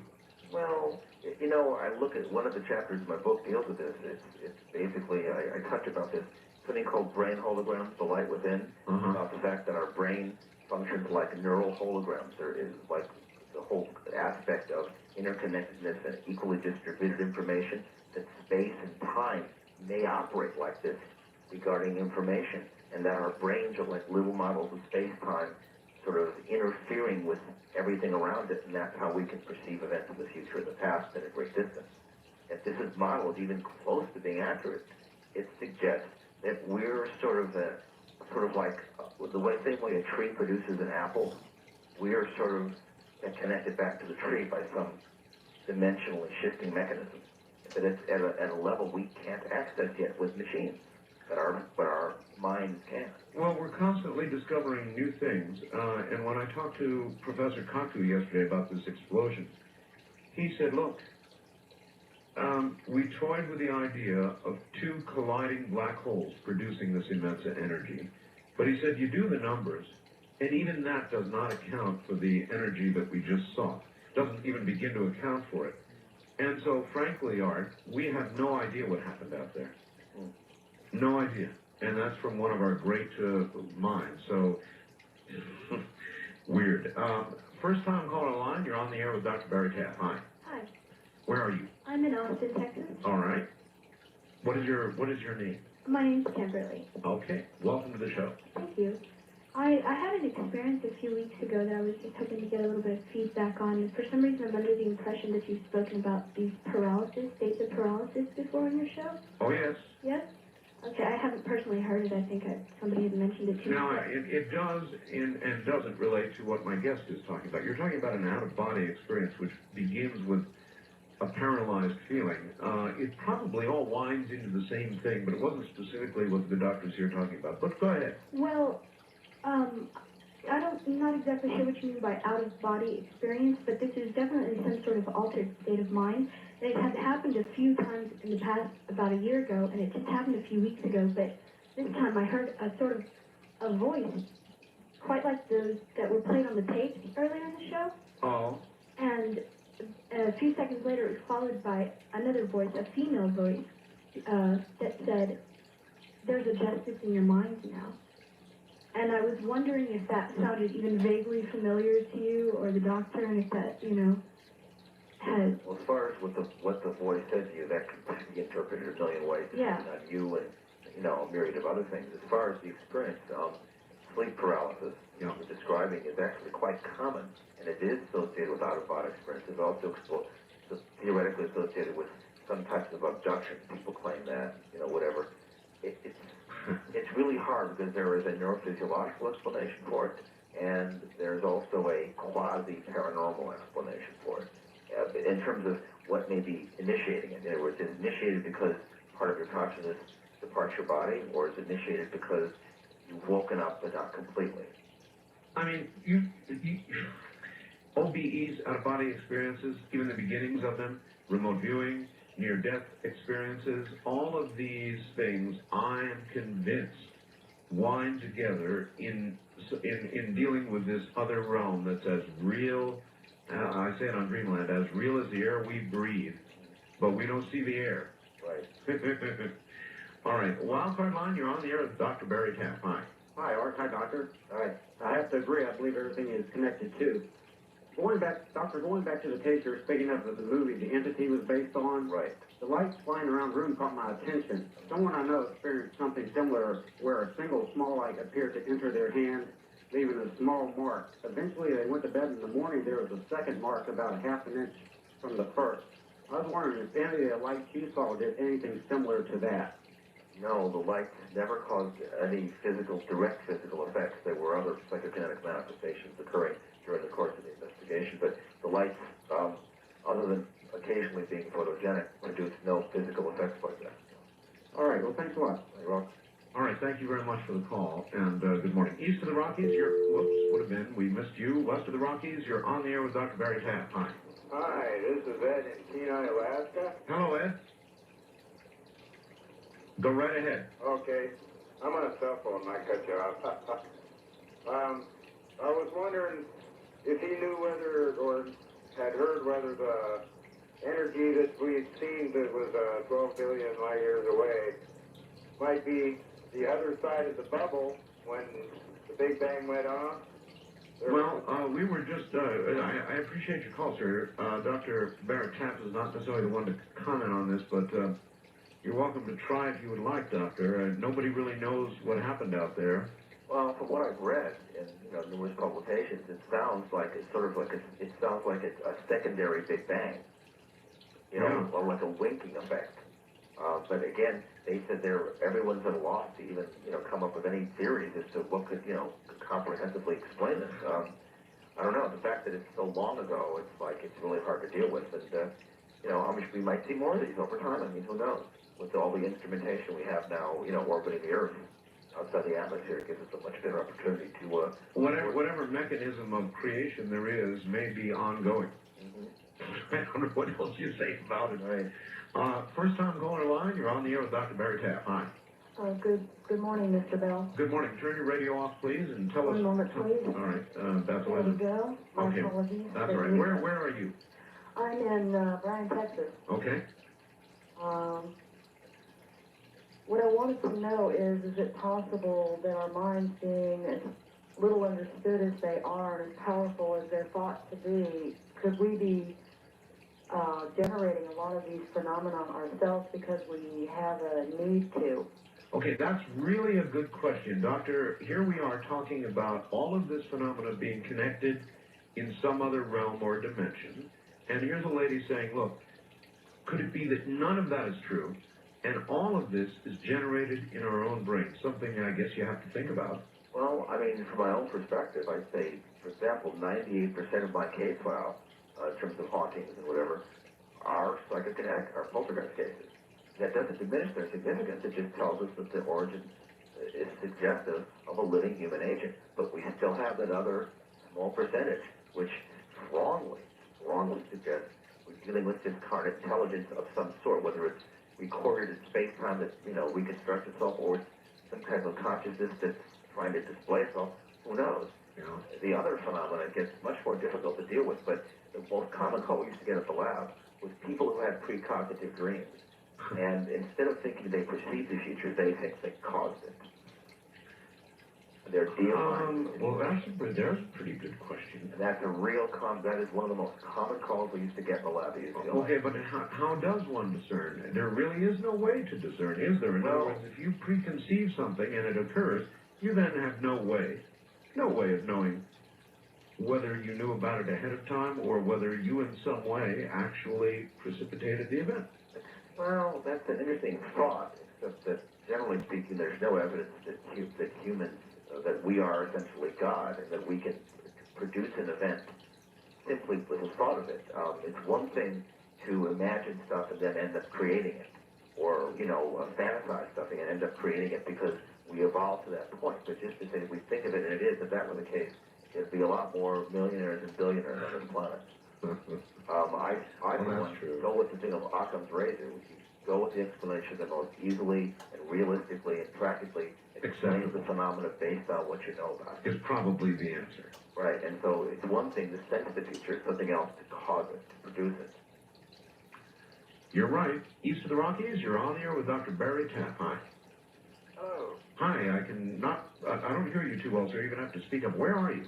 I'm in Fort Worth, Texas. All right. Honored to talk to you, Art. Welcome to the program. I got a question for you and him. I'll give you his first. Fire away.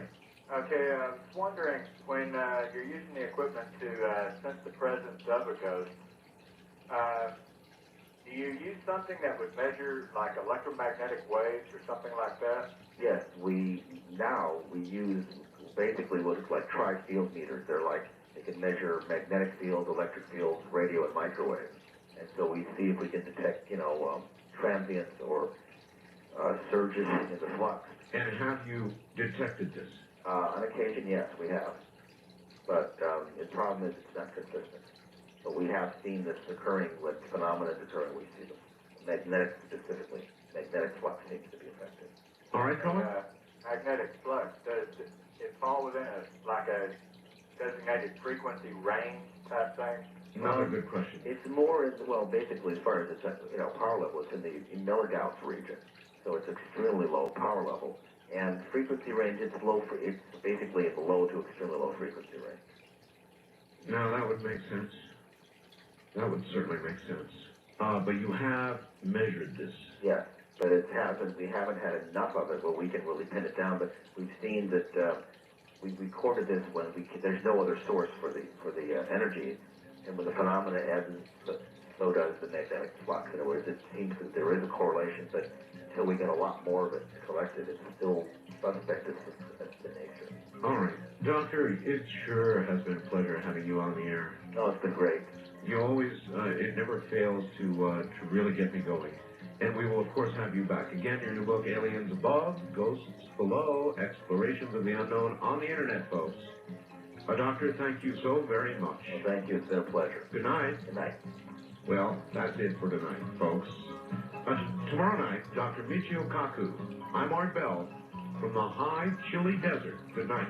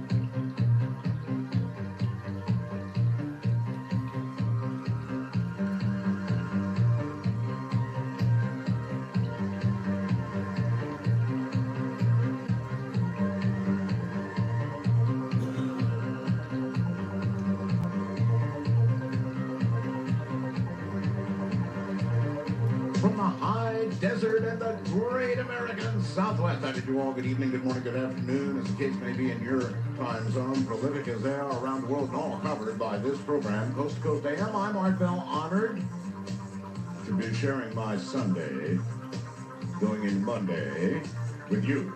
And it's going to be quite a Monday for us here in the desert. I'll tell you about that in a moment.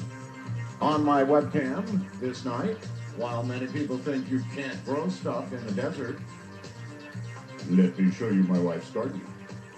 We grow, well, she grows artichokes. And oh, can she grow artichokes. So that was taken, that photograph was taken late this afternoon in Ramona's artichoke patch. Boy, are those good. Really good. Well, having tuned in shortwave radio, a little early, in fact, minutes ago, really, the static levels on shortwave tonight are absolutely incredible. Just incredible. They're awful.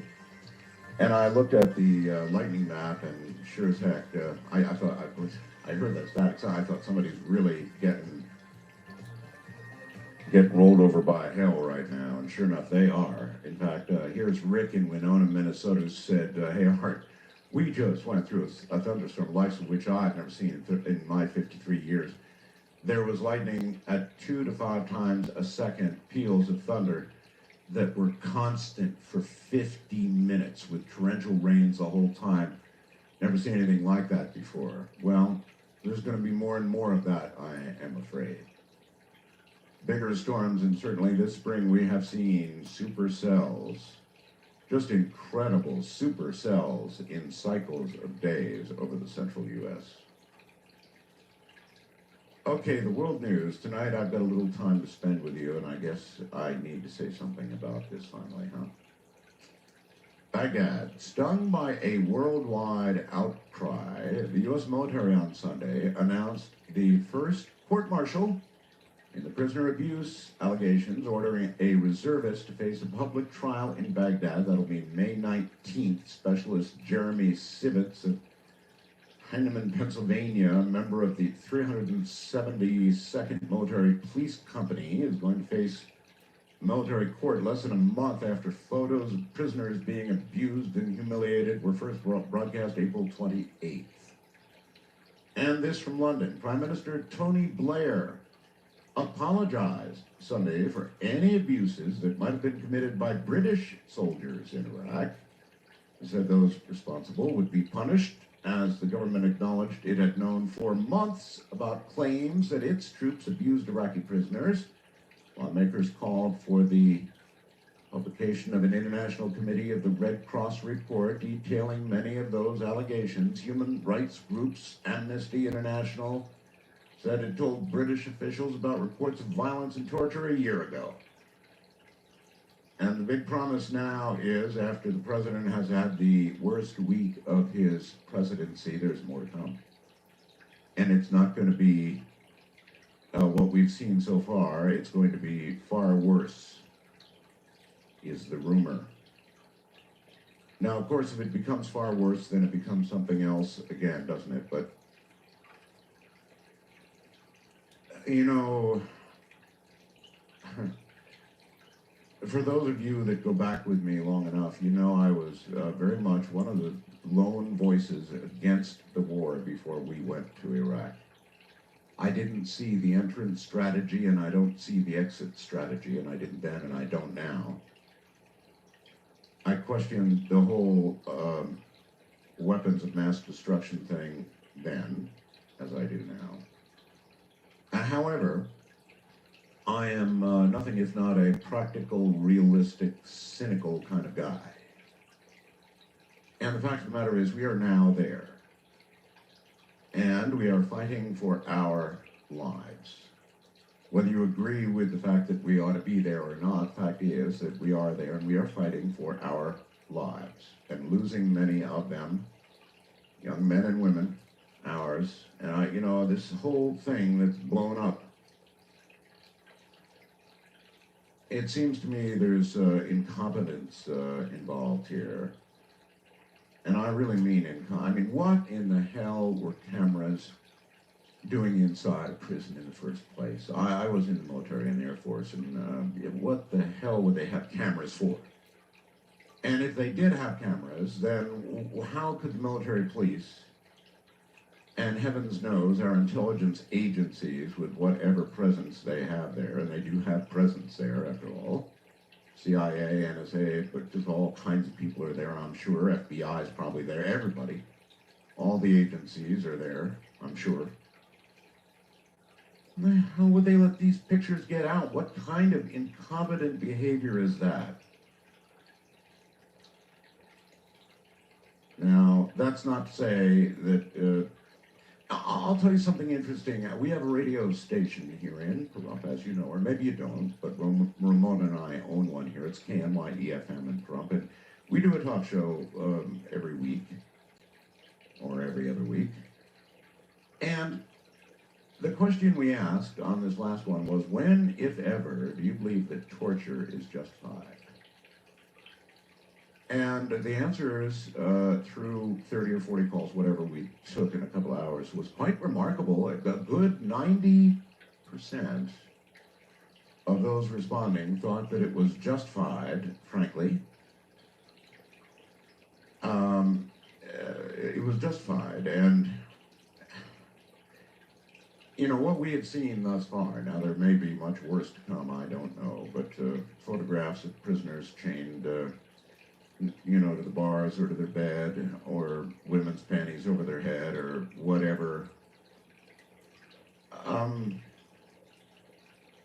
I really don't know what the methods of softening people up and extracting information from them would be, but, you know, frankly, information saves lives, and if they were able to obtain information from those prisoners that would save American lives, then probably in the hardcore real world, there are some things that are justified in doing. These people are trying to kill us. Dead, dead, dead. Kill us dead. So, you know, just incompetent. To even let cameras in prisons, to let these kinds of photographs get out, incompetent all the way around. Somebody needs to tighten something up out there. We'll be right back.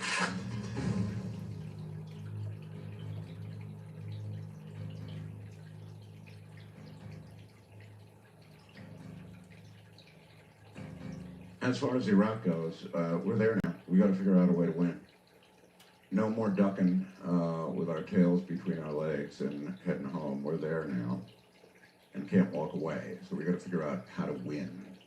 What we have to do. My wife just handed me this. Such a hot potato. This one is: scientists warm to climate flick despite bad science. Well, their opinion, bad science, maybe. Maybe bad science to have to cram it in to a 2-hour movie, but I mean, that's, you know, what you got to do, right? It's the day after tomorrow. Once again, another story from Los Angeles Associated Press. A superstorm envelops the globe, sending tornadoes skittering through Los Angeles, pounding Tokyo with hail the size of grapefruits, and burying New Delhi in snow. Yes, well, doesn't look too good for Europe either. But you know, I told you, you mark my words on this, you mark my words. If you saw 10.5, that's a literal picnic in the Sunday park compared to what's going to be in the day after tomorrow. Last night, this broke during the show. A lot of things have a habit of breaking during the show. Headline: Ocean temp change led to Dust Bowl. The conclusion of scientists now, after more than 70 years of looking at you know, what happened in the middle of our country by NASA, is that ocean temperatures changed just a few degrees and produced that dust bowl in the middle of the United States that destroyed so many lives. Just a very few degrees, a very tiny change in ocean temperatures, they've now figured out, led to the dust bowl. And eventually they're going to figure out a lot more. Still no news or confirmation or denial of a radio signal on 1420 megahertz. No return call this day from SETI, but I suppose they'll be up there to look.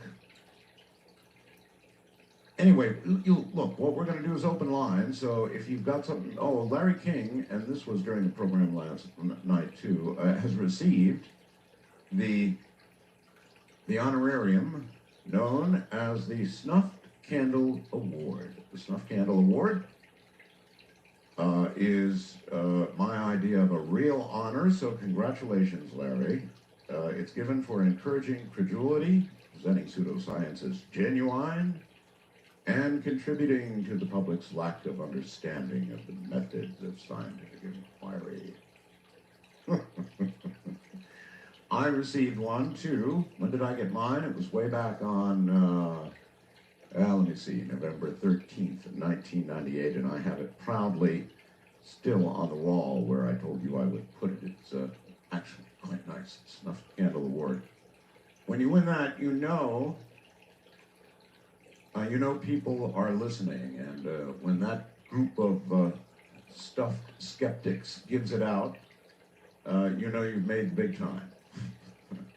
Wildcard line, you are on the air. Good evening. Good evening, how are you? I'm quite well, sir. And yourself? Fine, thank you. I'm calling Art David, how are Los Angeles, KFI. Yes. Am I on the air? If you're not, we're in trouble, the both of us. Okay. During December, you mentioned about the HARP is shooting full power. They were headed toward full power, yes. There was an article about that, yes. And then during that time, I'm from Iran and I'm an American citizen now.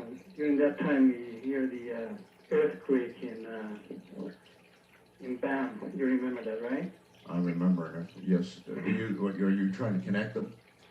Later on, excuse me, later on I came across the article on the internet which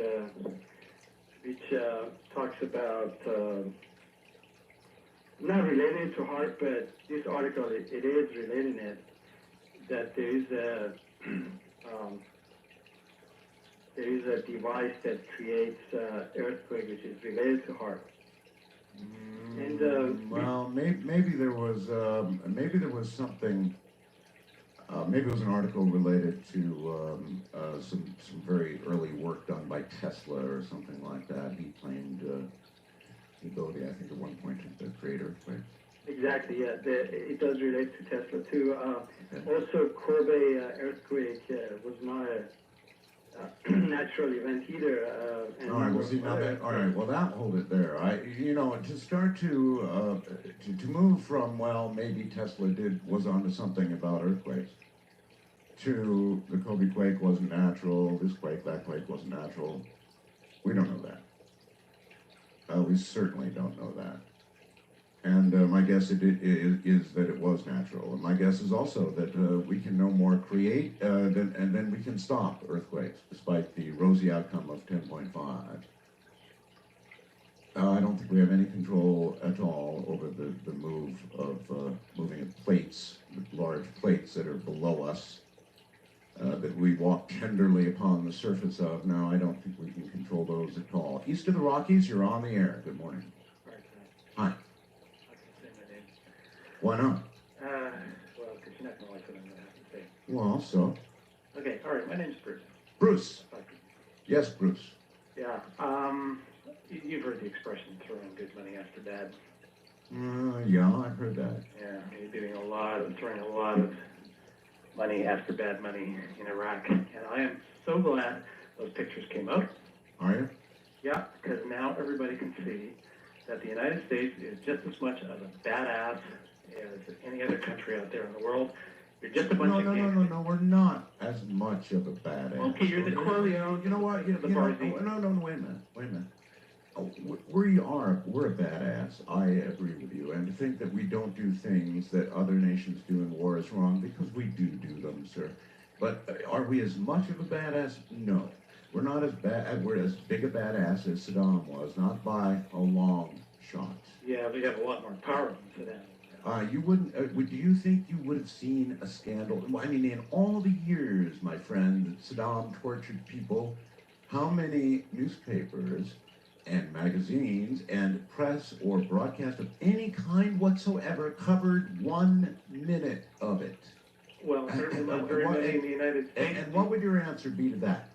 Certainly not very many publications or news outlets covered it in the United States because they didn't want to. Baloney. It's being covered all over the United States. What's happening? What, during the Reagan era? When you were only too happy to... What is the matter with you? Stick with the Bush era. We're talking about this problem right now. Yes, but it needs an historical context now, doesn't it? No, it doesn't need anything going back to the Reagan administration. No, you need to go back like... No, I don't. You can go back there, but you do it by yourself. You want to talk about this? Let's talk about it. Look, we're badasses here. I wouldn't pretend any different, but we're not as bad. We're not the Hitler of the world. We're not the Saddam Hussein of the world. The United States is a cut above. That's why you're seeing this scandal unfold right now. Because we are a cut above. It couldn't unfold anywhere else. You couldn't have this scandal unfolding anywhere else. There'd simply be a bunch of dead people, that's all. there wouldn't be any story. West of the Rockies, you're on the air. Hello. Hello. Going once. Going twice. Gone. First time caller line, you're on the air. Hello. Hi, Art. This is Ron. I listened to you on 600 REC. Yes, sir. Yeah, I served in the Army for about 3 years. Most of it was spent in Germany, Mannheim and Heidelberg. Yes. And, you know, we were given these pamphlets on how to, if the situation ever occurred, how to treat prisoners if, at that time, if war ever broke out. Right. And according to those rules, you had to treat the prisoners with at least humane conditions. Yes. And that goes as far as any of the conventions are concerned and the Red Cross. I know they make... I'm sure it was more or less written as a result of the Geneva Convention Accords. And I have no idea who on the ground level there was responsible, but that's the craziest thing I've ever seen. It's incompetence across the board that this would have happened, period. And, you know, I'm starting to wonder now, you know, here we are trying to keep from what happened with Saddam's regime, and it looks like the same thing happening on camera. You know, you would think that they would treat prisoners a little better than that. And I understand, I guess there's some more photos coming out or already out. That's what they're saying. Good Lord, it just gives a black eye to the military. The whole country. And hopefully... But understand clearly what I'm saying. I'm saying that the real tragedy so far, with what I've seen, is that these pictures got out at all.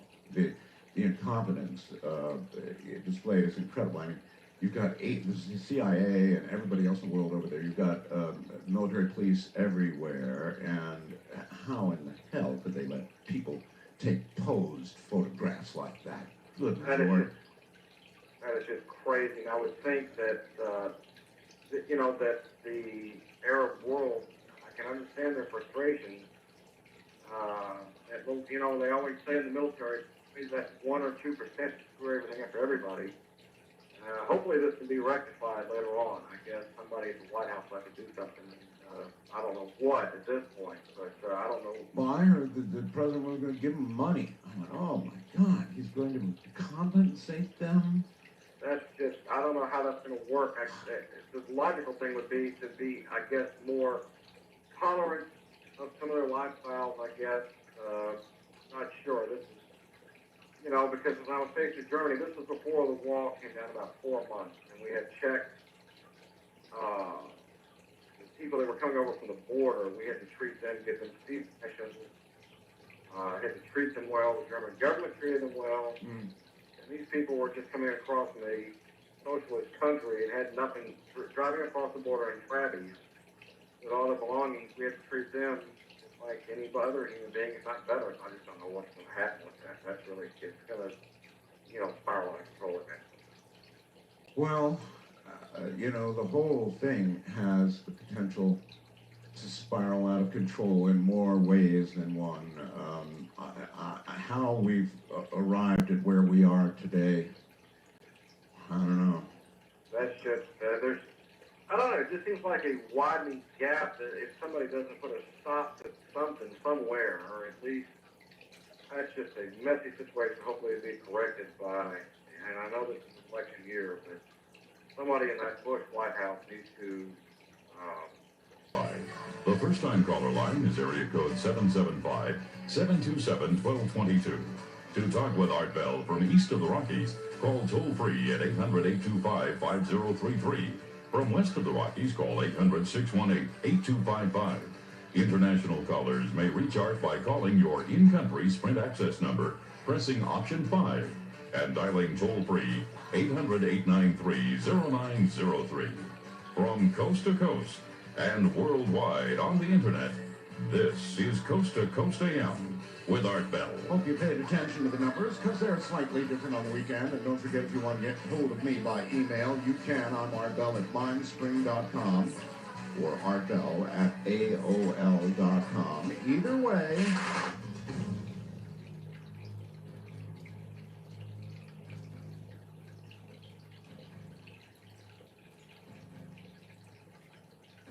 Pretty cool. We're going to be talking to Bud Hopkins. Bud is probably the world's acknowledged expert on abductions.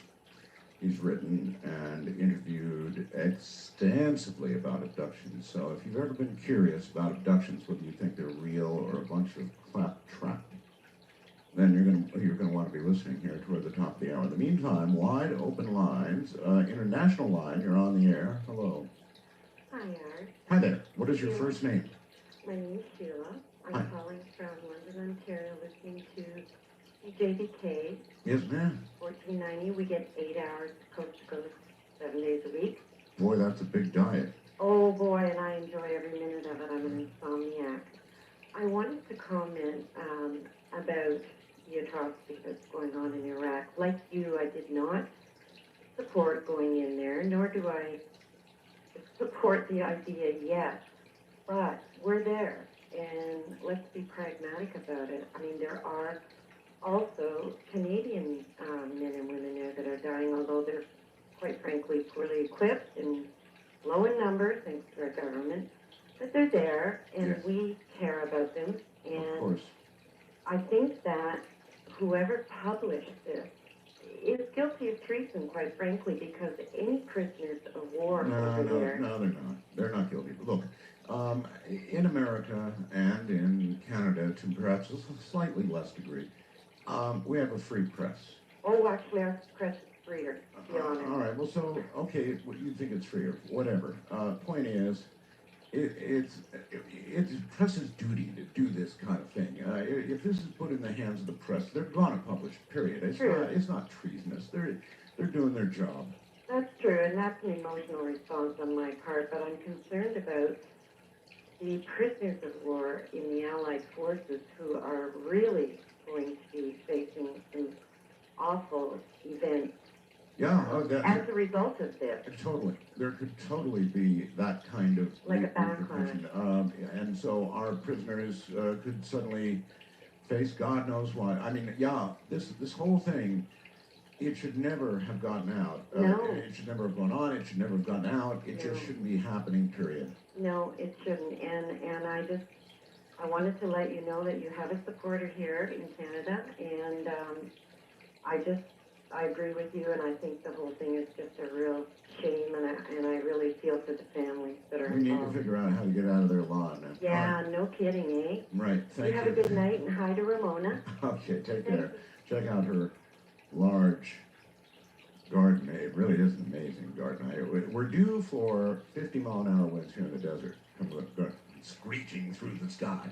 My wife came in a little while ago. What do you mean screeching through the sky? Well, 50-mile-an-hour winds screech through the sky. We're getting some pretty wild weather. And that's what's in the forecast for later today. So if you're in this part of the high desert, lash everything down. First time caller line, you're on the air. Hi. I am? You are. Oh, wonderful. Thank you. You're very welcome. Where are you? I'm in Connecticut. Connecticut. Yep, in central Connecticut. And your first name is? Marie. Marie? Yeah. All right. And I don't know, I just hazarded a call. I'm not really an insomniac, but I go to bed whenever I'm tired. Well, let's see. This Whenever that is. about 18 minutes before 11 here or so, 12:02. So it's just before 2 in the morning. You're a pretty good insomniac, if you ask me. It's almost 2 in the morning. Okay, good. Okay, then I qualify. Okay, thank you. You strike me as the kind of the Wizard of Oz out there. Yeah, sort of. Yeah, it's neat. I don't know, you kind of move around over the globe, and currently you're on the West Coast? Well, yes. Over the whole globe. Isn't that amazing? Yeah, I know, it's great. Okay, listen. You are governed by reason, which is really wonderful.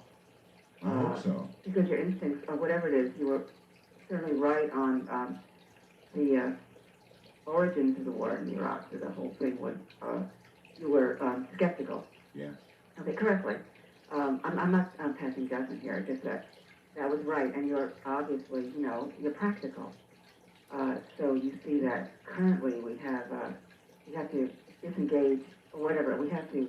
No, I didn't say that. I said we have to win.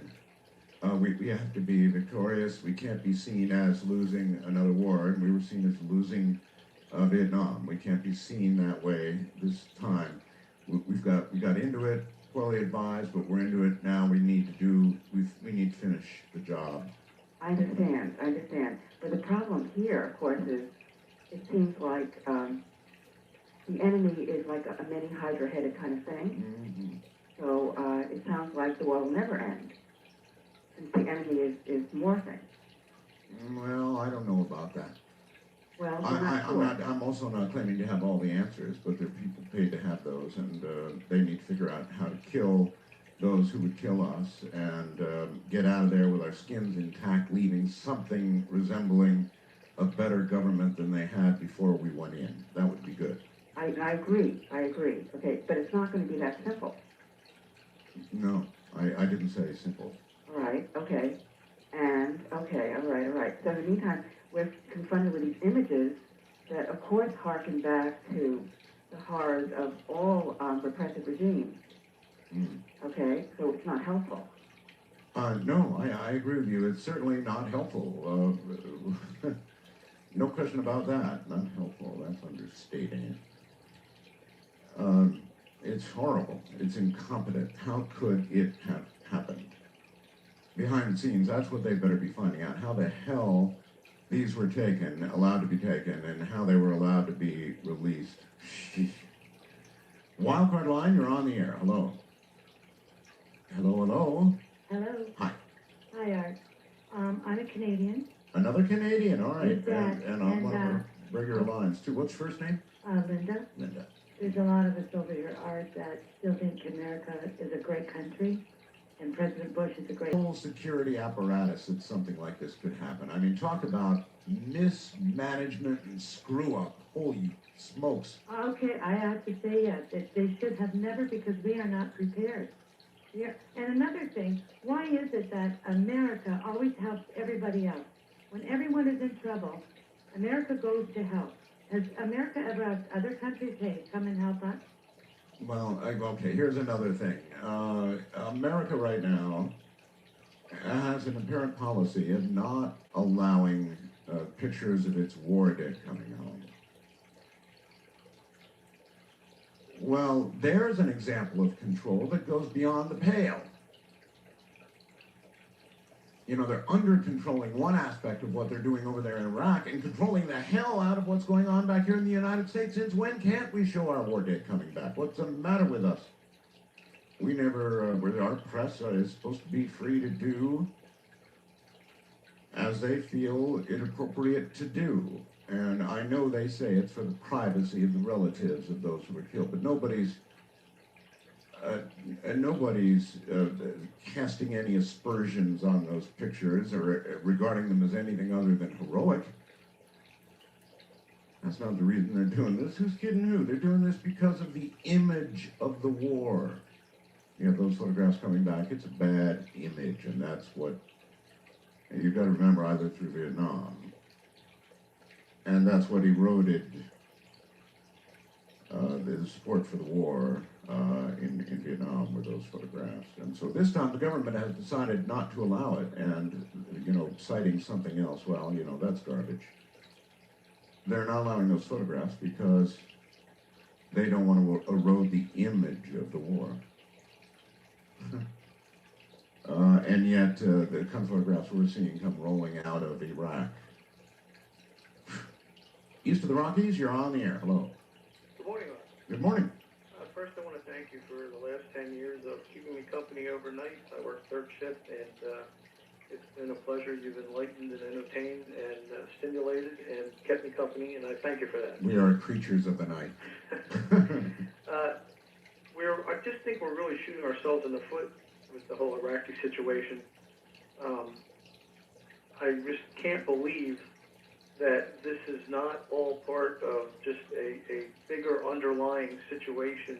You know, there's so much talk about of this global government and this one world government that supposedly the Bushes are supposed to be part of, and Cheney and Rumsfeld and on down the line. There is some grand thing behind the scenes, you know, pulling strings, and they're doing a damn poor job of it.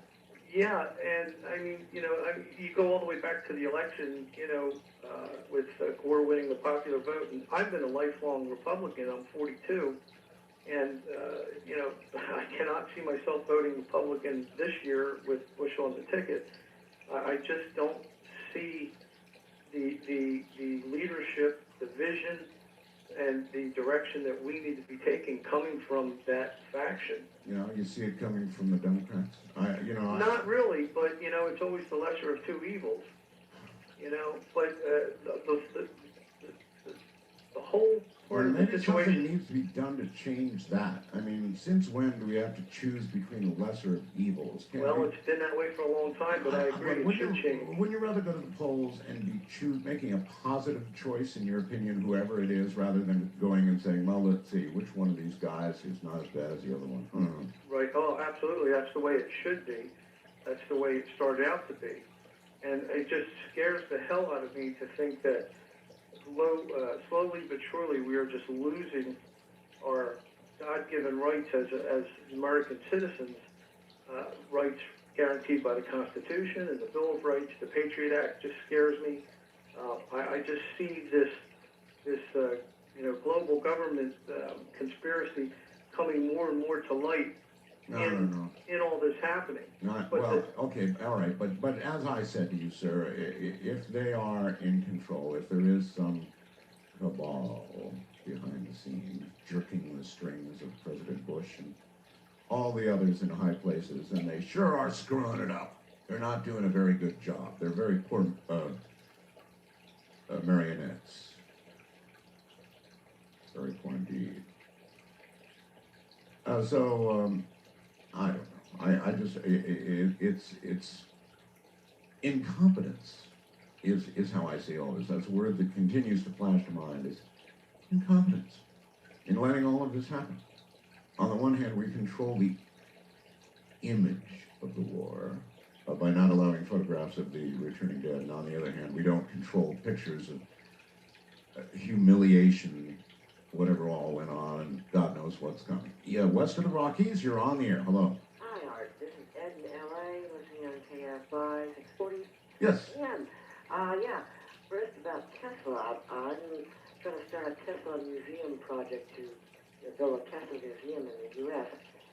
And from my knowledge, I don't think there's ever been a Tesla museum. I think there is somewhere. I remember hearing about it, but I could be wrong. Well, I don't think it's very big, but also something else that relates to UFOs. And so, have you ever heard of the Sonora Aero Club? The Sonora Aero Club? Yeah. No. It was formed supposedly in the 1800s in Sonora, California. That's northern California. Right.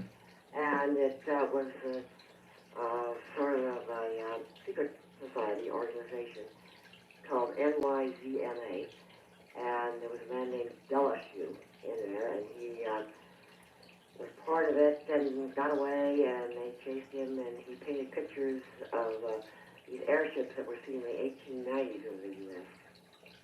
And the University of Houston has a whole collection of them, and there's a website you can go to, but they look like, this is no joke, they look like the Enterprise from the original Star Trek. Really? Yes. So, anyway, I try to find out more about the Sonora Aero Club, and... All right, if you do, email me. Be happy to see it.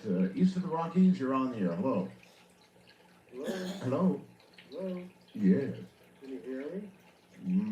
Yes. Okay, this is Art, huh? That would be me, yeah. Okay, how are you doing? Fine. Okay, hey Art, I've been thinking about, like, the situation in Iraq. Yes, and what have you been thinking?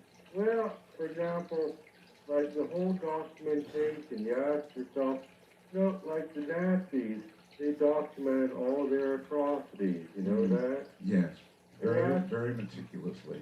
Yeah, I know. I'm not trying to be funny or anything. I didn't think you were. Yeah, but I mean... So they did document. What is your point?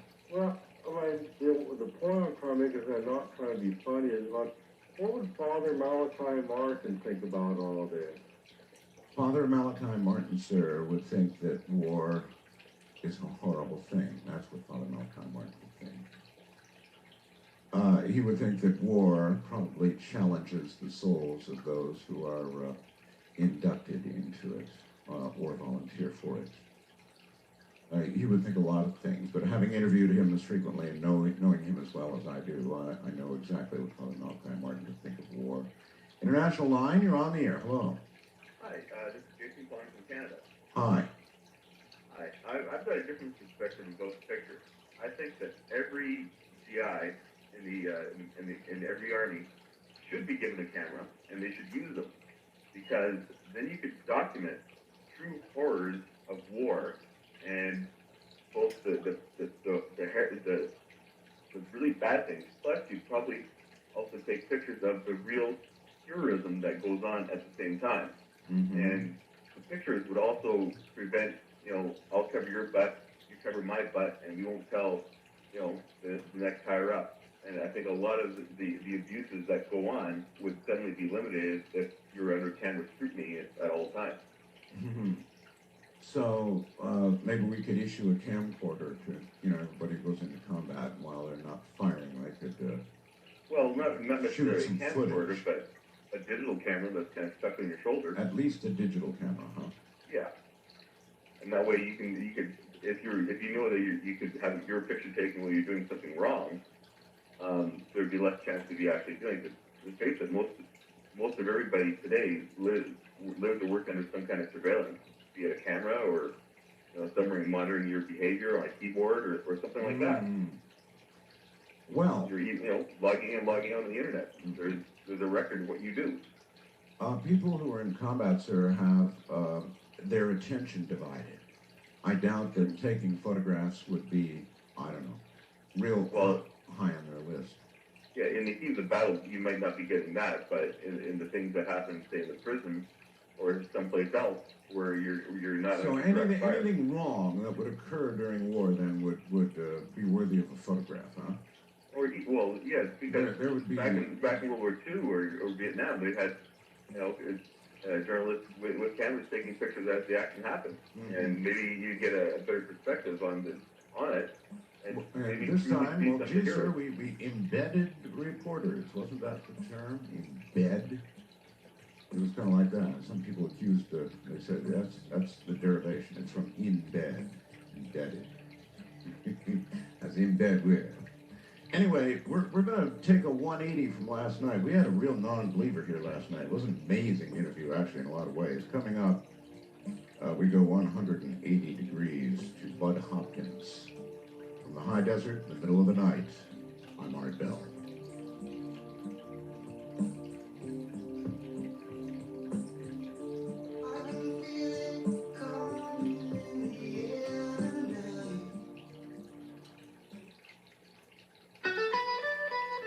One interview.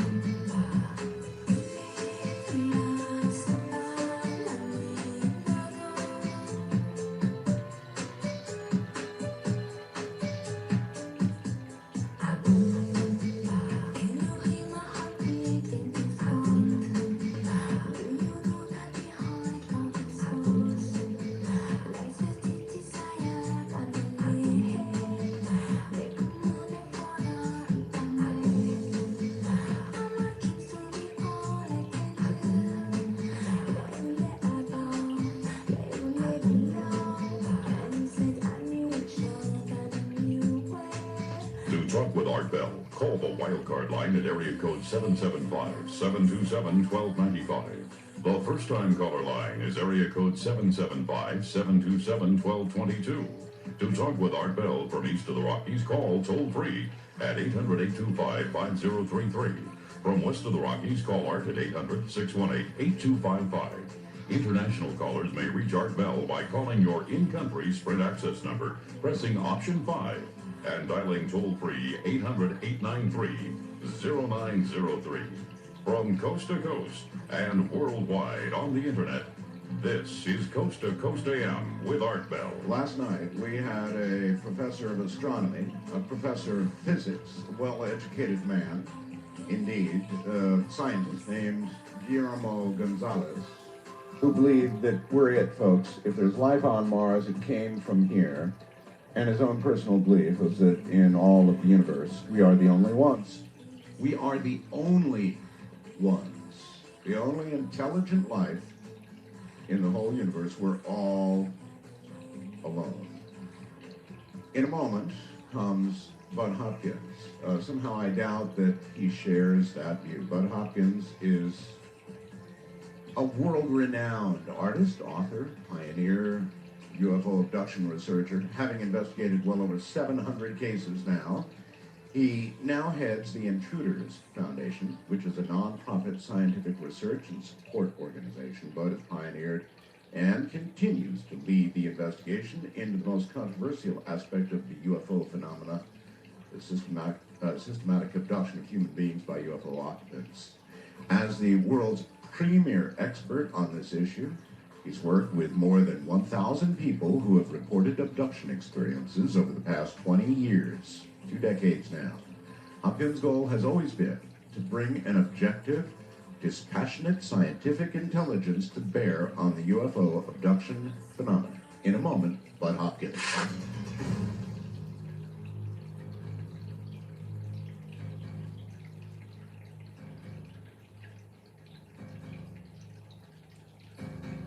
Ladies and gentlemen, Bud Hopkins. Bud, welcome to the program. Glad to be with you, Art. Back to the program, I guess. We've been interviewing now for years and years, haven't we?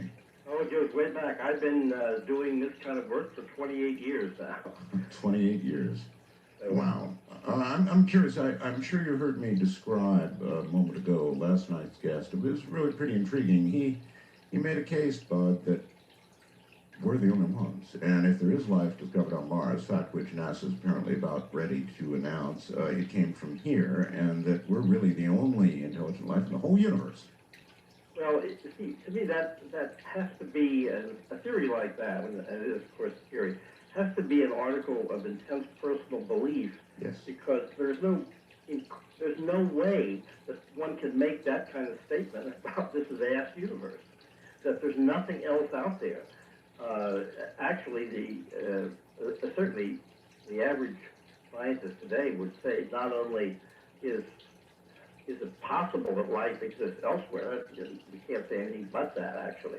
But I think the average scientist would say it is probable that life exists elsewhere, and therefore an intelligent life exists elsewhere too. It's just absurd to think the opposite. Well, he readily admitted his ideas were very controversial today, but that is sincerely what he thought, and you're right, he had that as an article of faith. It's an article of faith, it really is. Yeah. And of course, I know that there are probably many very, very conservative religious groups hither and yon around this planet of ours who would have that belief based on their own particular interpretations of whatever scriptures they follow. But, I mean, to make that statement that we know about the rest of the universe and there's nothing there in terms of intelligent life or even lower life forms. Well, he readily admitted that it would be quite a severe shock to his system. And so then you go back to this whole Brookings thing.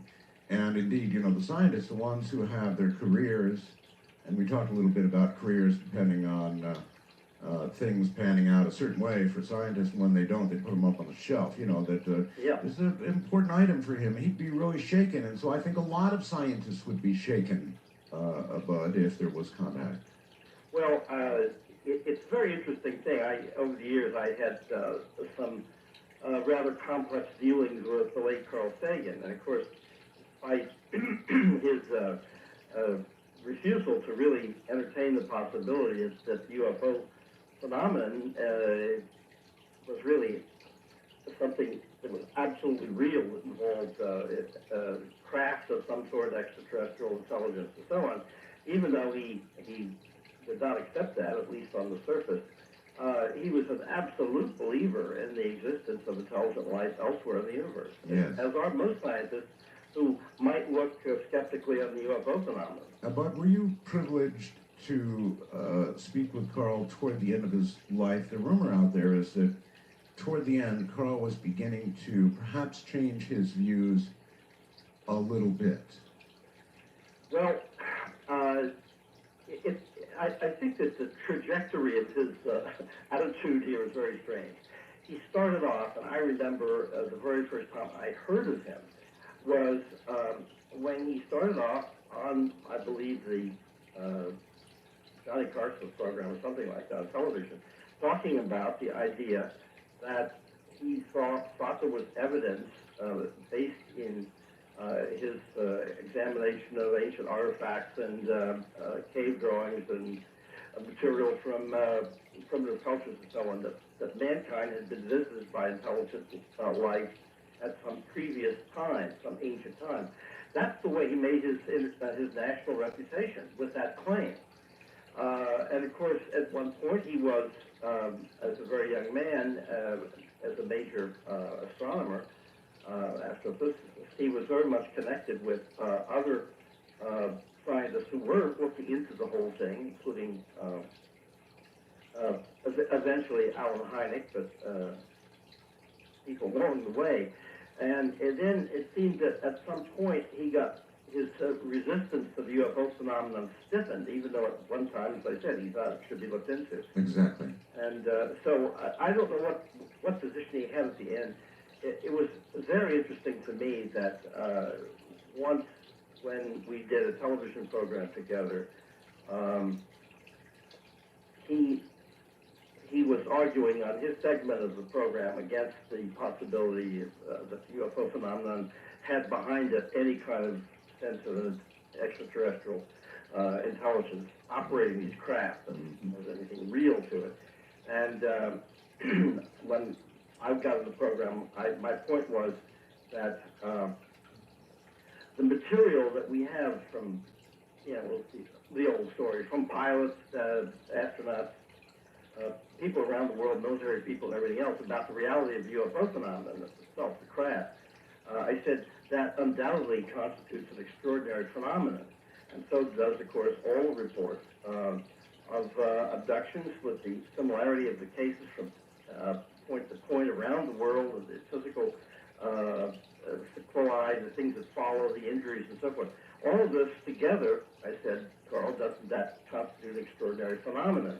And he said, yes, it does. And I said, well, then what we should be saying here, I believe, is that an extraordinary phenomenon demands an extraordinary investigation. And I said, we should be investigating it, and I said, you should be doing it, not me. Yes. Well, perhaps, but he met up with some, he was a very quick rising star, and he may have met up with some rather impressive mainstream influence that during the middle of his life, the successful part of it prohibited him from going out on that limb. I think you're absolutely right with that, Art. And when you realize that, of course, any scientist in his position really is extremely dependent upon government handout, so to speak, in terms of having your scientific projects accepted and funded by the government. Yes. And you're, in a certain sense, also beholden to your colleagues who are controlling the future of your professorship and the laboratory access that you have and so forth, that it must have dawned on him at some point that taking any kind of a sort of a stand was probably not going to be helpful in the long run. But my feeling about him, and we exchanged letters, and it was a kind of a complex, interesting relationship. My sense always was that he was extremely uneasy about the subject. This was not a man who, in any kind of intimate connection that one might have with him. Uneasy, that's an interesting assessment. That's an interesting word. Why uneasy in the sense that he couldn't say what he thought probably was true? Yes, that's exactly what I mean. My feeling was that whether or not he,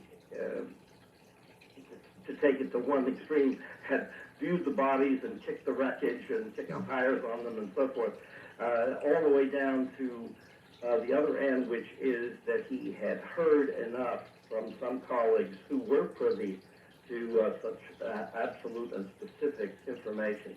Wherever he fell along that line, I think that he was certainly aware of enough to know that his position was, his public position of opposing this was perhaps way over the top. Mm-hmm. Interesting. And of course, watching the astronauts is also an interesting exercise, sort of a story to be told there. Some of them act very strangely on this topic indeed. Well, anyway, you've had so many years of research, and you've got a brand new book, right, called Sight Unseen? That's right, Sight Unseen. It's my fourth book. I'm not a very prolific writer. In the 28 years I've been doing research, I've managed to write 4 books, so 7-year gaps between are not very suggestive of somebody who was a prolific writer. No, so in other words, you must wait until you really feel like you've got a couple of aces in your hand before you start out. In other words, you must really, what motivates you to finally sit down and start working?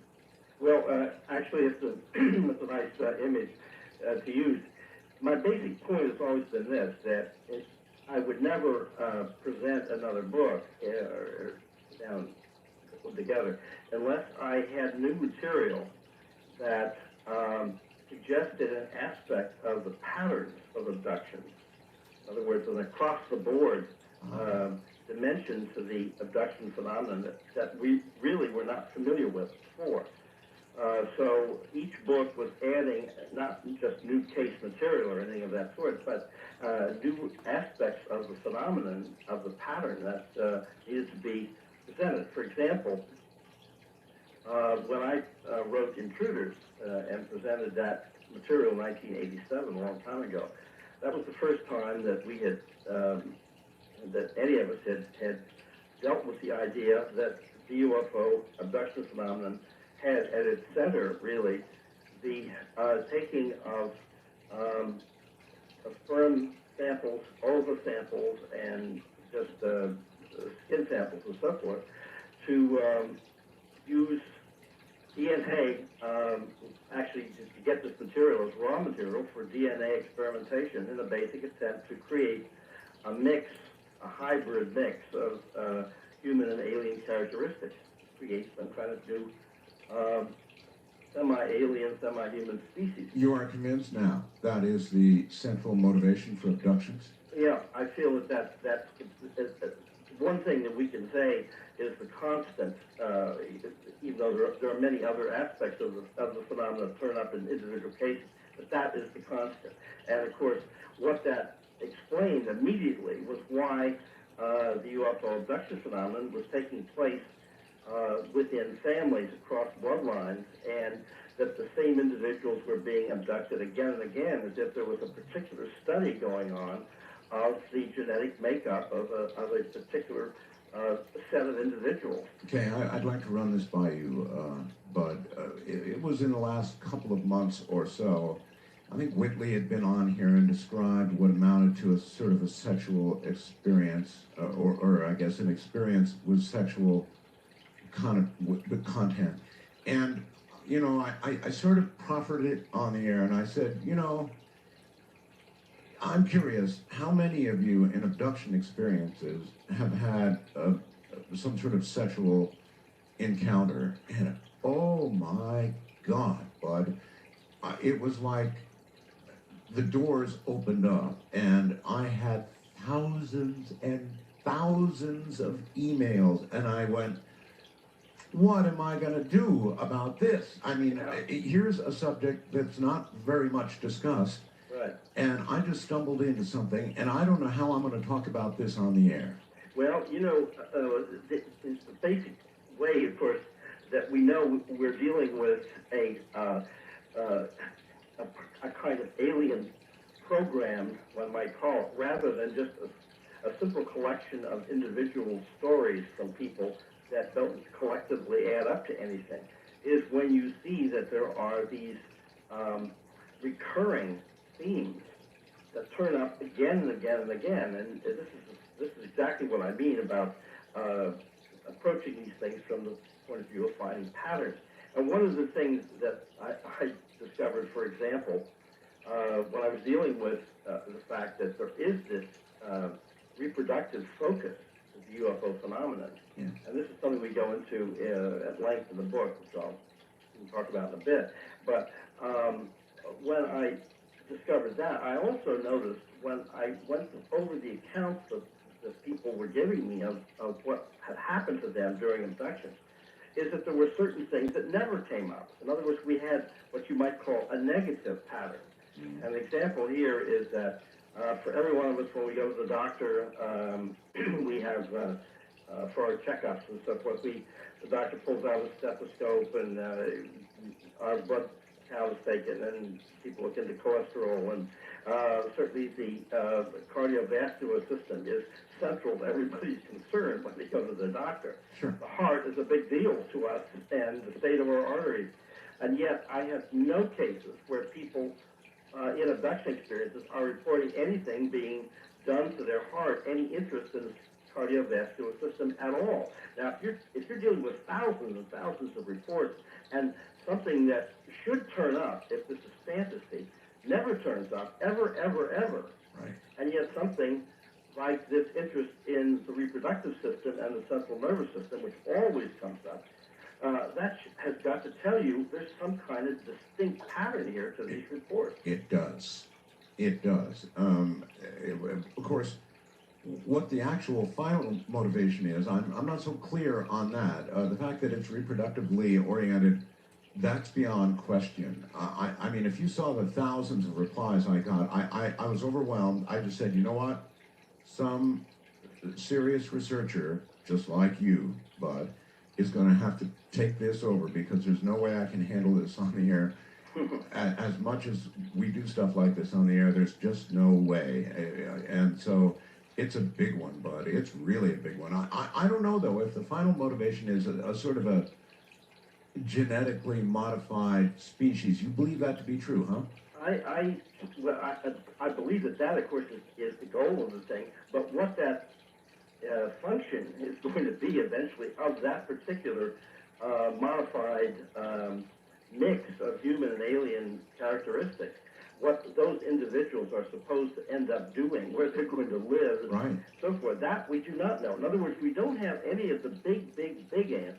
Do we know to whose benefit this is? That's right. We don't know that.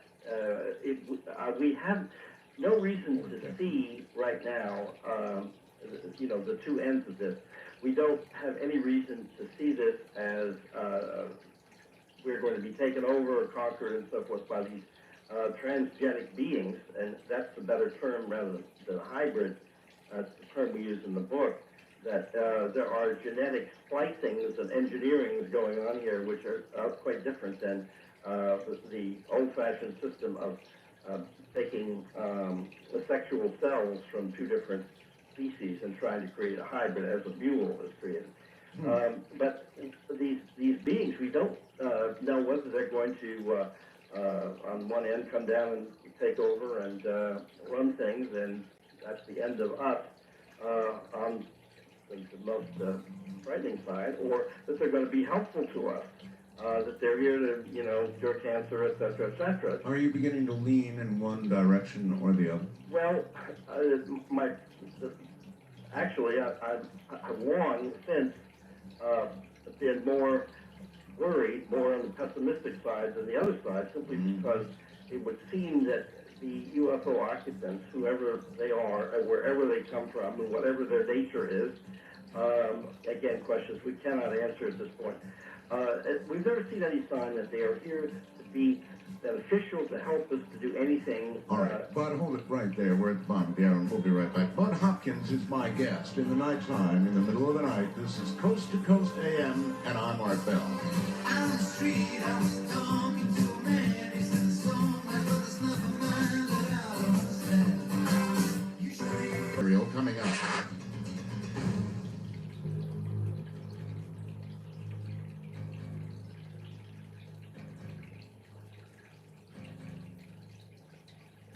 Let's do exactly that. Let's get down to some cases. I mean, you put some pretty radical case material in the book. Can you preview some?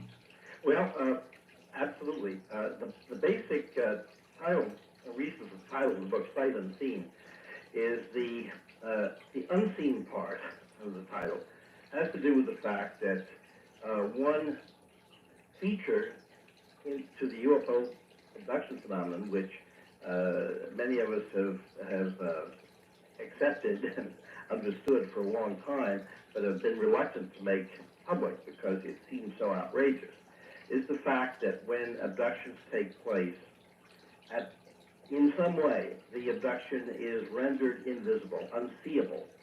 In other words, an abduction can take place actually in the middle of New York City in the daytime, and I have many such cases. In Paris, London, Istanbul, around the world, abductions cases have occurred that I have looked into where people are taken and the following does not happen. The UFO is not seen. That's just hovering, let's say, next to the building or the skyscraper or so on where the people are taken. The individual aliens who are transported down a beam of light and into the place or the car, the automobile, the street, wherever where the person is taken, they are invisible at that moment, and so are the human beings who are taken, the abductees. In other words, in some way, everything can be veiled and rendered unseeable, and that's in the daytime, at night. It doesn't make any difference where it is. There is a technology of invisibility, which is, on the face of it, seems totally off the wall and outrageous. Oh, I'm not so sure about that. Any alien race that could get here for whatever their motivations would happen to be would be sufficiently advanced to be, I'm sure, invisible to us if that's what they wished. On the one hand, you could say that, but on the other hand, you could also say, well, it's easy to say it's invisible. Then how do we know it's real? Well, this is of course, that's an extremely important point. The thing about the technology, of course, you're absolutely right, that if they can get here from there, wherever there is, then it would certainly seem that we don't want to limit their technological abilities by looking at our own and saying, well, we can't do that, they can. However, one of the themes of our book, and it's very central, is the fact that earthly technology is beginning to approach alien technology in many different areas, including experiments that are going on right now that the government is carrying out with the idea of invisibility. And that's a long, complex area in the book that my wife, Carol Rainey, my co-author, has gone into. You're saying that our government is now working on invisibility. Absolutely. And it may, now, my point, of course, Art, is that the way science is approaching this issue, to veil something, to make it unseeable, etc., might be entirely different than anything the aliens are able to do, that their technology might be, have approached the problem along completely different lines. But the fact is that what our book is trying to do is to take the para out of paranormal, really, and to show that the distance between what seemed to be magical technology on the aliens' part and our own technology, that distance is shrinking. Now, in terms of whether an abduction is real if it can't be seen, of course, is another story. Abductions have to be examined in terms of their reality, the physical things that occur, the marks that are left on people, etc. Well, down to cases, Bud, without naming names, can you give me an example of a case where, for example, it was unseen, but there remained some physical evidence that we could, you know... Okay, well, one of the cases I go into occurred in 1948. And, of course, as we know, the abduction phenomenon did not really become a public issue or known, really, anywhere around the world in any great depth until the Betty Barney Hill case came to light in 1966. Right. It occurred in 61. But we're talking about 48. This is 1 year after Roswell. And in that particular case, the woman I was dealing with was a very young child at the time, and she and her brother were put down for naps in their bedroom in the middle of the afternoon in Cincinnati, Ohio, by their mother, who I've been able to interview upon several occasions too. And what the mother and everyone recalled consciously, and I should point out incidentally that the central figure in this case, the woman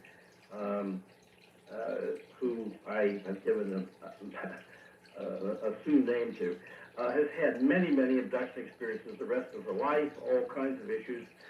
This is one that she didn't bring up to me at first because she didn't know what to make of it, and she couldn't remember the content of the abduction consciously. But what she did remember consciously, and her mother well remembered, is that the mother put them to bed in their little bedroom on the second floor of a building, really in the suburbs of Cincinnati.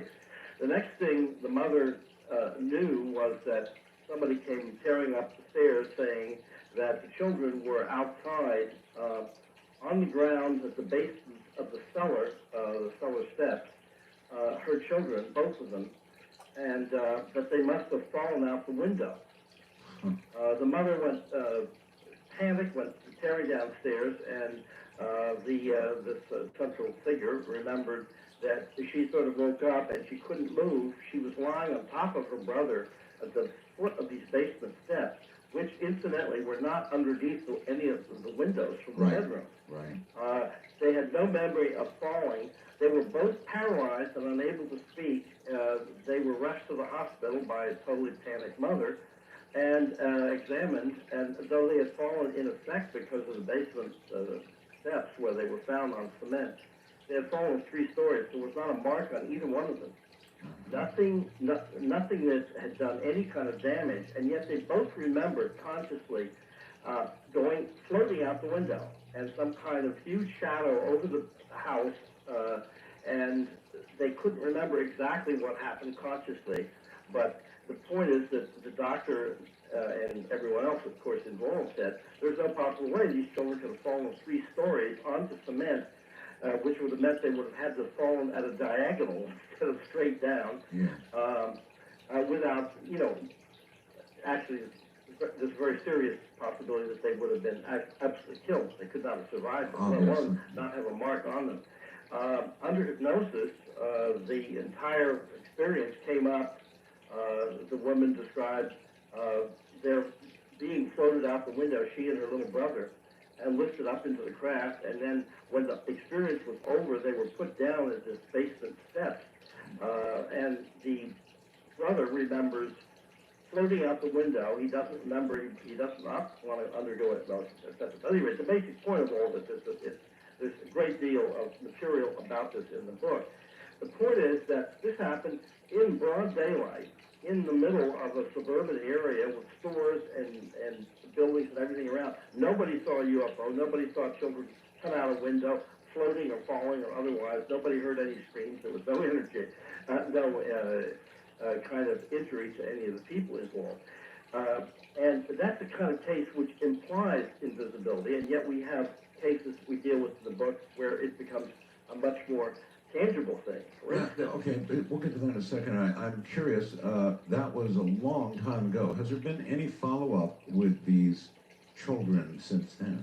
Well, of course, I've been working with the mother, who is now in her 50s, and she has a child, 2 children actually, who are seemingly having abduction experiences from time to time as if they're part of this ongoing kind of study of a particular bloodline. The brother, who is now a man in his late 50s, does not want to look into this and is still suffering from a great deal of fear connected with his memory of that time of being paralyzed.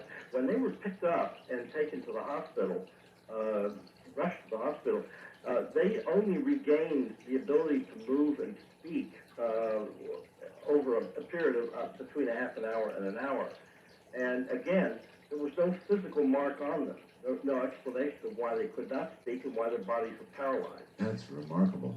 So, but this is just another case of something much more tangible. A woman who's given her name, Katharina Wilson, who I've worked with before and has actually written finally about her experience. She's a very, very solid, intelligent woman with a great deal of personal integrity. Had the experience of getting off a plane in Chicago at O'Hare Airport, walking into the ladies' room, and when she, and feeling very, very strange at the airport, she just got off the plane and went to the ladies' room and then walked over to the sink. She put soap on her hands, and when she put her hands under the faucet, the sensors did not turn on, did not work, and the water did not come on to make her rinse off her hands away. She went to the next sink and the next sink and the next sink and could not get anything to register her. And finally, there was a woman who stepped away. The water was still running. She plunged her hands under there, and still nothing happened. She had to go to a little stall where there was a tap she could work with her own hands. Now, she could see herself. She had no problem with that. But she became aware that nobody could see her. That she was not registering on the faucet. And the next thing she knew was, without understanding how she got there, really, she was approaching the baggage return area where she was to be met by two friends who described her as suddenly just popping into existence, just popping up. And all the luggage had been taken but hers, and she realized that there was something like an hour and a quarter or what, or thereabouts of missing time. Missing. Now this meant the two witnesses who said she just popped into existence, one of them I interviewed at great length, and she said it was as if she just suddenly in this room popped into reality and had been invisible a moment before, and it was a terrifying thing to all of them.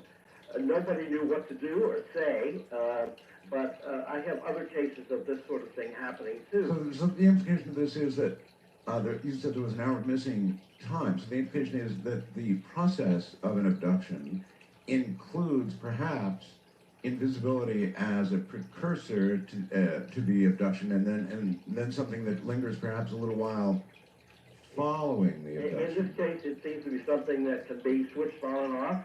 And if their problem is that somebody's being abducted from the busiest airport in the United States, O'Hare, and has to be returned to another part of the airport, the baggage return area, that perhaps there is a lingering a period of where the invisibility state is maintained past the technical needs of the abduction itself. Yes. Do you have similar reports from others of invisibility, of what seemingly spontaneous invisibility? Right. I go into six cases totally in the book in order to establish this as a pattern. Another took place with two airmen. It's a very interesting case, who were at an Air Force base, and their job was to man a first response fire truck that went out at night onto the tarmac where the student pilots were practicing landings and takeoffs.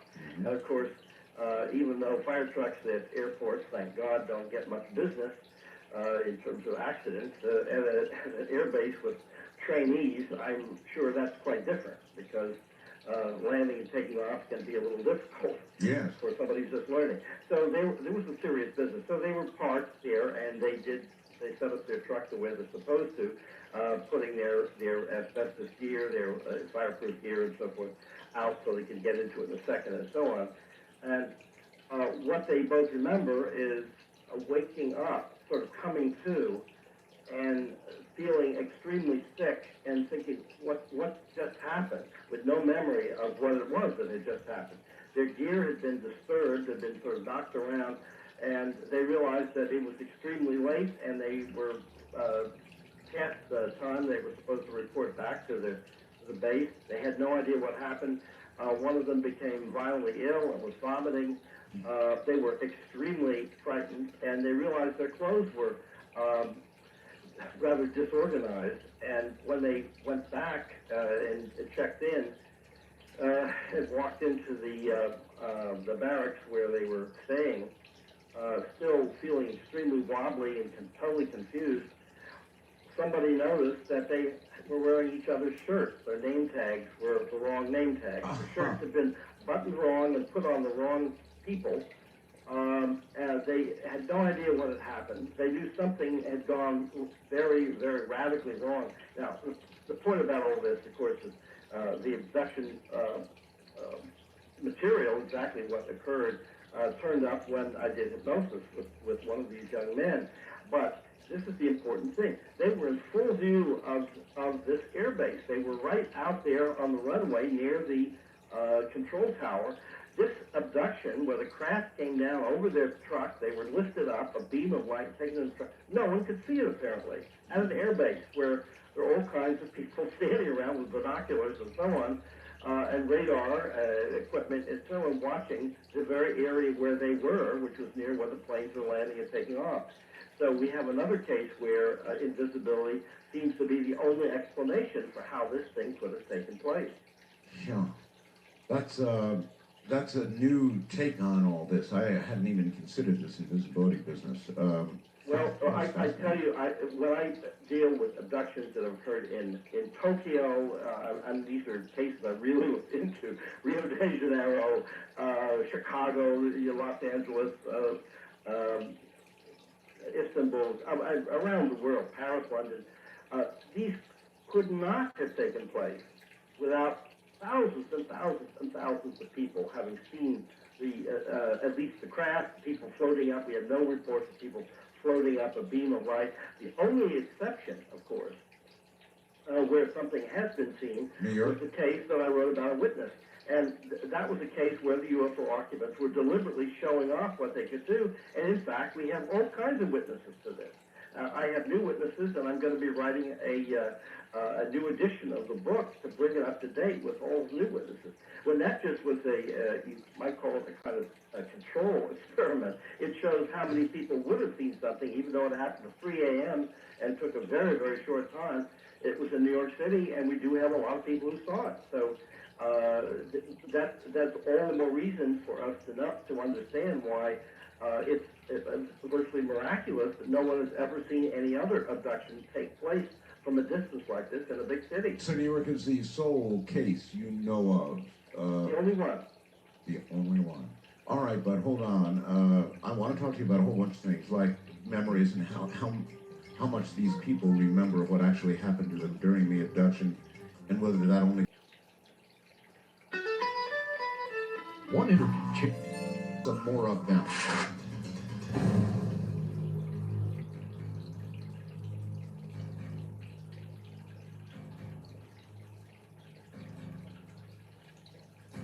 I would certainly be interested, in any accounts out there of a parent, I'd say a parent, a spontaneous invisibility, because you might well, of course, not know then that it is attached to a period of time that you might be missing. Not everybody notices the fact they've had missing time. Bud, welcome back.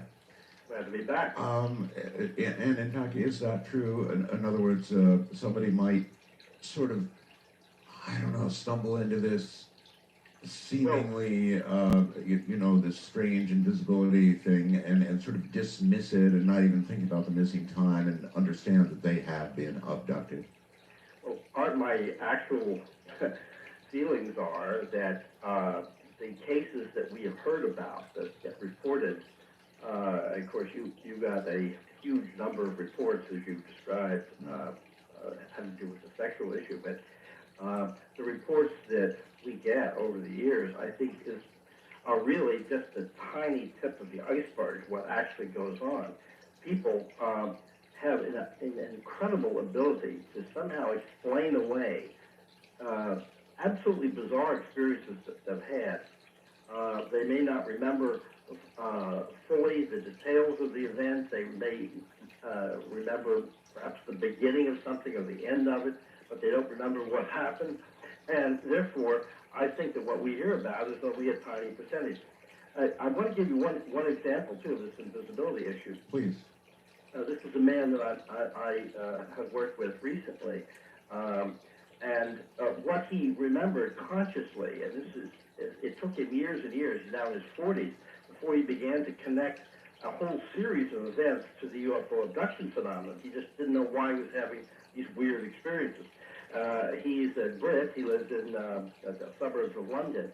But when he was 16, he went to a friend's house where he'd never been before, another part of London. A fellow he'd met at a summer job they had. At 16, they say, they were young men. He went there for a party. They were going to watch a David Bowie television program. They were all David Bowie fans. And so he met his co-workers, other friends, other boys that came over there. And ultimately, when it got late, he spent the night there at his friend's place. His boy's family was away. Took off all his clothes, got in bed, went to sleep, and when he woke up, he felt very strange, but the room didn't look right. It didn't look like the way he remembered it the night before. Right. And he saw a stairway in his room, which wasn't there before. Stumbled around, could not find any of his clothes, wrapped himself up in a bedspread, not knowing what was happening, went up the stairs, and found himself in a strange kitchen of someone's house. The woman screamed and yelled, "What are you doing here?" And he said, "Well, John asked you to spend the night." And she said, "John who?" And it turned out he was in a different house, and yet, as it turned out, it was the house of one of the boys who'd been at the party the night before. And that boy said, "What are you doing here in the house? How did you get in?" And he said, "I have no idea." And he said, "Where are your clothes?" "I have no idea." It turns out that this house is, again, a house he'd never visited in his life. It was 3 miles away from the house where he had gone to bed, where his clothes still were.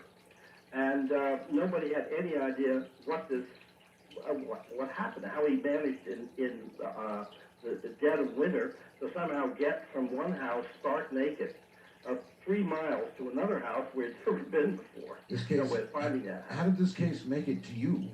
Well, he had a number of other experiences later on, which suggested to him finally, this is about 3 years ago, that he had that they may be connected with the abduction phenomenon, because he remembered some more specific details of some of these later experiences. And well, a pathetically small number of rapes are ever reported to the police, is my understanding. But so imagine how few people would be inclined, to go to the police or authorities and say, "Look, I was abducted and raped by aliens," or something like that. Not a lot of those are going to get reported. Plus, if you don't remember, Bud, the human brain tries to make sense of what it simply can't process. Exactly. It has no reference. Well, this young man said that his friends, who sort of stopped seeing him at the time because they thought he must be weird, began referring to him as the streaker, the winter streaker, who streaked 3 miles. Stark naked across London. Anyway, when we looked into the case, out came classic abduction experience, and he has physical marks. In other words, there's a whole range of evidence suggesting that these are real experiences. But we have no way to explain it if they weren't abductions. How the heck did this happen? But again, this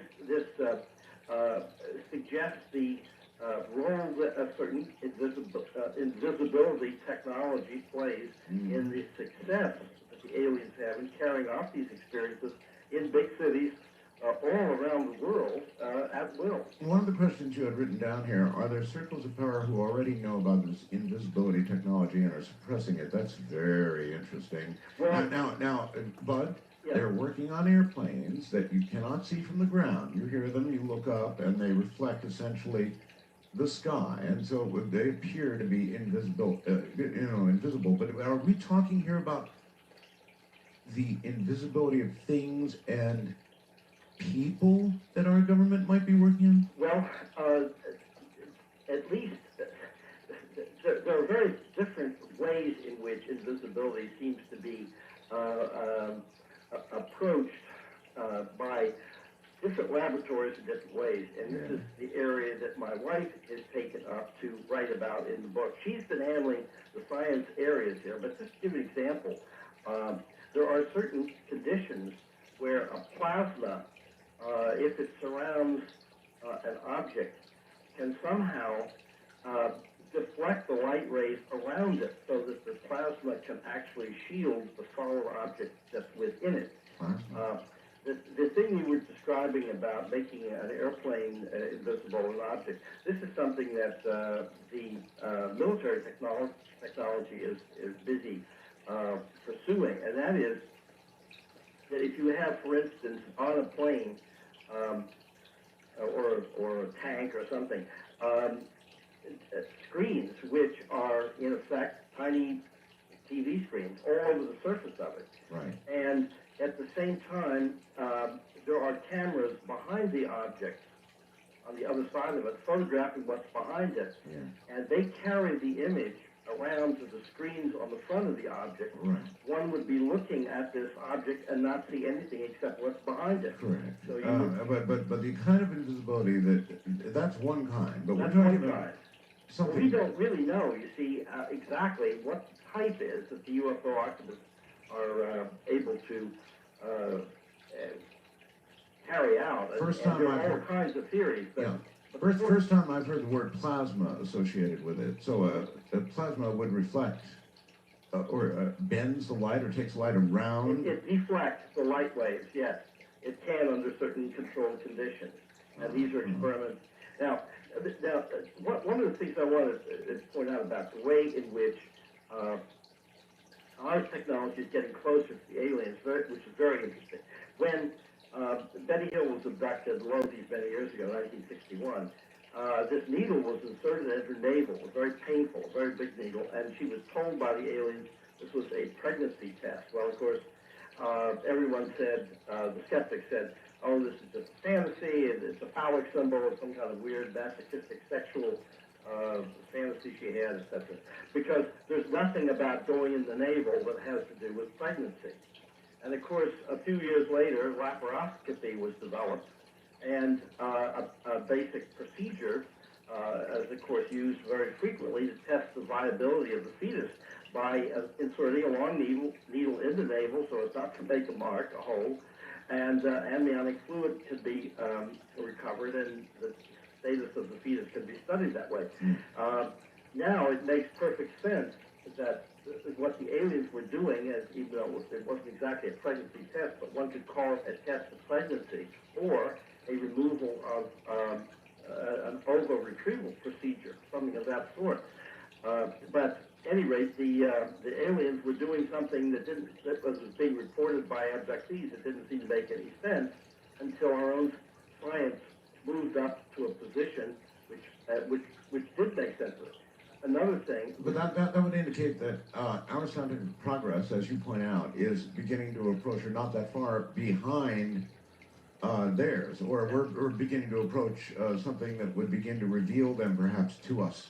That's what it would seem like, and as our science develops, and of course it's developing with an incredible rate.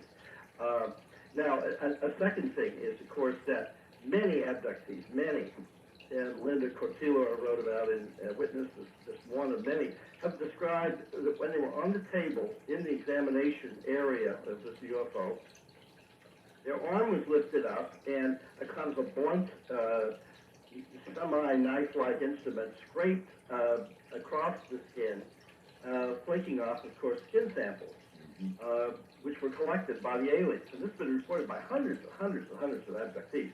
And of course, we didn't know what that was for, except that now, very frequently, when we're doing experiments, genetic experiments, one of the basic techniques used is to take skin samples by scraping across the forearm and flaking off layers of skin, which of course is not intrusive or damaging in any way.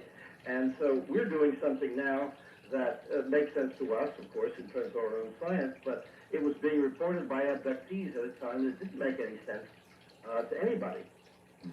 So these sorts of things, these connections between scientific developments of our own, either because it's just a natural way our science develops, or whether or not there is some particular impetus being given to that area of science by UFO abduction reports or descriptions, we don't really know. But the distance between alien science and human science is shrinking. But most of the, or I guess the majority of the subjects that are willing to undergo hypnosis probably do, or you request them to. Is that Well, true? if they have to want to do it. Right. But assuming if they don't really want to do it, nothing happens. right, of course. But assuming they volunteer, Yeah. Then you do take advantage of it. Right. So I'd like to understand a couple of basic things about hypnosis as you know them. How really effective is hypnosis? I mean, for example, is it true or not that a person under hypnosis would always be telling you the truth, or is that incorrect? Well, it's a complex question. Let's start with the situation that the person has a period of missing time Right. about which they're certain. In other words, to go back to the case of the young man in Sure. England, Sure.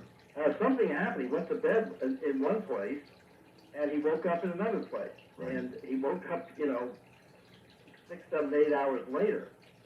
What happened in all of that time? How did he get from one place to another? I mean, you start with the existence of a gap, of a mystery, of a problem.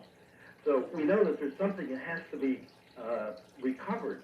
Some kind of memory has to be recovered because he had some idea how he got from one place to another. So you're starting with something that is a fixed, viable period of time that has to be really understood as to where he went. Now, in terms of a person's perception under hypnosis, it isn't that the person is a truth machine, but the person is reporting his or her perception of what's going on at the time. Now, those perceptions might be, just to give an example, under hypnosis, a person who is nearsighted, who goes to bed, let's say this abduction takes place at night during sleep, and he's awakened and taken out, or she goes to bed without their glasses on, and they're in a shift, they're not going to be describing anything that they would have had trouble seeing with any kind of clarity. In other words, they'll say things are hazy off in the distance there, but I can see these figures standing close to me, or something of that sort. It's not any kind of magic trip into some sort of way of perceiving things. Can you explain what about hypnosis allows people to remember things that they otherwise... Well, actually, Art, I don't think anybody really understands how it works, because what seems to happen here with the UFO abduction phenomenon is that a kind of artificial block has been placed over people who have remembered every damn detail of what occurred from the beginning to the end of the experience. Any reason you can account, is there any way you can account for why one individual remembers while another cannot? In other words, the block is effective on one and not another? We have no way of measuring that. We don't know. Or do you think the block is simply not put on some? That may be the case, but we suspect that since the goal has seemed to have been to keep the whole phenomenon covert all the way along, especially if it's happening again and again to the same people and to their children, the covert goal seems to be there. But we don't know why it doesn't seem to take hold of everybody in the same way. And what's very interesting about this is that after an abduction, let's suppose there are two people in a car, and what they remember consciously is the car stopping, and then they remember somehow the car starts up again, and they're in another location, and things are very confused. This is one of the cases I dealt with, and interestingly, when the woman got home after this was over, and there was a 2-hour time lapse, she found that her earrings were both on backwards. In other words, the little stud was on the outside, hold it in place. as if the aliens don't quite understand jewelry. I was going to say, we're not dealing with fully competent abductors here in every Right. case, are we? I mean, they dump people off in the wrong place. They make mistakes, they really do. But the point about this particular case is, as the event was over and the cars started up again, and they're feeling extremely strange, and there's that feeling of what just happened, but they can't remember what it was. The man in this case turned to the woman and said, you know, I saw a very strange thing out the window. He's the driver. Out the left side, he said it looked like a huge football stadium all the way up. But he said it didn't seem to be up a little bit. And he said, did you see that? And she said, yes. She said, you mean that thing that was right in front of the car? Huh. Now, you know, there are further things, of course, that went on, where each one was picking up, they had conscious memories of different moments in the whole sequence of the abduction that they had both experienced in apparently exactly the same way. So all the objects of Area code 775-727-1222. To talk with Art Bell from east of the Rockies, call toll-free at 800-825-5033. From west of the Rockies, call Art at 800-618-8255. International callers may reach Art Bell by calling your in-country Sprint access number, pressing option 5, and dialing toll-free 800-893-0903. From coast to coast and worldwide on the internet, this is Coast to Coast AM with Art Bell. Isn't it interesting? There's a commonality then between that and those affected by invisibility. It's as though they suddenly, well, I don't know, somebody threw a switch and they shifted into a different vibrational state.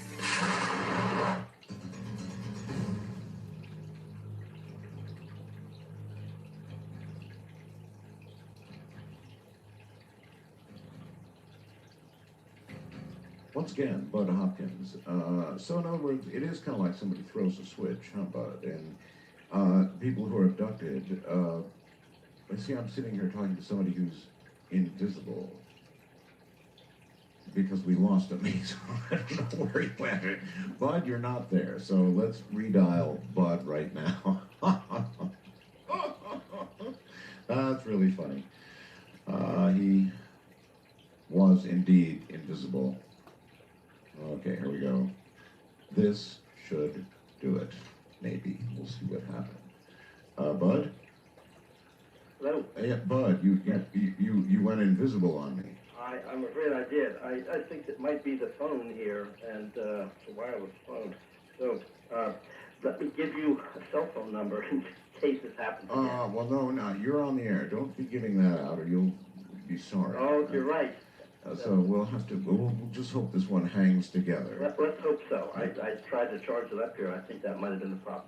Any rate. Do you have another one you can pick up should that occur again? I don't, unfortunately. Oh my gosh. We've all descended into this wireless world. In this wireless world is the problem. Yes. All right. So anyway, as I was saying, it seems as though things and people all enter this realm as if somebody throws the switch and like suddenly just shifting to a different vibrational rate or something. Yeah, something like that. We don't know quite how it works. But just to move to the other aspect of the book that is the most, perhaps the strangest of all, it has to do with the scene part, which is the fact that we have many, many cases, and this is the whole second half of the book, has to deal with people who seem to be creatures, beings, part human and part alien, who seem to be operating in the real world right along with the UFO aliens, the gray beings, in facilitating abduction. In other words, they seem to be able to meals, drive cars, talk to people, and so forth, yet they can also, these transgenic beings seem to be able to absolutely control another person's behavior, read their minds, pass through walls, and do the things that the aliens themselves are able to do. And this is, of course, the ultimate result of what I had written about in Intruders, where it seemed to be the basic purpose that we discussed earlier of the phenomenon really was to produce this kind of viable mix. Mm-hmm.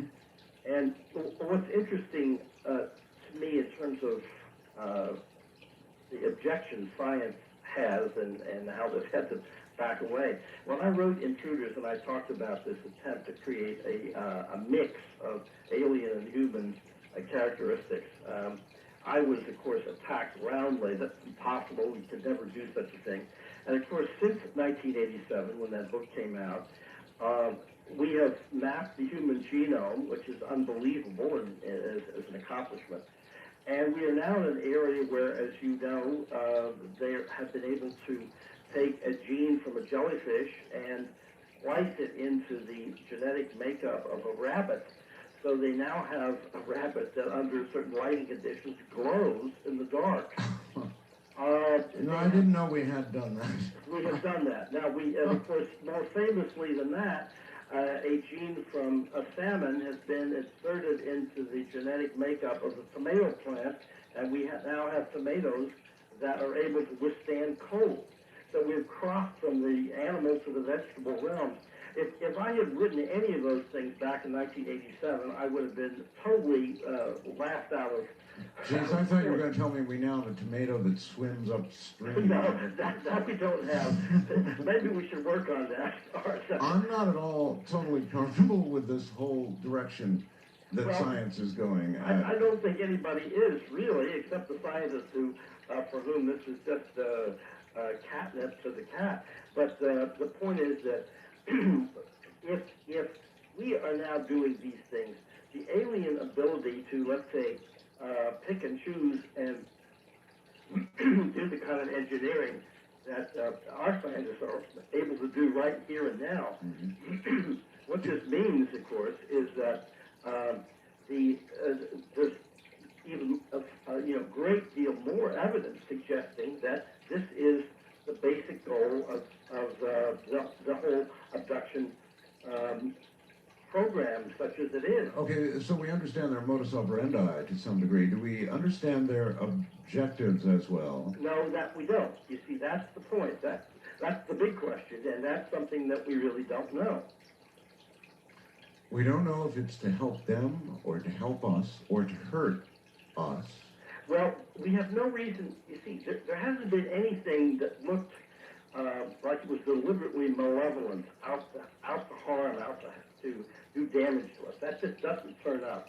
On the other hand, we don't have any real sign that anything is being done to help us. Yes, but until we understand their objective, we're not going to understand if ultimately they're here from the government, like the government, to help us, or what.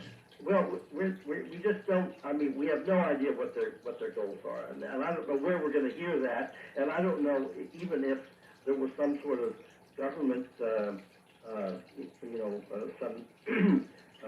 MJ-12 type group that has formed some kind of theory. It might be an incorrect theory.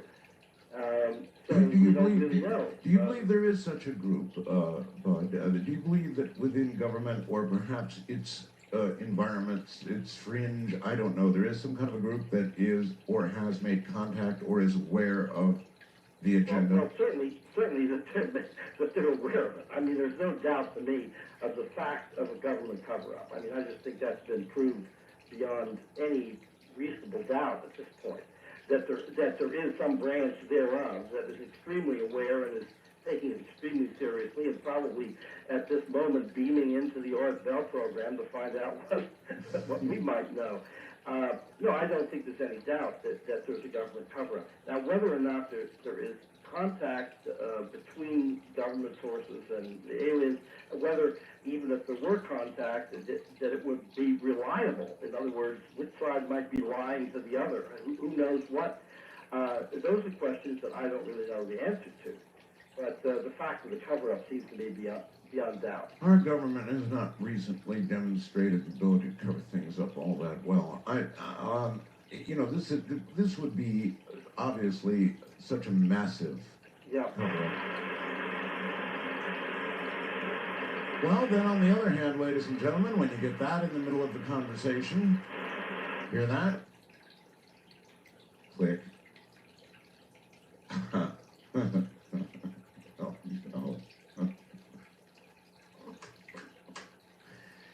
no. Then on the other hand, what an interesting moment for us to have lost the connection with Bud. Now that may be his telephone, but that was a strange way for it to lose power, if that's what it was, wasn't it? Very odd. Very odd indeed. Well, let's see, what are we going to do? I think what we're going to do is take a couple of phone calls, and Bud will put his phone on the hook, and I will try him at the top of the hour, and we'll see how much more we can squeeze out of Bud. So we'll let it recharge for a little bit as opposed to going to the cellular line and trying to redial him right now. I don't think that would be... that was quite a moment for it to go out, wasn't it? Absolutely amazing. So why not? I'll take a few calls here. First time caller line, you're on the air. Hello? Hi, this is Desiree. Can you hear me? I can hear you fine, unlike what just happened with Bud. Hi, I'm on a landline. I just shut off my radio, and I Okay. have I tried calling you on your last segment, which I think is very highly connected to this segment as well, in the aspect that I was wondering.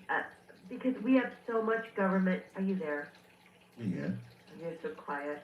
Well, I'm trying to listen. That's my We job. have so much technology that in our government, in our society, where our government can see, people on the streets from satellite. And I'm questioning the motives of our government, why they've kept UFOs. You would question our government's Yeah, motives? Oh, for heaven's sakes. Why? You wouldn't think our government would be pure and come clean about the fact that aliens are here and taking people for God knows what reason? Or unless they're the ones doing it. These days... Unless they're the ones doing it, that's what leads me to your last segment, that it's a huge conspiracy within a conspiracy, because our government is covering up the fact that they're doing this, and they're letting this rumor mill sort of churn that it's aliens, when it's our government doing testing on us, as well as why, the big question in the last segment was how did those pictures of the Iraqi, the Iraqi prisoners of war, how did they get leaked out? Mm-hmm. Our government let them get leaked out. For what reason? Because Cheney is developing the oil pipeline in Alaska. And they wanted to create an uprising or an upheaval. To what end? Of the Iraqi people, to destroy the pipeline from Iraq so they could make money. It's all part of the but see, that means, okay, so then there was a conspiracy to get in the war for a motive that didn't include weapons of mass destruction. I mean, you were right when you said you're talking about a conspiracy within a conspiracy. I just can't buy all of that and then get over there and at the cost of many men and women's lives, our U.S. citizens and others, some others, but mostly us, in order to get in there and then perpetrate some further wild fraud, so some pipeline is destroyed so that we can go and explore in Alaska. Oh, come on. Yeah, that's got to get a little deep for any of you. Wild card line, you are on the air. Good morning. Good morning. Gosh, it's been such a very long time since I was able to talk with you. Well, here you are on the air. Where are you? My name is Beverly, and I'm in Glendale Heights, Illinois, and I'm trying to shut off this radio. Yeah, just turn it off, Beverly. I'm trying. Oh, yeah, that's all right. Don't be sorry. Just turn it off. Anyway, first of all, you were born on my mother's birthday. June 17th. Right. And I believe you were born in 1945. That's right. Which makes you a rooster like me. Your wife, Ramona, has very long hair. So do I. My father... Where are we headed here? I'm trying... first, before it goes any farther, I called one time and told you about taking arnicated oil for your back. Yes. Were you ever able to find it? Because I can't find it. No, my back is quite some bit better, with very few exceptions, thank you. And the reason for that is very simple. I lost a lot of weight, about 60 pounds total, And when your back has to carry around that much less weight, I can assure you it smiles more frequently. It makes a gigantic difference in your back. So there you are. East of the Rockies, you're on the air. Hello. Hi, Art. Turn your radio off, please. It is off. All right, excellent. Yes, who is this? Hi, this is Anonymous from Chicago. Anonymous. Yeah. Why anonymous? I have an interesting story for you that I haven't shared. And, Must be told anonymously, so they will Yes. get you. Okay, go ahead. Several years ago, I had an experience with a friend of mine. We were both interested in UFOs, and we were up late one night and went to bed about 1, and I was kind of inviting this experience because I was very curious about it for a long time now, good, bad, or indifferent. And for better or worse, I finally got to sleep about 3 or 4 in the morning and had an experience where I was with a being, let's say, that looked kind of leathery brown, large head, kind of like turtle skin. And it was basically asking me about the sexual experience, and there was another male human present, and I can't believe it was blurry.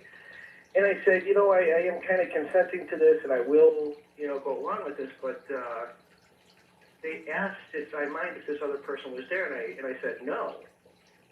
So they politely told this person, whatever, and I don't really, there were some other details that I couldn't remember, but the next day I was so excited about it, it was so weird that I couldn't really tell anybody about it except for a friend of mine, an uncle, a relative of mine, and I called him up the next day, and we got together that evening for dinner, and I said, I got to tell you about something, and he cut me off, and we got distracted, and he says, I got to tell you something. Last night, he couldn't get to sleep, and he had a dream that I was with him, and that I was going to have a sexual experience with an alien, and he was telling me not to do it.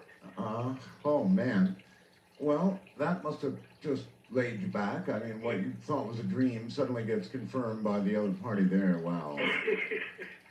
It was unbelievable because, I just couldn't wait to tell him, and then he goes ahead and tells me, and he regurgitates the dream right up until the point where he was that other person in the dream when I said, I don't want this other person present. Yes.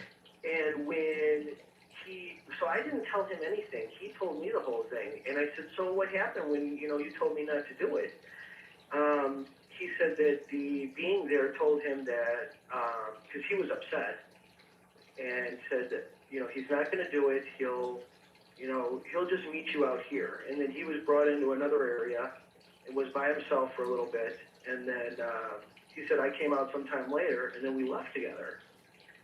And so, I mean, it was just absolutely mind-blowing. Well, all right, thank you very much.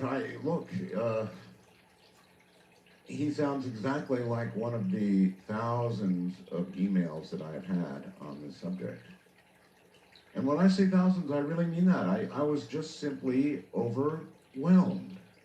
So I guess it is fair to say that this phenomenon, whatever it is, this snatching of people, is certainly sexually and reproductively oriented. It certainly would be interesting to know to what end, to know what we are producing, to know whether we are the beneficiaries of some good act, or whether something is going on that ultimately the human race will be horrified by when we discover what the ultimate goal was. But right now, we know nothing. We have the edges of knowledge about this experience, like this man just said. These abductions, these taking of humans, we have just only the very edge of it. We're learning more and more, but we really don't know what the ultimate purpose of it all is, do we? West of the Rockies, you're on the air. Hello. Hello, this is Chris. How are you? I'm okay, Chris. Only a little time before the top of the hour, but what have you? Let's see. Well, it's not called abduction. It's called temporary detainment. temporary detainment, huh? Yes. Have you heard of an individual named Bashar? No. Go on your computer. He's a hybrid. 175,000 years in the future, he came back in time and has been speaking with us through a trans-channeling process for about 10 years. And he wrote a very good book called, well, it's actually transcripts of a trans-channeling session called Blueprint for Change. Yeah, I'm not a big fan of channeling, not because I don't think it exists, because it very well may. It's as likely as any other phenomena of its type. It's just that channeling is so easily picked apart, because it seems to come out, out of the mouths. Is fluoride damaging your health and dumbing down your children? And why? Code 775-727-1295. The first-time caller line is area code 775-727-1222. To talk with Art Bell from east of the Rockies, call toll-free at 800-825-5033. From west of the Rockies, call 800-618-8255. International callers may reach Art by calling your in-country Sprint access number, pressing option 5, and dialing toll-free 800-893-0903. From coast to coast and worldwide on the internet, this is Coast to Coast AM with Art Bell. Man, you ought to see the past blasts I'm getting. Poor Art, everything going wrong. Oh, nonsense. This is what live radio is all about. Believe me, it's what it's all about. It's what makes it fun. That's why television is not so much fun, because nothing ever goes wrong when you're pre-taped and you can edit everything. James from Alberta, Canada writes, something strange just happened across the internet. You lost your connection with Bud. Mere seconds later, my whole system lost its resources and locked up. 3 other friends reported the same thing at the same time. Thought you might want to know. William in New Mexico says, Art, all the planets and stars and moon are in the wrong place in the sky. Seriously, their positions are way off from where they ought to be. Something's going on big time out there. No one seems to notice or... Art, I'm totally enthralled with tonight's show. Keep up the great interviews. Anyway, nonsense. Look, that's why live talk radio is so cool. And live talk radio, the last bastion really of live, period, is so cool. So operating on the premise that Bud's telephone may indeed have needed charge time during the break that's about to ensue, I will call him back. It will have had a little charge time, and we'll see if we can conclude this interview, or did somebody wait until just the right moment and step in?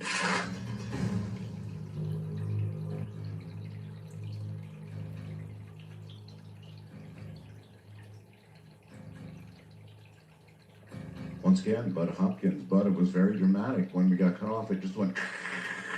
I know. Just right at a critical moment. The CIA is everywhere. What can I say? Never rule it out. Anyway,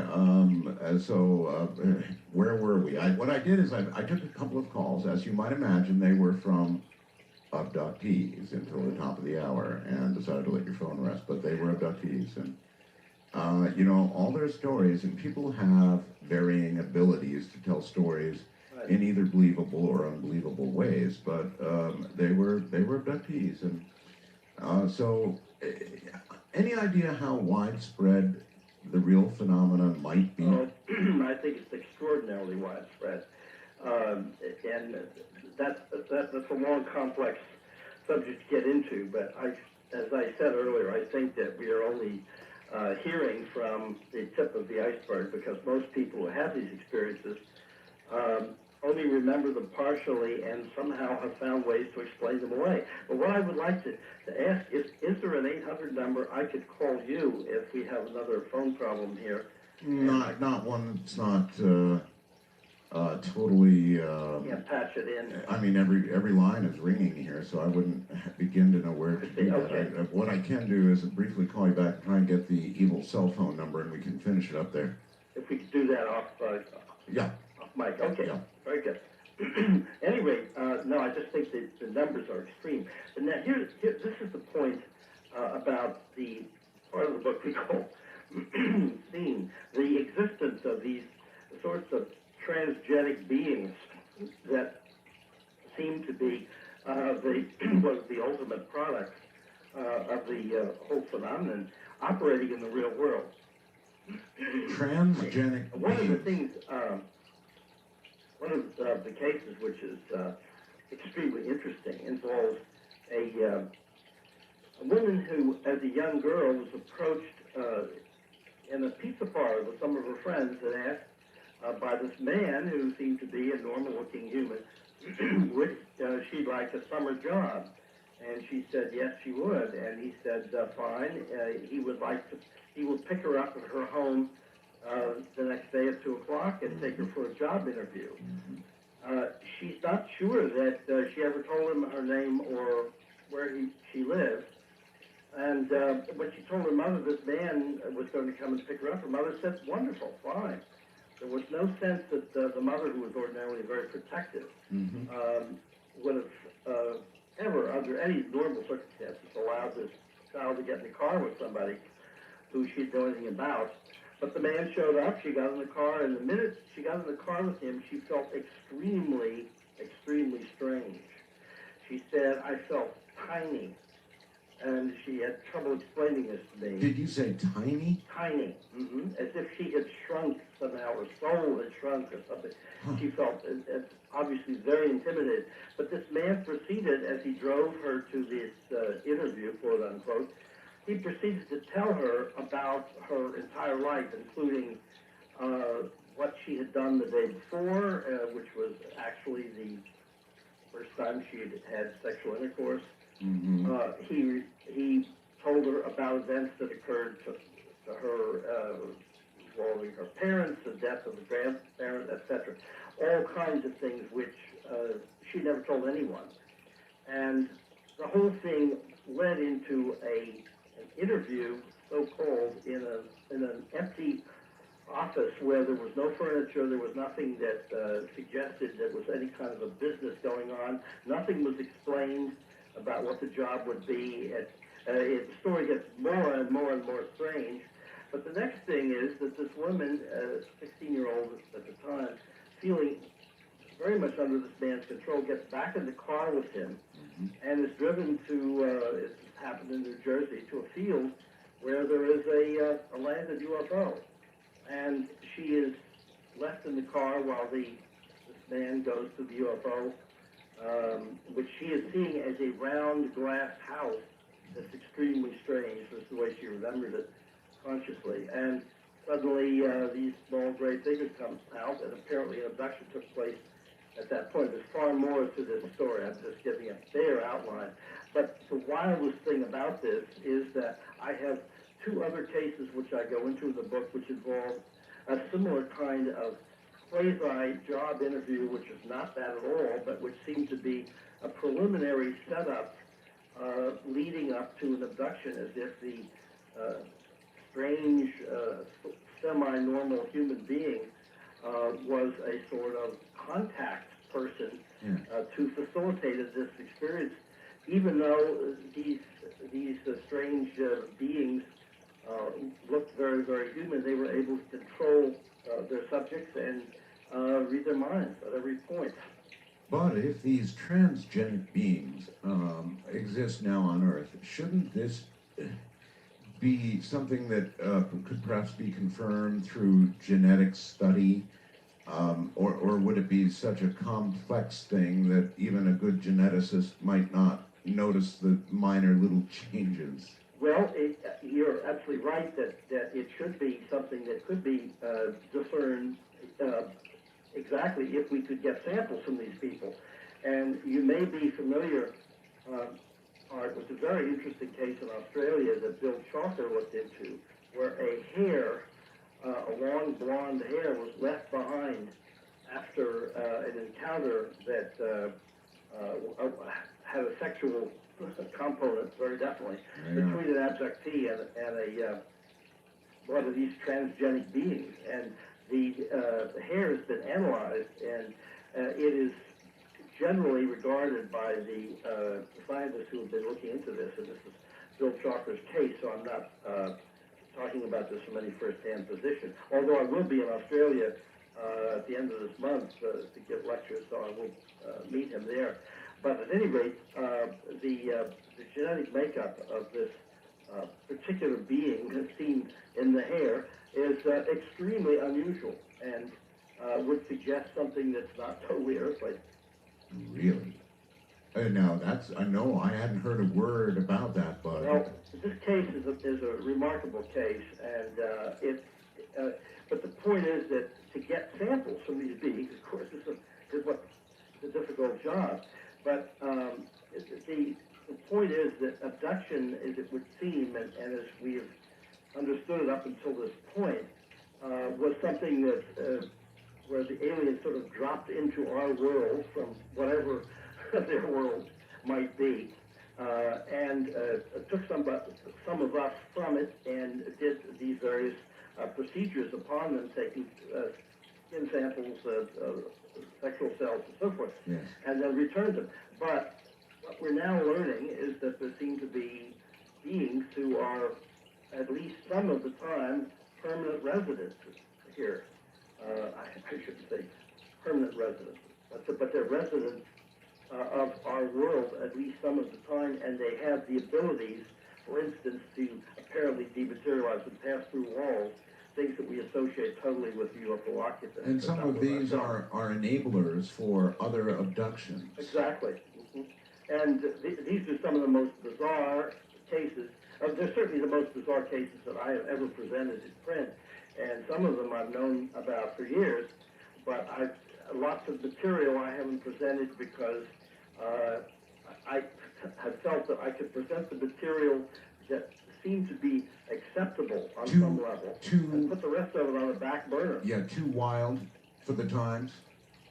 I'm too wild. Too wild for the times. In other words, yeah. And as I get on in years, and as the phenomenon becomes more and more accepted by researchers and by people in the psychological fields, the mental health fields, and mainstream scientists, as more and more people are beginning to take this seriously, I've just come forward with some of the more bizarre cases that have been, let's say, put on the back shelf. Well, but you know, America is still kind of Victorian compared to a lot of the rest of the world with regard to, for example, sex.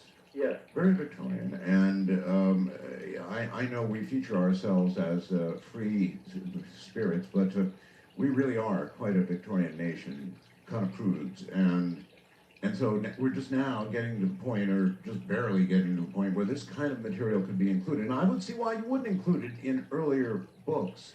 It would just go so far over the top that it simply wouldn't be accepted. Well, you know, when I wrote my first book on the subject, Missing Time, which was published 23 years ago, I was aware that during abductions, people were passed through closed windows or walls or whatnot, or through the windshields of cars, but I did not include that in the book, simply because I just finessed the whole issue, simply because I knew it would not be acceptable.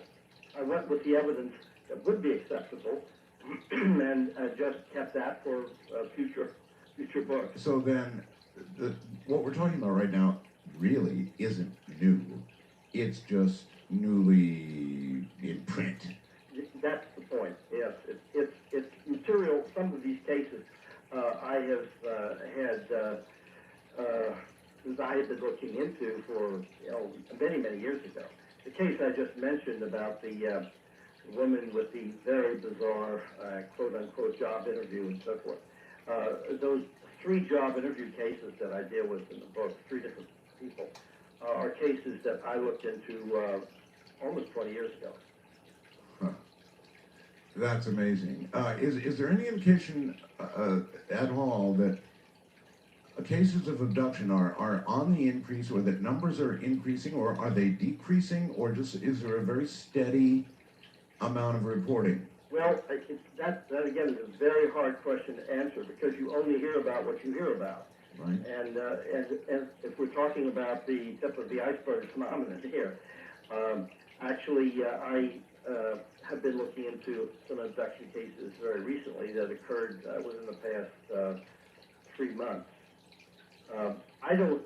It's very hard for me to tell whether there is momentum building or whether the whole thing is rather steady. I don't really know. I don't have a clear fix on that. Whenever we do a show of this kind, but I inevitably get a lot of people call up, and one of the questions they'll ask is, look, I would like to be abducted. How do I go about it? I usually ask these people why they would wish for something of this sort, but people have their motivations. Have you run into that? Well, I mean, people do say that, and of course, I agree with you. I can't understand why they would subject themselves to what is inevitably traumatic. I mean, just supposing you were driving your car, the engine stops, the lights go out, there's a big thing above your car, and suddenly your whole body goes rigid and you cannot move. Now, to say that you would not be panicked at that point is ludicrous. You are going to be panicked. Yeah, absolutely. Even though the panic might not be intended by the UFO occupants, that's going to be a natural human reaction. Of course. So anyway, but there doesn't seem to be any way to wish oneself into No relationship between what you want, what happens. No. And we there's, have none of the cards in our hands. and there's every indication that it follows family bloodlines. It follows generations. Absolutely. That seems to be pretty clear cut. There should be a hint. There should be a hint there. Here we go again. Oh, here we go again. All right. Well, hopefully Bud will hang his phone up, and we'll pick it up after the bottom of the hour break, which is coming up very shortly. We'll just do the very best we can, let him charge that up between now and then. So on the one hand, we know so much about abduction, but we know so little about why. So very little about why it's occurring, and that's the answer that we've got to have. I mean, we really don't know. Some people, in fact, the majority, will say they've had wonderful experiences. I should ask Bud about this. A lot of people just say they have wonderful experiences.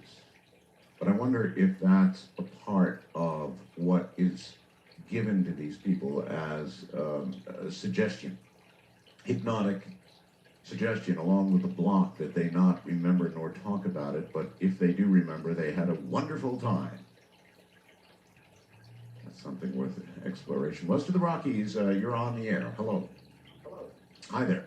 Hi. You're kind of an interim little caller here while we wait for Bud at the bottom of the hour. What's up, sir?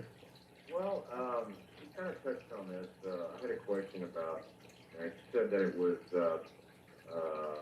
not bloodline, but it was, you know, he's got all this information, and so do some other people that have written on this subject. Yes. I want to know, have they looked into, I mean, how many of these people were female? How many were male? How many were blue-eyed, blonde-haired, the ethnicity of those individuals?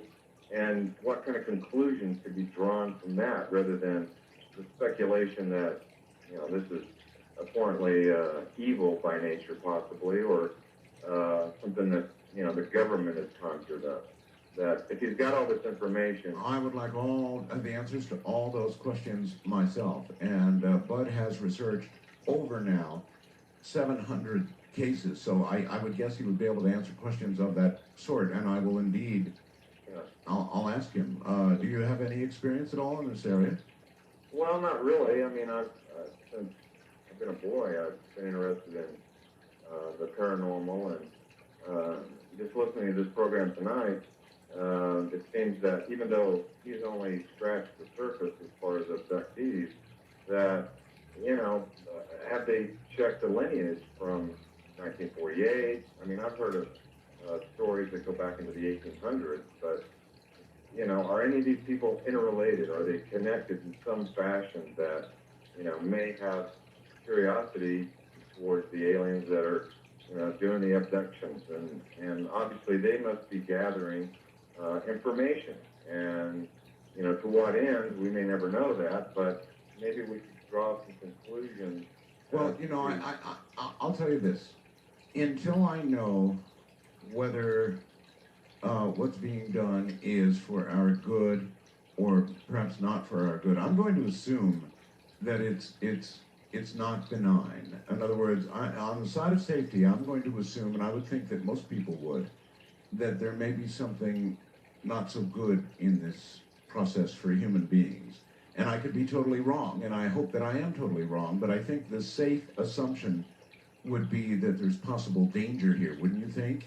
Well, yeah, I mean, I would probably tap that as, you know, my conclusion on the onset of it. But if I want to, you know, drift further and start thinking about the gathered information that has been, you know, derived by other individuals in some of these reports, and, you know, what are these similarities? And, all right, let me get Bud back on the line and ask exactly that. Through the night we go. What a fascinating night. I'm Art Bell.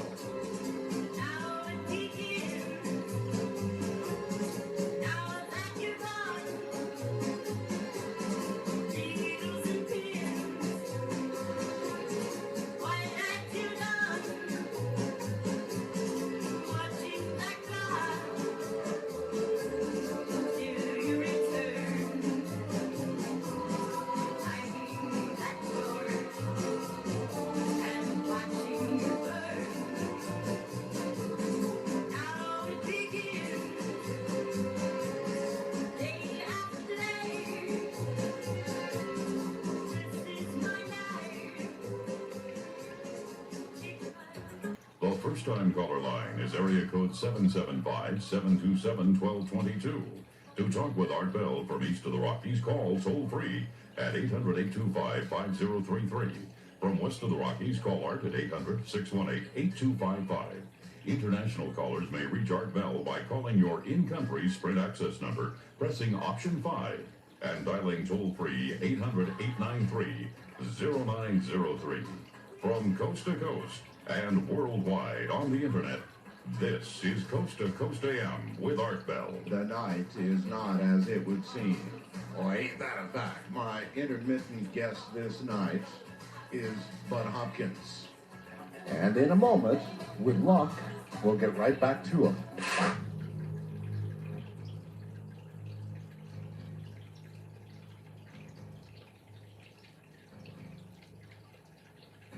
In a night full of mystery, here's Bud once again. Bud, welcome back.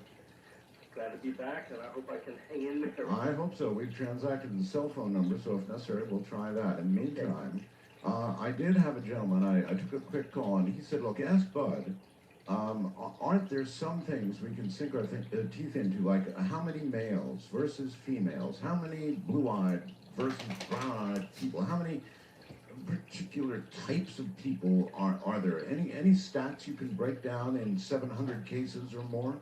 Well, there used to be, we used to get a preponderance of females to males, but that's changed. And I think that the reason, I think it's now pretty much 50-50. The reason that it happened that way is because women found it easier to make confessions of weird experiences than men did. Sure. The macho factor being what it is. So I think that now it's pretty even. Now, in terms of racial makeup, all of these other issues, yes. That again is really all over the map. I mean, I have every kind of person you can imagine, every racial group, sexual alignments, whatever you want to mention, educational level and so forth. It seems to be really very broadly distributed. So I don't know that there's anything that we've been able to see that would seem to favor one group. Trying to get your hooks into this one way or the other is really rough, isn't it? Yes, it is. Well, it's because, you know, as I said, we only know what we hear about, and of course the majority. To give you an example, that the higher up the socioeconomic scale a person might be, the less likely that person is to report these experiences to somebody, because they have a lot at stake.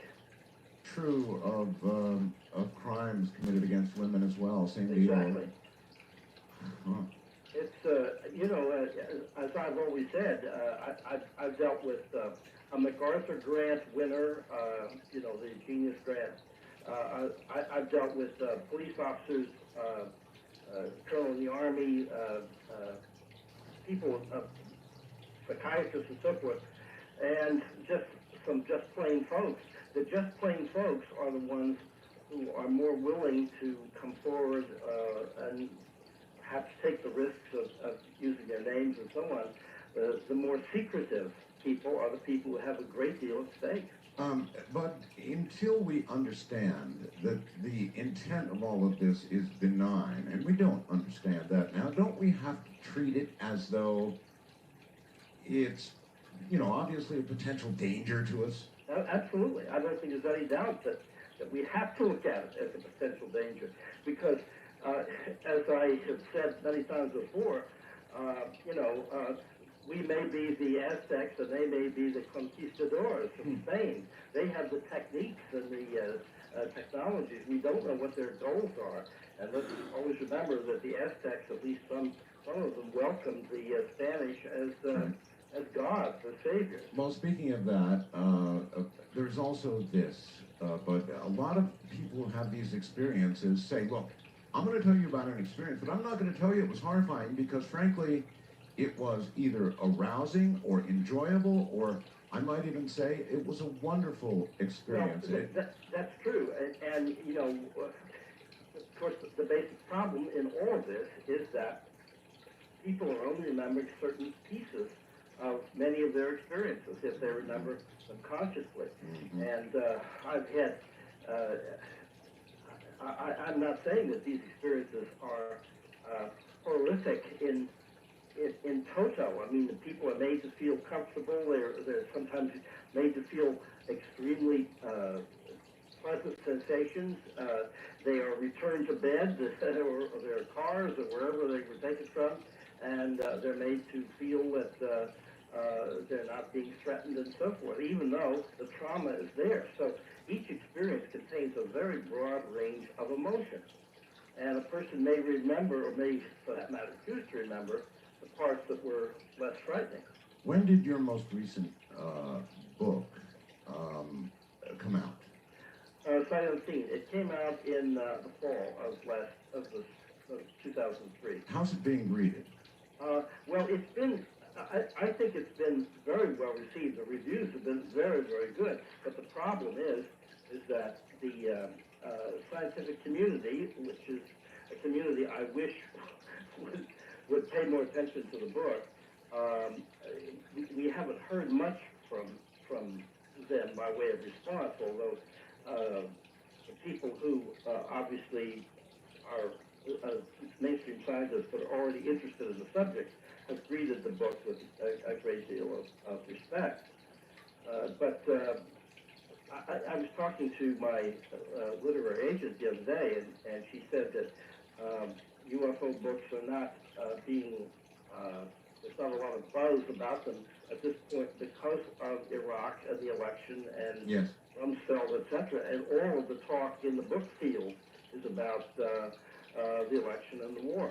Well, you also suggest, though, that the UFO community itself seems to be creating obstacles for mainstream science to accept the whole thing. That's true. I mean, unfortunately, our field, as you know, probably better than most of us, yes. contains within it people who are obsessives about one aspect or another of this, of course, who have all of the answers, who are would-be gurus or leaders of a sect, people who are just obsessed with conspiracy theories, some of which are so beyond the pale, yes.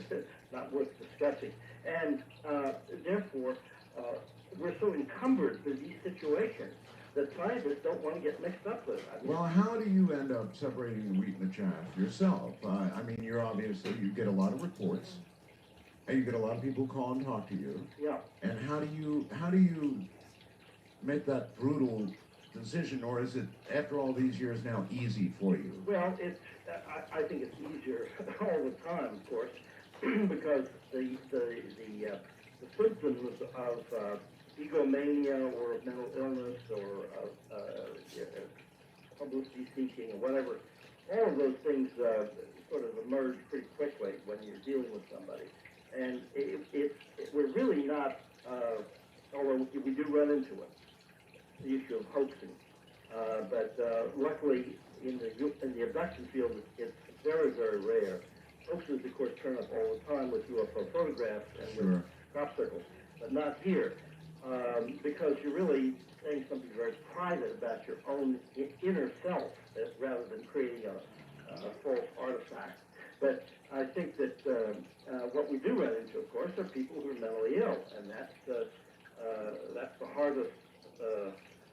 That's the largest group of people who we have to avoid. Well, maybe the hardest too. And well, in some cases people are pretty subtle, but an awful lot of these cases are pretty obvious. People seem pretty crazy. I would imagine that we're doing this in very different ways, but the way you have to screen people who are calling from. I knew that was coming. You can almost tell the battery life. You know what we'll do? We're going to try him on a cell phone. That's what we're going to try. If he's remembered to turn it on, we'll try it, and can't hurt. Let's see here. Let's see if it works. Find out. No, huh? That didn't work. Let me try it one more time. That's odd that didn't work. This has been a very unusual night. Very, very unusual night in a lot of ways. Let me try it again.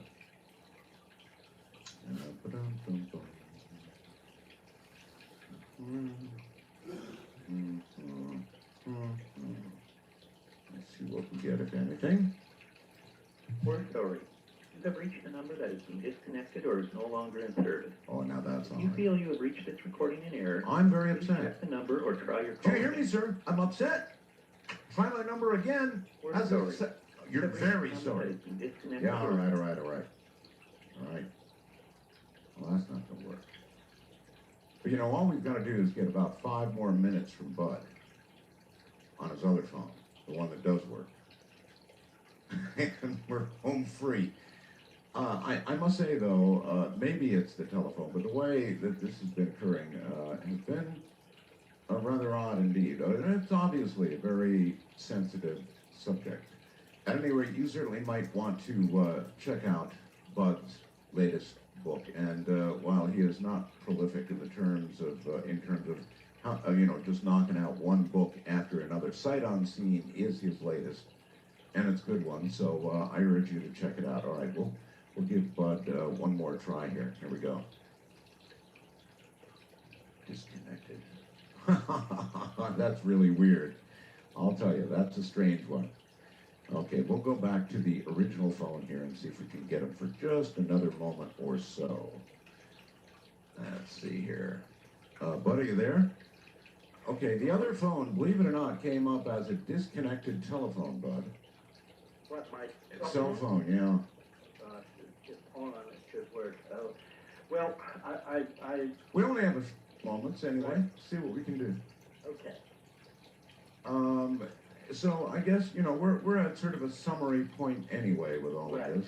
And what do you think as a result of what you've written in your latest book? I mean, is there any greater summary that we can now give the people about abductions in general, since you're such a world-class guy on it? Well, that they are first infinitely more widespread than anybody thinks, that the whole subject should be absolutely at the dead center of thinking of the scientific community, the mental health community, and the population as a whole, that the UFOs have the ability to create an invisibility when they need to go through their operations, and that there are beings who are occasionally operating here amongst us who are partially alien in nature. These are really enormous issues to be faced and extremely radical. They are, and nobody's really facing them, are they? Yet. No, they're not. And the scientific community is worse here. The mainstream scientific community, which simply will not look into it and has no idea of the range and depth and breadth of the evidence. But where does a person who's been abducted, has missing time or whatever, and wants to find out what really happened to them, where does that person go? Well, we have a website, which is intrudersfoundation.org. Very easy to get to. Intrudersfoundation.org. They can contact us there.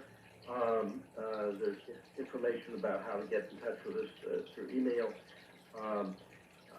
The numbers of people who are doing the work that I'm doing and David Jacobs and John Carpenter and John Mack and a number of other people are doing are very, very few, unfortunately. Well, you mentioned Dr. Jacobs. He's one of my favorite interviews. He's a wonderful guy. Simply because I think he's reached a conclusion I share with him, and that is that until I know otherwise, these are not necessarily our friends. Well, I think that has to be taken for granted. Let's remember, the UFO occupants have been flying around here, certainly. You know what, Bud? We're about to disappear. I'm going to thank you for a wonderful interview. Yeah, I knew it. There you have it. The end of Bud Hopkins for this night. So at least I got to thank him for a great interview, and it was a very good interview, despite the interruptions that we made our way through. Something's happening, and he's right about one thing. All of the ruckus going on right now, which circles back to the first hour of the program, the ruckus going on right now over the war and over our treatment of prisoners, and the whole war thing in general has taken over just about every headline and every topic, and ufology is going to fall into a place where I'm sure many on certain committees and in certain groups would like it to be, and that's certainly away from the public's attention, totally. So that certainly occurred. That doesn't mean that it's not going on, and for any of you who really do have missing time, I do recommend you follow Bud's thoughts on the subject. Intruders.org would be one possible avenue. In other words, what you've got to do is get to a researcher who will privately and reasonably help you find out what happened to you. In the meantime, I would be more than happy to continue to receive information from all of you, those of you who have been abducted, whether it's had sexual content or not. I would be happy to sort of continue to read your experiences and try and figure out where we go from here with this whole very complex problem. I don't have the slightest idea. Let's see if we can squeeze one caller in. East of the Rockies, you're on the air. Hello. Hello. Hi. Hi, this is Kelly. Hello, Kelly. Where are you? I'm in Ohio. Ohio. Okay.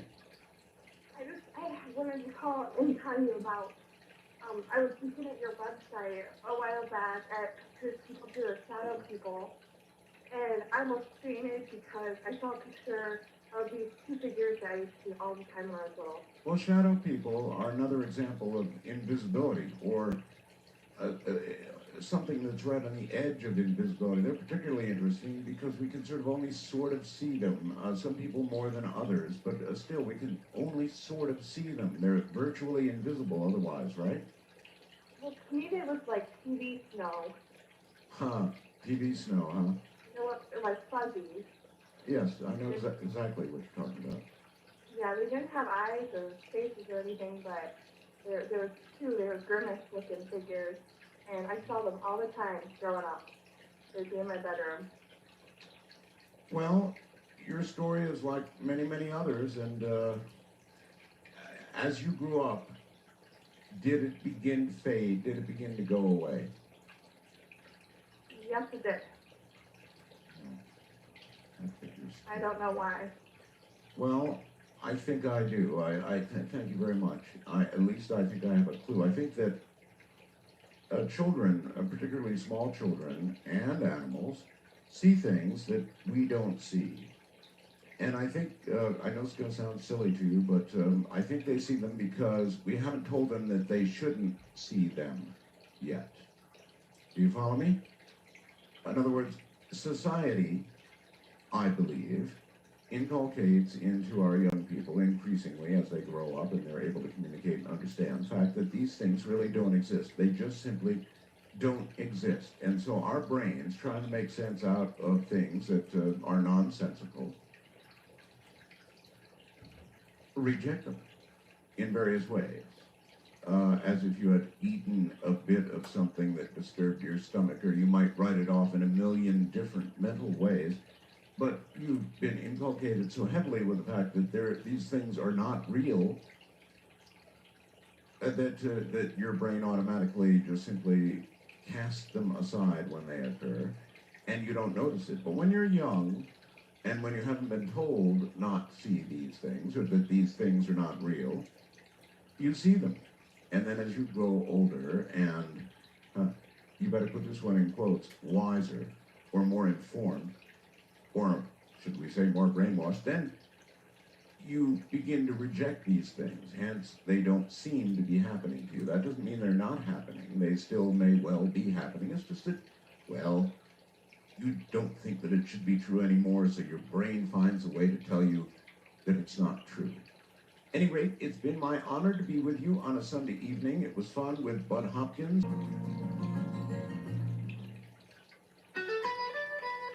One interview changed.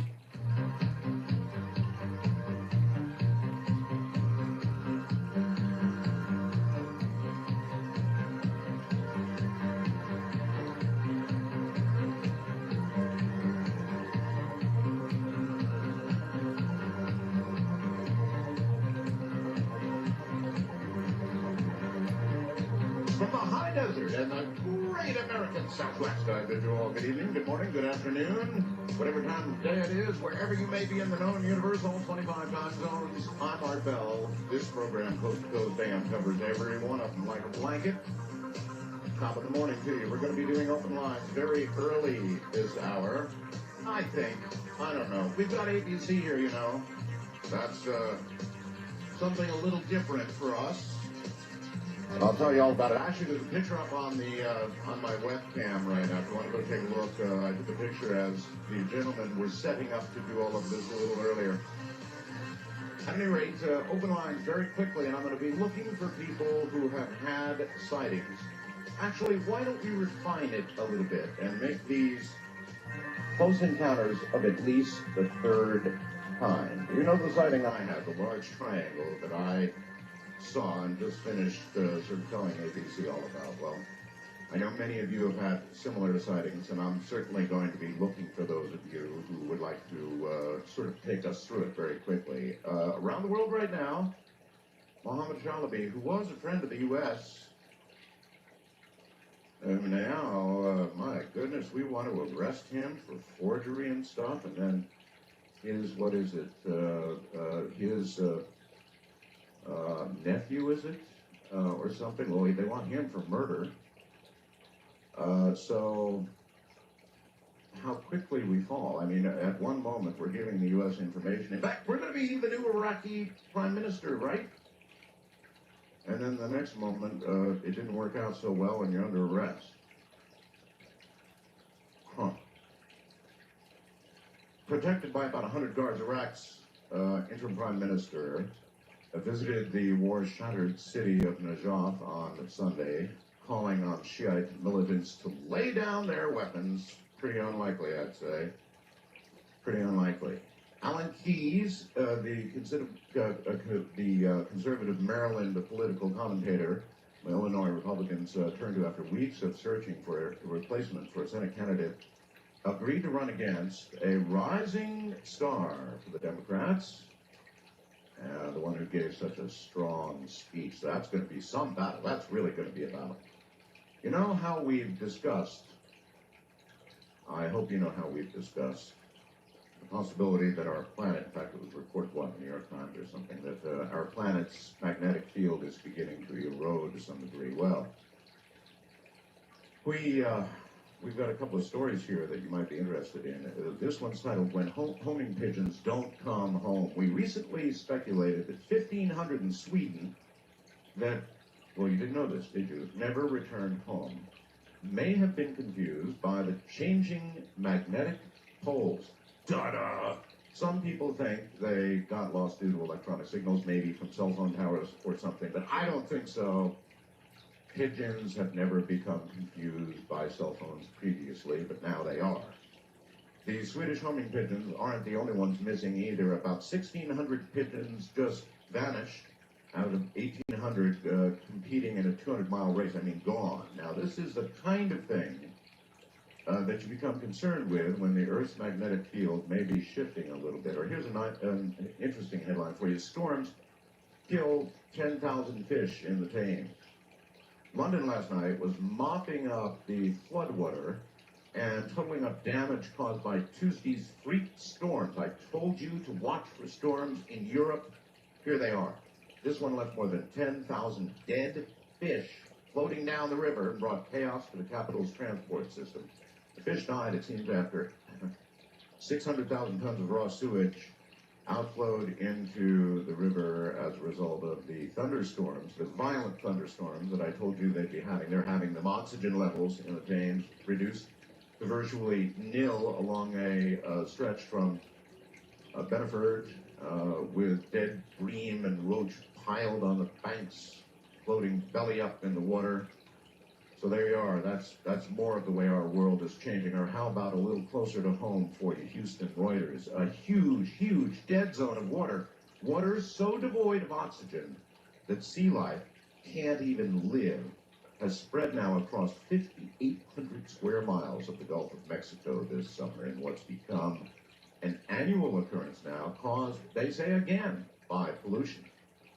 A scientist at the Louisiana University's Marine Consortium said Tuesday that measurements showed the dead zone extended from the mouth of the Mississippi River to southeastern Louisiana, 250 miles west to near the Texas border, and was close to shore.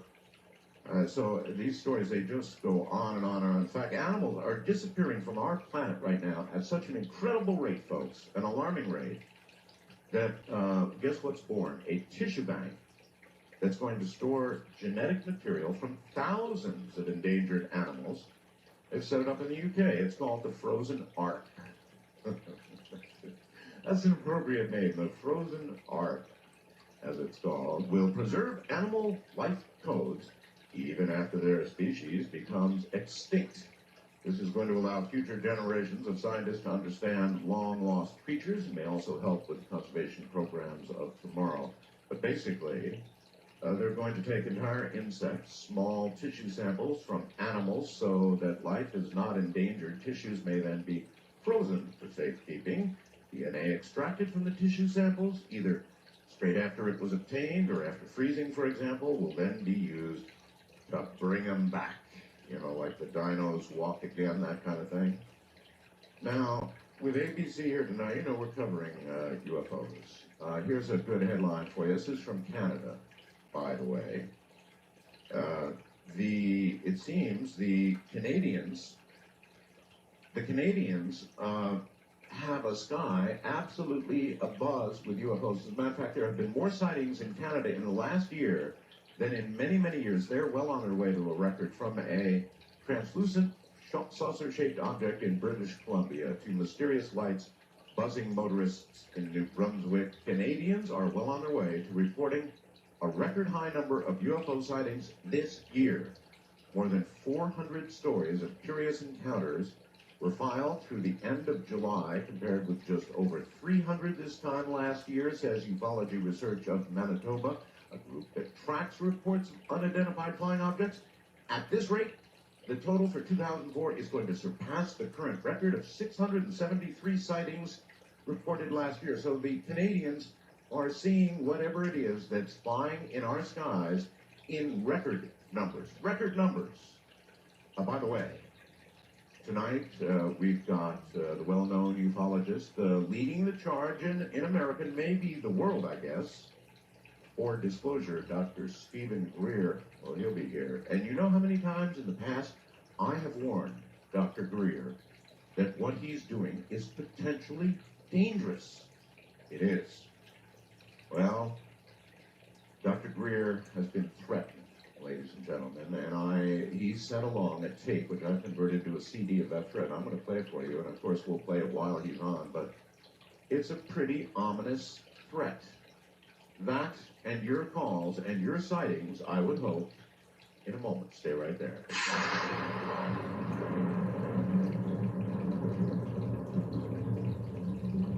Hey.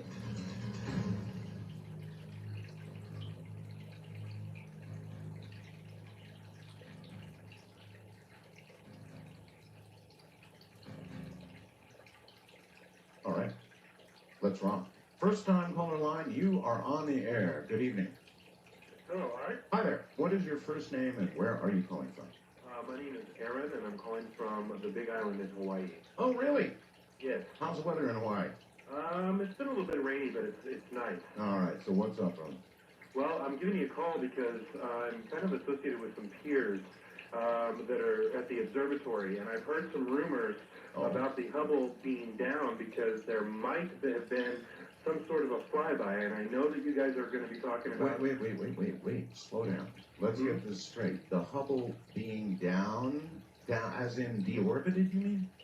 Well, no. As it being they're quote-unquote having instrument failure, but from what I understand, there were images like a huge, very close type of imagery that they can't really understand. Something the Hubble caught, you mean? That's correct. Oh, really? That's what I've heard. And then all of a sudden, they've got instrument trouble, eh? Exactly. Uh-huh. If you... Might I ask, please, where you got this? I would like to keep that quiet because I don't want to get anybody in trouble. But one of the gentlemen that actually is at the observatory on a regular basis. Would you? Oh, so you would classify the source as, I don't know, good word is unimpeachable? Correct. You would. And if you can ask and see if Mr. Davenport or if any of the other callers have heard the same thing. You can bet we'll look into this. Thank you, sir. But again, just to be clear, you got this from somebody working actually in the Hubble program, is that correct? Well, working at the observatory in Hawaii that is somehow connected, yeah. All right. I appreciate the call from the islands. Have a good one. You too. Thank you. Wild card line, you're on the air. Hi. Good evening, Art. This is Blair in Sedona, Arizona. Hi, Blair. I wanted to talk about Dr. Greer's 2001 disclosure video. A couple of testimonials given by a former staffer of the Eisenhower White House and a former Air Force E9 fellow on NRO. His name was, let me see, Daniel. All right, well, hold the name. I'll tell you what, you're calling about Dr. Greer, right? Yes, I am. All right. I've interviewed Dr. Greer over the years, right? Yes, sir. And I've always warned Dr. Greer that what he's doing, in other words, if everything Dr. Greer is doing is real, he's in jeopardy. He's potentially in jeopardy. If he's going to pry a secret from the government that they don't want pried open, then he's in jeopardy, isn't he? That is so true. All right, now I want you to listen to something. All right. All right, I want you to listen very carefully what I'm about to play, and then I want to get your reaction to it. This appeared on Dr. Greer's telephone. Mail for CSETI number That's Dr. Greer's wife, I believe. 249-3915, recorded message dated July 19th, 2004. The time is 12:35 a.m. 7. Saved message. Stop prying into government matters or dire consequences will result. Dire consequences. Listen carefully. 5 a.m. Here we go. 4 is not a valid entry. To repeat this message, And here it comes. Stop prying into government matters or dire consequences will result. All right, there you got it. Stop prying into government matters or dire consequences will result. If you got that on your phone, how would you feel if you were Dr. Greer? Well, having seen Dr. Greer at the conference in Laughlin, Nevada, I would pursue on, realizing that this is a democratic republic and the government's supposed to be working for us, Art. Do you think they are? Well, at this point, there is some challenges. It's one of those situations where when Ike said, beware of the military-industrial complex at his farewell address, it was brought to light in his video that certain these companies were involved in the UFO phenomenon, and Ike wanted an independent civilian oversight. Do you think that the military-industrial complex is behind the aircraft that we're seeing in our skies, or how much percentage of probability do you assign to the possibility these are others from elsewhere? Well, probably from the studies I've done and from listening to you over the years, the ones that give off radioactive waste are probably ours, and the ones that sort of mysteriously vanish from the radar screen are probably theirs. Probably theirs. A good way to delineate between the two. Yeah. Still, I'm afraid for Dr. Greer hearing that kind of threat, aren't you? Yeah, but I mean, we got things going on now where the link between what these gentlemen are talking about with these companies and electronic voting becomes even more clear. And that was the thing, this proprietary secret that used to be a public trust of voting now is being sponsored, according to Beth Harris, who was with George Norrie in February, by 12 companies. And they helped put the $4 billion of taxpayer voter money to help get these machines. And get this, they're all defense contractors, government procurement agencies, Lockheed Martin, Northrop Grumman.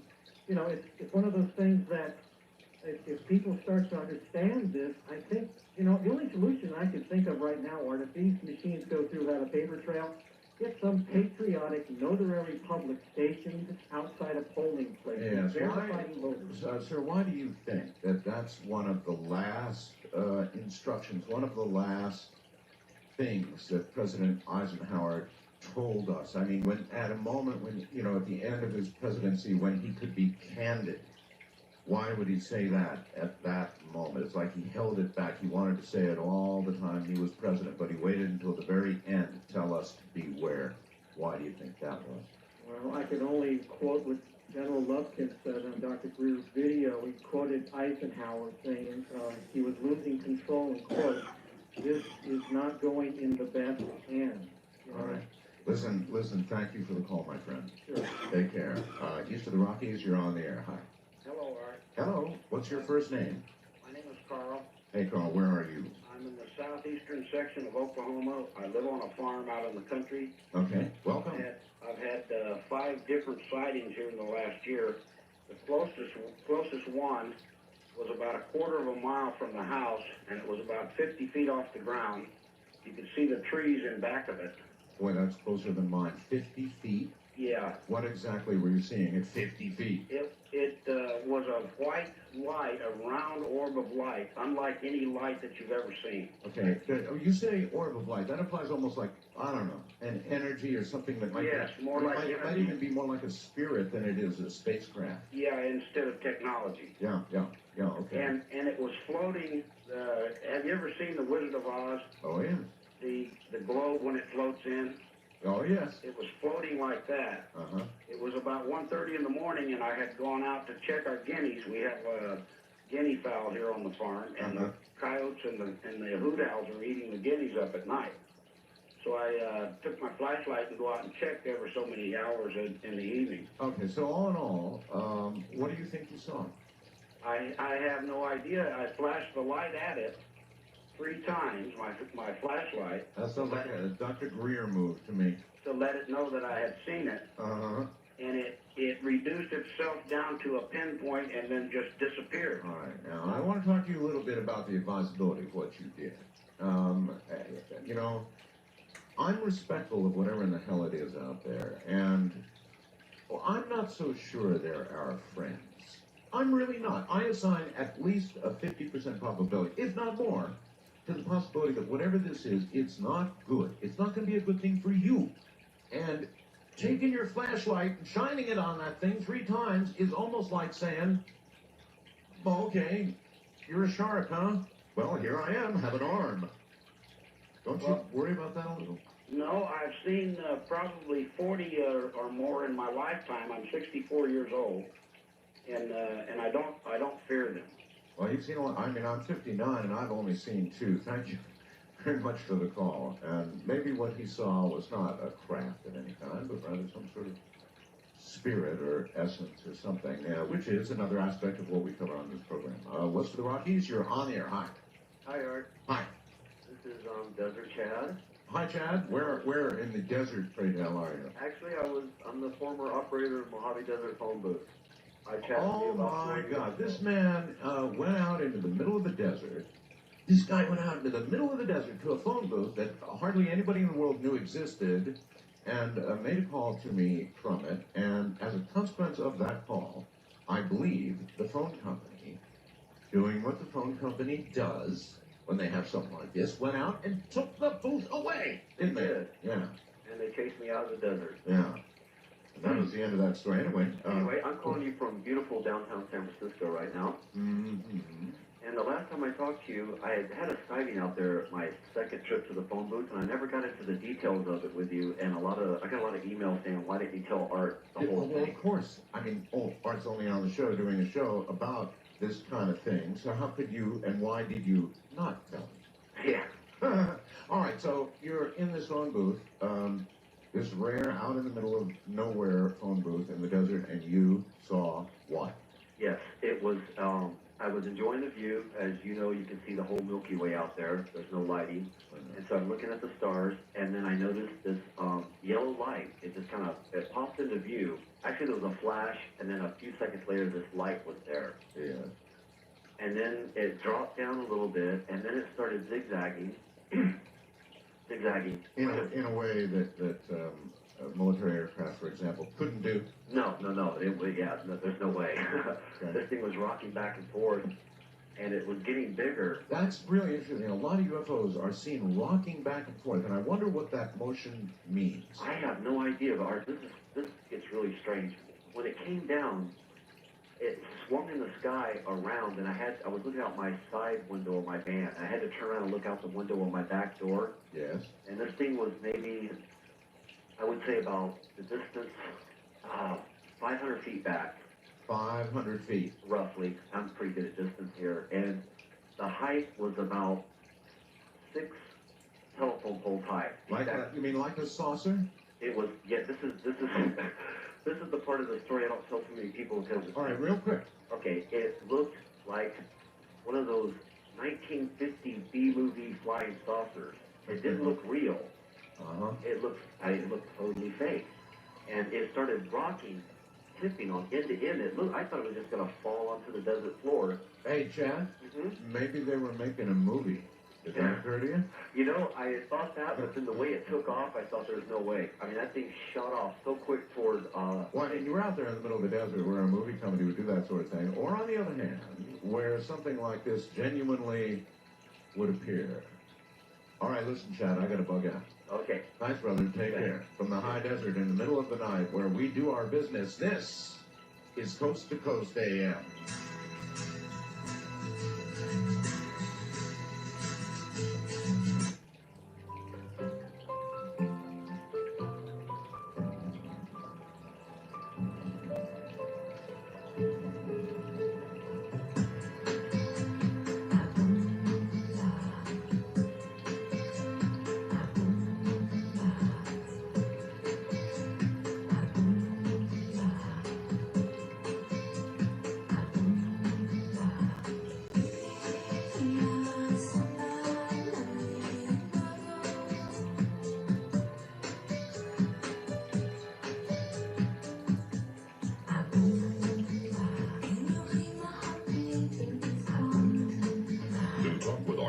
Call the wildcard line at area code 775-727-1295. The first-time caller line is area code 775-727-1222. To talk with Art Bell from east of the Rockies, call toll-free at 800-825-5033. From west of the Rockies, call Art at 800-618-8255. International callers may reach Art Bell by calling your in-country Sprint access number, pressing option 5, and dialing toll-free 800-893-0903. From coast to coast and worldwide on the internet, this is Coast to Coast AM with Art Bell. It is. I love this song. You know, it's occasionally used on a new series called Dead Like Me, which I am totally in love with. Dead Like Me is pretty twisted, but then again, so am I. I'm Art Bell, and we're doing, I don't know, exciting reports tonight on the way to Dr. Greer at the top of the hour. So in a moment, we continue with you.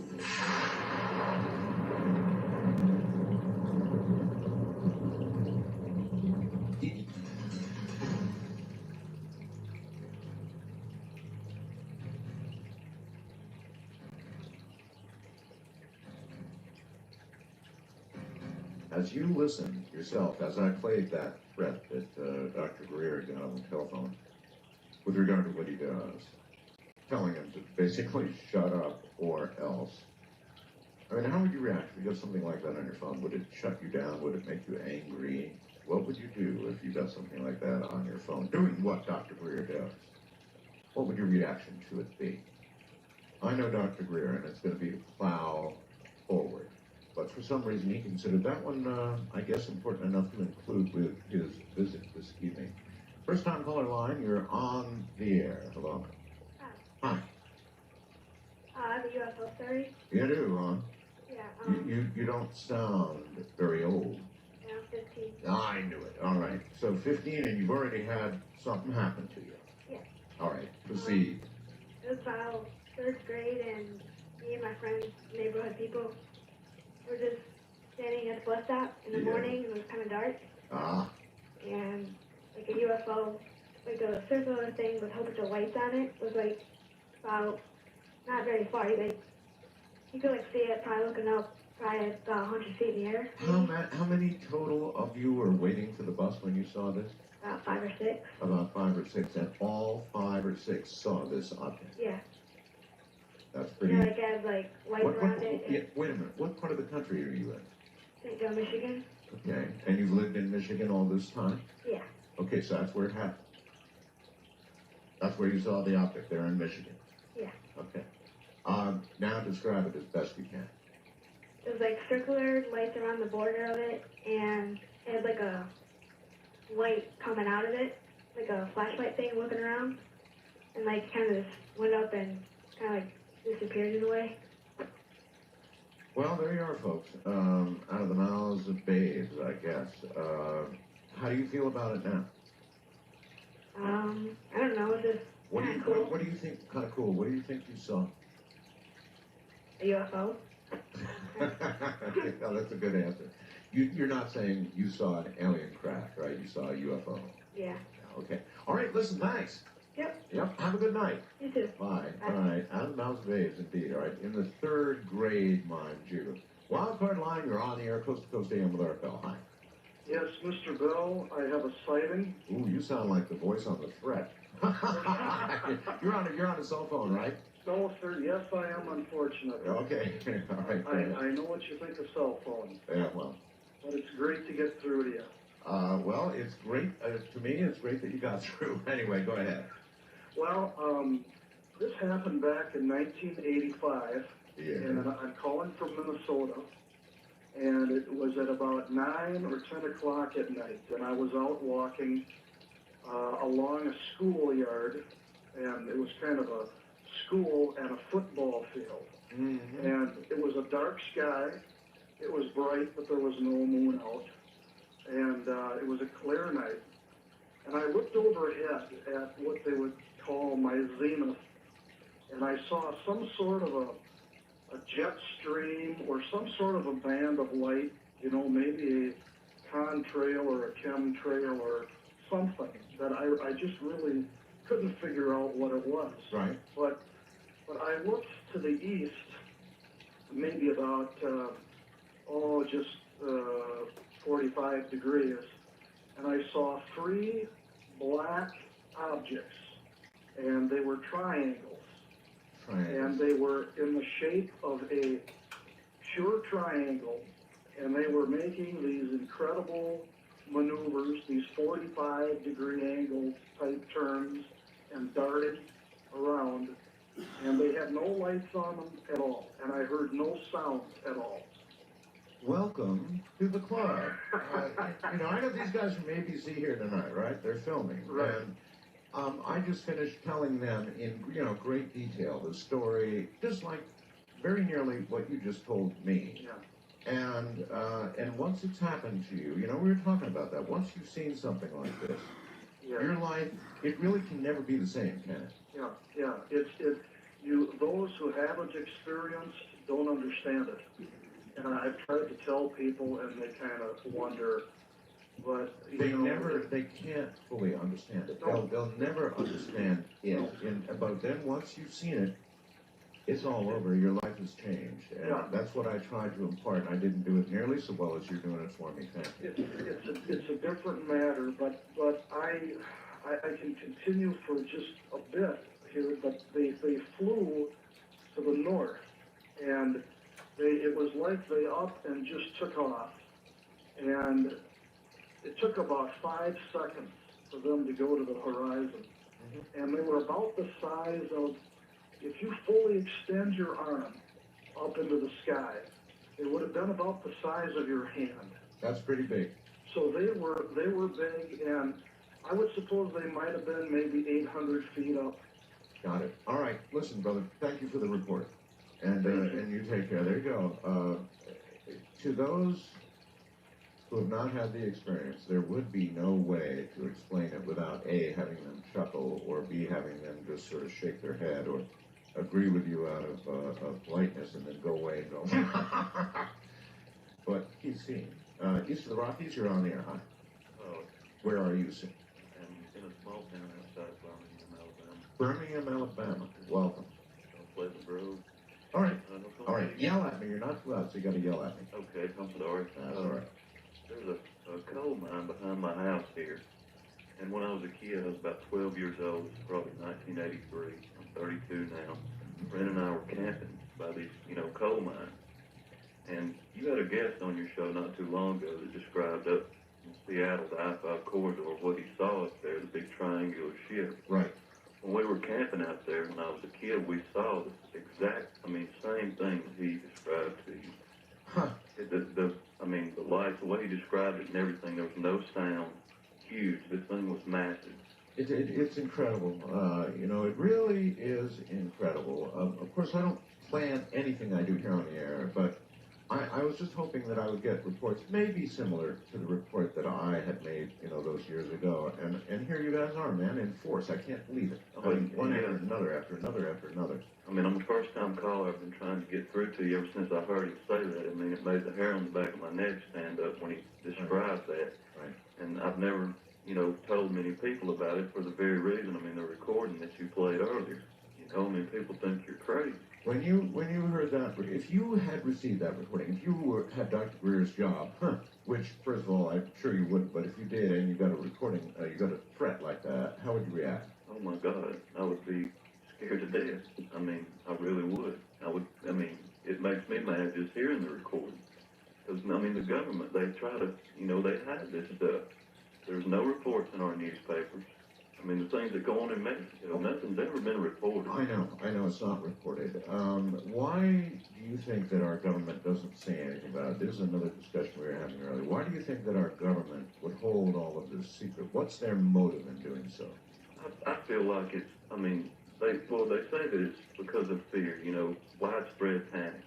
But I don't think that's it. I think there's something else behind it than widespread panic. Although there would be that.